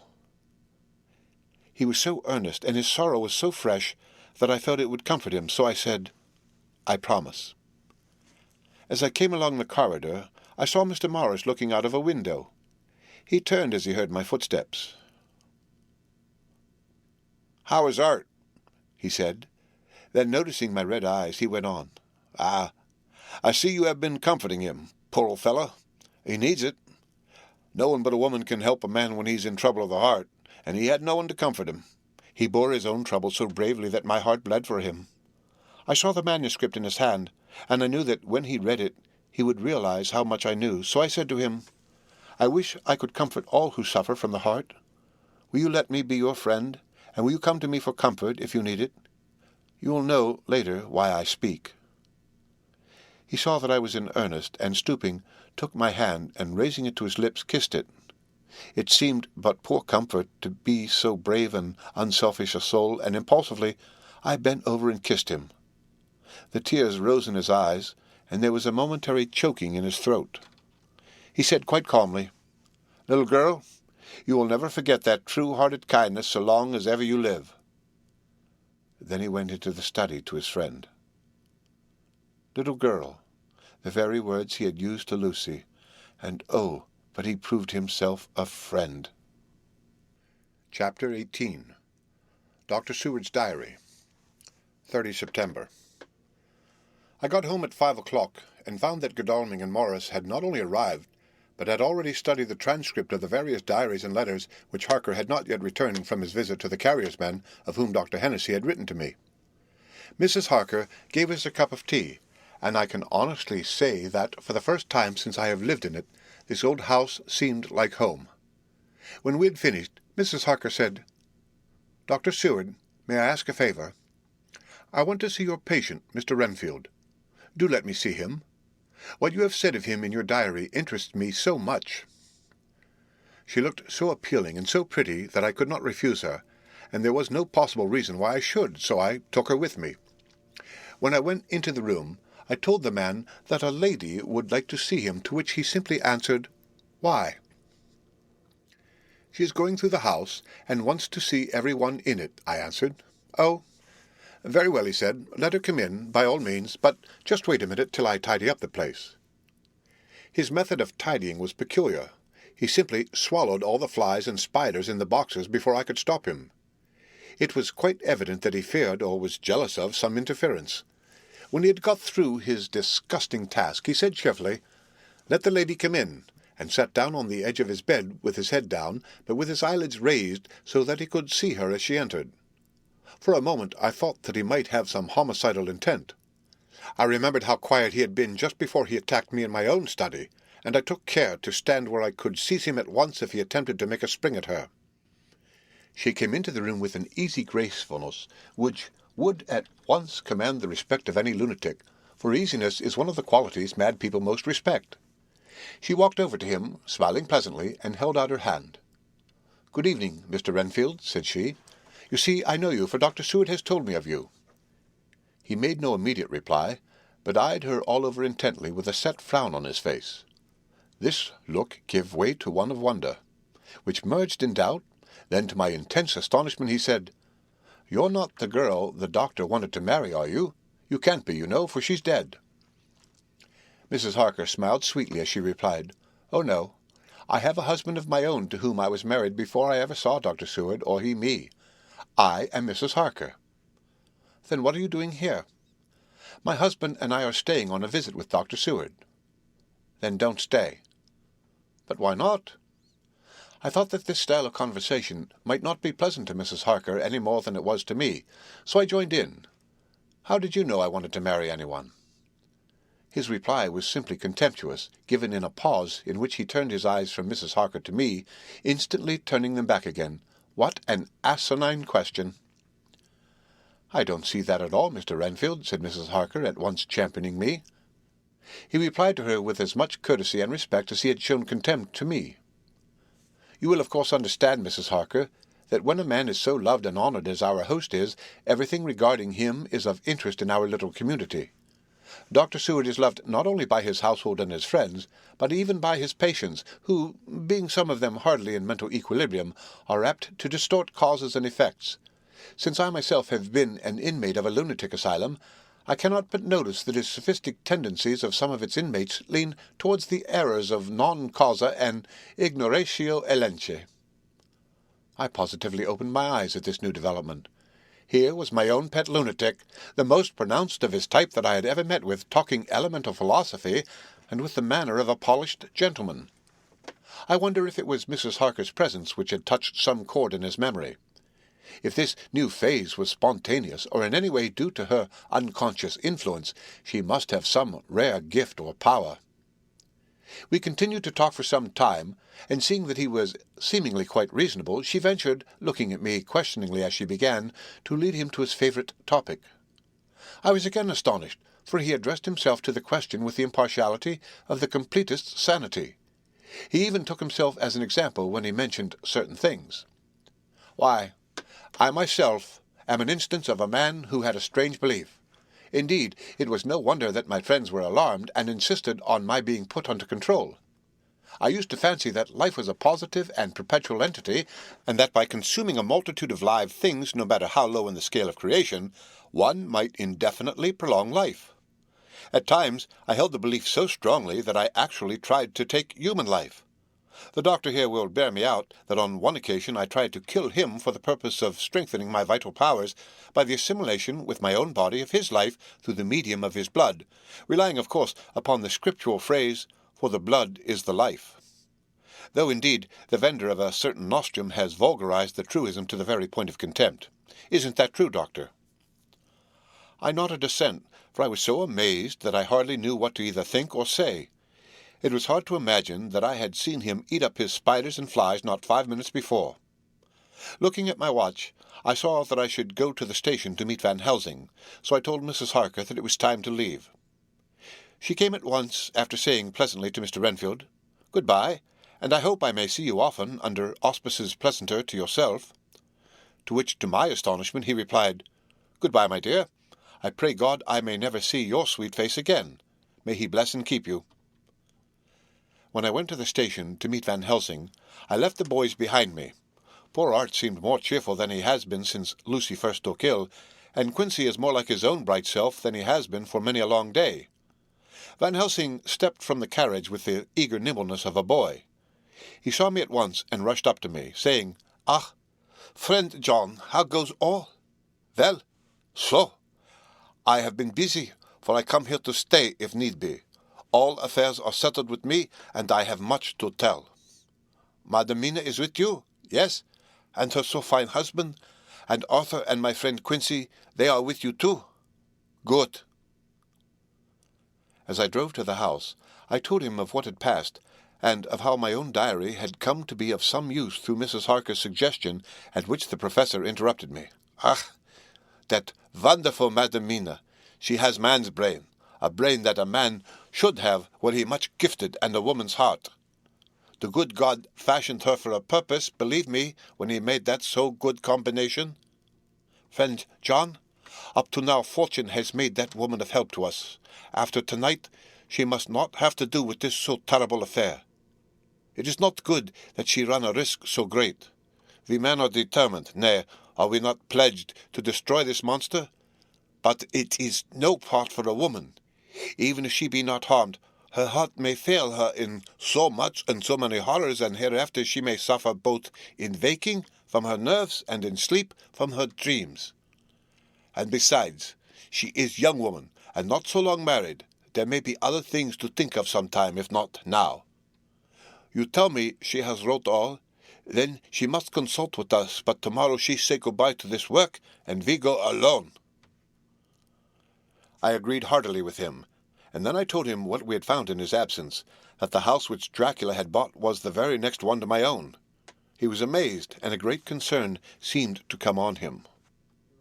"Oh, that we had known it before," he said, "for then we might have reached him in time to save poor Lucy.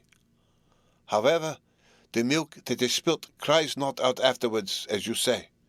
We shall not think of that, but go on our way to the end." Then he fell into a silence that lasted till we entered my own gateway.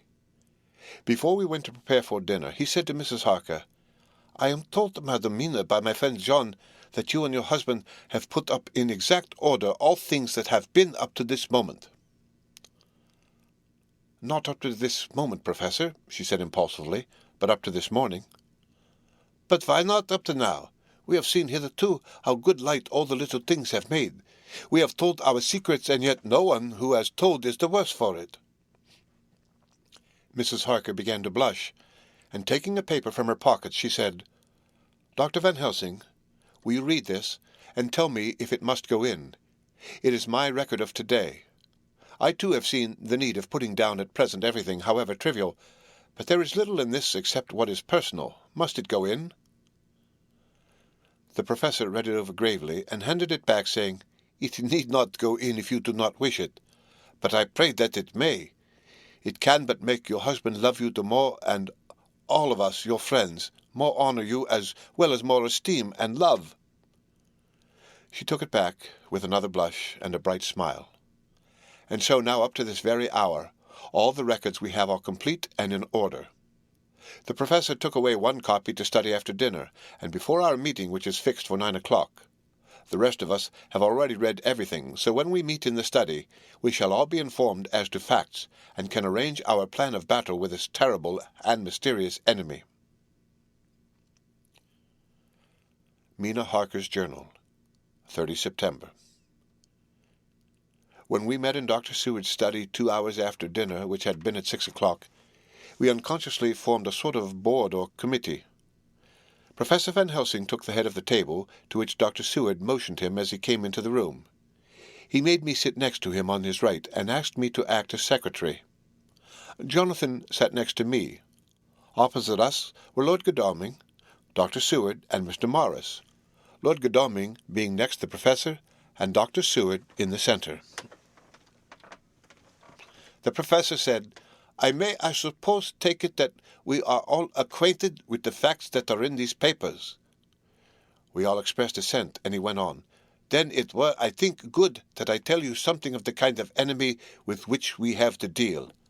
I shall then make known to you something of the history of this man, which has been ascertained for me. So we then can discuss how we shall act, and can take our measure according. There are such things as vampires. Some of us have evidence that they exist. Even had we not the proof of our own unhappy experience, the teachings and the records of the past give proof enough for sane peoples. I admit that at the first I was skeptic. Were it not that through long years I have trained myself to keep an open mind, I could not have believed until such time as that fact thundered on my ear. See, I prove. Alas, had I known at first what now I know, nay, had I even guessed at him, one so precious life had been spared to many of us who did love her. But that is gone, and we must so work that other poor souls perish not, whilst we can save. The Nosferatu do not die like the bee when he sting once. He is only stronger, and being stronger have yet more power to work evil. This vampire which is amongst us is of himself so strong in person as 20 men. He is of cunning more than mortal, for his cunning be the growth of ages. He have still the aids of necromancy, which is, as his etymology imply, the divination by the dead, and all the dead that he can come nigh to are for him at command. He is brute, and more than brute. He is devil, in callous, and the heart of him is not. He can within his range direct the elements, the storm, the fog, the thunder. He can command all the meaner things, the rat and the owl and the bat, the moth and the fox and the wolf. He can grow and become small, and he can at times vanish and come unknown. How then are we to begin our strike to destroy him?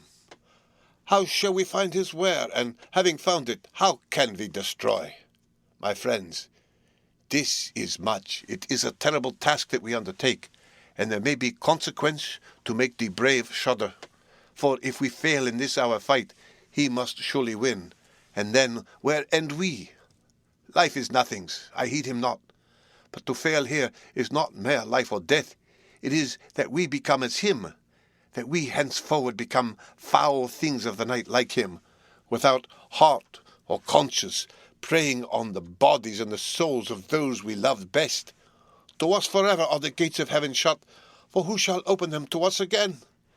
We go on for all time abhorred by all, a blot on the face of God's sunshine, an arrow in the side of him who died for man. But we are face to face with duty, and in such case must we shrink? For me, I say no. But then, I am old, and life with his sunshine, his fair places, his song of birds, his music, and his love lie far behind. You, others, are young. Some have seen sorrow, but there are fair days yet in store. What say you? Whilst he was speaking, Jonathan had taken my hand. I feared, oh so much, that the appalling nature of our danger was overcoming him when I saw his hand stretch out. But it was life to me to feel its touch, so strong, so self-reliant, so resolute. A brave man's hand can speak for itself. It does not even need a woman's love to hear its music. When the professor had done speaking, my husband looked in my eyes, and I in his. There was no need for speaking between us. I answer for Mina and myself, he said. Count me in, Professor, said Mr. Quincy Morris, laconically as usual. I am with you, said Lord Godalming, for Lucy's sake, if for no other reason. Dr. Seward simply nodded. The professor stood up, and after laying his golden crucifix on the table, held out his hand on either side. I took his right hand, and Lord Godalming his left. Jonathan held my right with his left, and stretched across to Mr. Morris. So as we all took hands, our solemn compact was made. I felt my heart icy cold, but it did not even occur to me to draw back. We resumed our places, and Dr. Van Helsing went on with a sort of cheerfulness which showed that the serious work had begun. It was to be taken as gravely and in as businesslike a way as any other transaction of life. Well, you know what we have to contend against, but we too are not without strength. We have on our side the power of combination, a power denied to the vampire kind. We have sources of science. We are free to act and think, and the hours of the day and the night are ours equally. In fact, so far as our powers extend, they are unfettered, and we are free to use them. We have self-devotion in a cause and an end to achieve which is not a selfish one.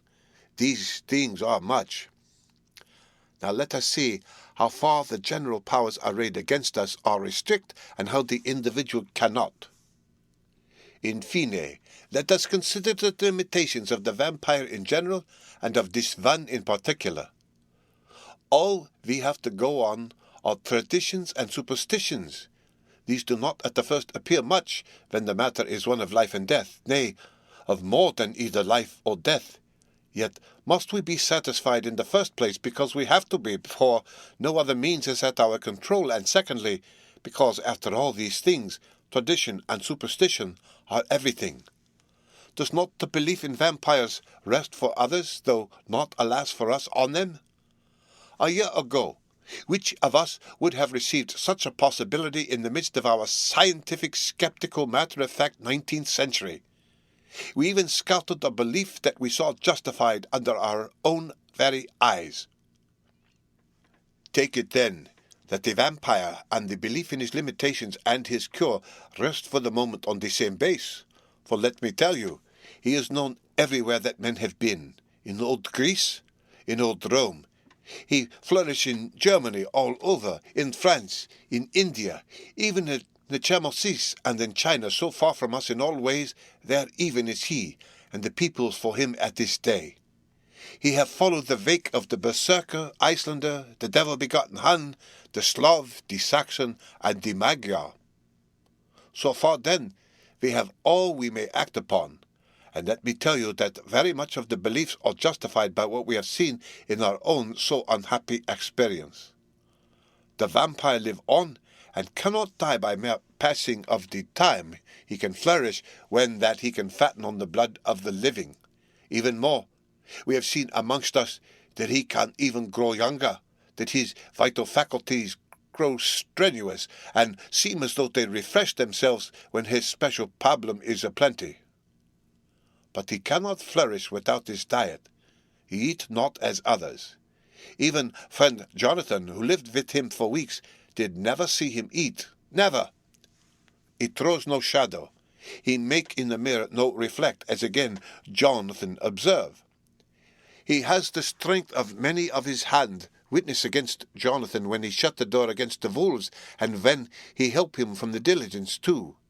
He can transform himself to wolf, as we gather from the ship arrival in Whitby, where he tear open the dog. He can be as bat as Madam Mina saw him on the window at Whitby, and as our friend John saw him fly from this so near house, and as my friend Quincy saw him at the window of Miss Lucy.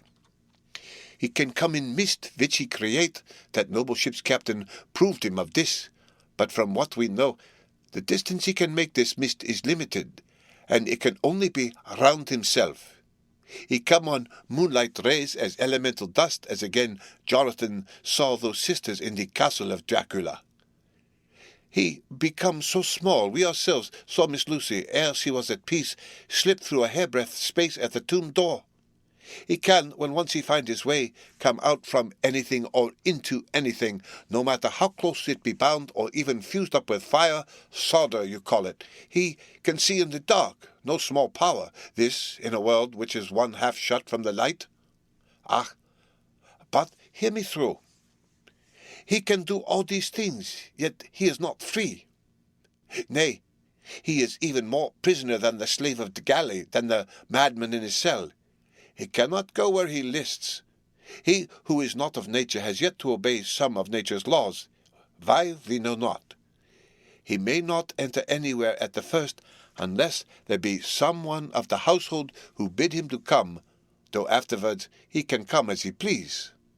His power ceases, as does that of all evil things, at the coming of the day. Only at certain times can he have limited freedom. If he not be at the place whither he is bound, he can only change himself at noon or at next sunrise or sunset. These things we are told, and in this record of ours we have proof by inference. Thus, whereas he can do as he will within his limit, when he have his earth home, his coffin home, his hell home, the place unhallowed, as we saw when he went to the grave of the suicide at Whitby, still, at other time he can only change when the time come. It is said, too, that he can only pass running water at the slack or the flood of the tide. Then there are things which so afflict him that he has no power, as the garlic that we know of. And as for things sacred as this symbol, my crucifix, that was amongst us, even now when we resolve to them he is nothing, but in their presence he take his place far off, and silent with respect. There are others too which I shall tell you of, lest in our seeking we may need them. The branch of wild rose on his coffin keep him that he move not from it. A sacred bullet fired into the coffin kill him, so that he be true dead, and as for the stake through him, we know already of its piece, or the cut-off head that giveth rest. We have seen it with our eyes. Thus, when we find the habitation of this man that was, we can confine him to his coffin and destroy him, if we obey what we know. But he is clever. I have asked my friend Arminius of Budapest University to make his record, and from all the means that are, he tell me of what he has been. He must indeed have been that Voivode Dracula, who won his name against the Turk over the great river on the very frontier of Turkeyland. If it be so, then was he no common man, for in that time and for centuries after, he was spoken of as the cleverest and the most cunning, as well as the bravest of the sons of the land beyond the forest. That mighty brain and that iron resolution went with him to his grave, and are even now arrayed against us. The Draculas were, says Arminius, a great and noble race, though now and again were scions who were held by their coevals to have had dealings with the evil one. They learnt his secrets in the Schulmans against the mountains over Lake Hermannstadt, where the devil claims the 10th scholar as his due. In the records are such words as Stretgoica, Witch, Ordog, and Poco, Satan and Hell. In one manuscript, this very Dracula is spoken of as vampire, which we all understand too well. There have been from the loins of this very one great men and good women, and their graves make sacred the earth where alone this foulness can dwell. For it is not the least of its terrors that this evil thing is rooted deep in all good. In soil barren of holy memories it cannot rest. Whilst they were talking, Mr. Morris was looking steadily at the window, and he now got up quietly and went out of the room. There was a little pause, and then the professor went on. And now we must settle what we do. We have here much data, and we must proceed to lay out our campaign. We know from the inquiry of Jonathan that from the castle to Whitby came 50 boxes of earth, all of which were delivered at Carfax. We also know that at least some of these boxes have been removed. It seems to me that our first step should be to ascertain whether all the rest remain in the house beyond that wall where we look today, or whether any more have been removed. If the latter, we must trace. Here we were interrupted in a very startling way. Outside the house came the sound of a pistol shot. The glass of the window was shattered with a bullet which, ricocheting from the top of the embrasure, struck the far wall of the room. I am afraid I am at heart a coward, for I shrieked out. The men all jumped to their feet. Lord Godalming flew over to the window and threw up the sash. As he did so, we heard Mr. Morris's voice without. "Sorry, I fear I have alarmed you. I shall come in and tell you about it." A minute later he came in and said, "It was an idiotic thing of me to do, and I ask your pardon, Mrs. Harker, most sincerely. I fear I must have frightened you terribly. But the fact is that whilst the professor was a-talking, there came a big bat and sat on the window-sill. I've got such a horror of the damned brutes from recent events that I cannot stand 'em, and I went out to have a shot, as I have been doing of late evenings whenever I see one. You used to laugh at me for it then, Art." "Did you hit it?" asked Dr. Van Helsing. "I don't know. I fancy not, for it flew away into the wood." Without saying any more, he took his seat, and the professor began to resume his statement. "We must trace each of these boxes, and when we are ready, we must either capture or kill this monster in his lair, or we must, so to speak, sterilize the earth so that no more he can seek safety in it. Thus, in the end, we may find him in his form of man between the hours of noon and sunset, and so engage with him when he is at his most weak.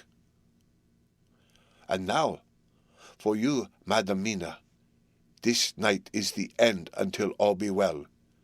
You are too precious to us to have such risk. When we part tonight, you no more must question. We shall tell you in all good time. We are men and are able to bear, but you must be our star and our hope, and we shall act all the more free that you are not in danger such as we are." All the men, even Jonathan, seemed relieved, but it did not seem to me good that they should brave danger, and perhaps lessen their safety, strength being the best safety, through care of me. But their minds were made up, and though it was a bitter pill for me to swallow, I could say nothing, save to accept their chivalrous care of me. Mr. Morris resumed the discussion. "As there is no time to lose, I vote we have a look at his house right now. Time is everything with him, and swift action on our part may save another victim." I own that my heart began to fail me when the time for action came so close, but I did not say anything, for I had a greater fear that if I appeared as a drag or a hindrance to their work, they might even leave me out of their counsels altogether. They have now gone off to Carfax, with means to get into the house. Manlike, they had told me to go to bed and sleep, as if a woman can sleep when those she loves are in danger. I shall lie down and pretend to sleep, lest Jonathan have added anxiety about me when he returns. Dr. Seward's Diary. 1 October, 4 a.m. Just as we were about to leave the house, an urgent message was brought to me from Renfield to know if I would see him at once, as he had something of the utmost importance to say to me. I told the messenger to say that I would attend to his wishes in the morning. I was busy just at the moment. The attendant added, "He seems very importunate, sir. I've never seen him so eager. I don't know but what, if you don't see him soon, he will have one of his violent fits." I knew the man would not have said this without some cause, so I said, "All right, I'll go now," and I asked the others to wait a few minutes for me, as I had to go and see my patient. "Take me with you, friend John," said the professor. "His case in your diary interests me much, and it had bearing too now and again on our case. I should much like to see him, and especially when his mind is disturbed." "May I come also?" asked Lord Godalming. "Me too," said Quincey Morris. "May I come?" said Harker. I nodded, and we all went down the passage together. We found him in a state of considerable excitement, but far more rational in his speech and manner than I had ever seen him. There was an unusual understanding of himself which was unlike anything I had ever met with in a lunatic, and he took it for granted that his reasons would prevail with others entirely sane. We all five went into the room, but none of the others at first said anything. His request was that I would at once release him from the asylum and send him home. This he backed up with arguments regarding his complete recovery, and adduced his own existing sanity. "I appeal to your friends," he said. "They will perhaps not mind sitting in judgment on my case. By the way, you have not introduced me." I was so much astonished that the oddness of introducing a madman in an asylum did not strike me at the moment, and besides, there was a certain dignity in the man's manner, so much of the habit of equality, that I at once made the introduction. Lord Godalming, Professor Van Helsing, Mr. Quincey Morris of Texas, Mr. Jonathan Harker, Mr. Renfield. He shook hands with each of them, saying in turn, "Lord Godalming, I had the honour of seconding your father at the Wyndham. I grieve to know by your holding the title that he is no more. He was a man loved and honoured by all who knew him, and in his youth was, I have heard, the inventor of a burnt rum punch, much patronized on Derby night. Mr. Morris, you should be proud of your great state. Its reception into the Union was a precedent which may have far-reaching effects hereafter, when the Pole and the Tropics may hold alliance to the Stars and Stripes. The power of treaty may yet prove a vast engine of enlargement when the Monroe Doctrine takes its true place as a political fable. What shall any man say of his pleasure at meeting Van Helsing? Sir, I make no apology for dropping all forms of conventional prefix. When an individual has revolutionized therapeutics by his discovery of the continuous evolution of brain matter, conventional forms are unfitting, since they would seem to limit him to one of a class. You, gentlemen, who by nationality, by heredity, or by the possession of natural gifts, are fitted to hold your respective places in the moving world, I take to witness that I am as sane as at least the majority of men who are in full possession of their liberties. And I am sure that you, Dr. Seward, humanitarian and medico-jurist as well as scientist, will deem it a moral duty to deal with me as one to be considered as under exceptional circumstances. He made this last appeal with a courtly air of conviction, which was not without its own charm. I think we were all staggered. For my own part, I was under the conviction, despite my knowledge of the man's character and history, that his reason had been restored, and I felt under a strong impulse to tell him that I was satisfied as to his sanity and would see about the necessary formalities for his release in the morning. I thought it better to wait, however, before making so grave a statement, for of old I knew the sudden changes to which this particular patient was liable. So I contented myself with making a general statement that he appeared to be improving very rapidly, that I would have a longer chat with him in the morning, and would then see what I could do in the direction of meeting his wishes. This did not at all satisfy him, for he said quickly, "But I fear, Dr. Seward, that you hardly apprehend my wish. I desire to go at once. Here, now, this very hour, this very moment, if I may. Time presses, and in our implied agreement with the old scytheman, it is of the essence of the contract. I am sure it is only necessary to put before so admirable a practitioner as Dr. Seward so simple yet so momentous a wish to ensure its fulfilment."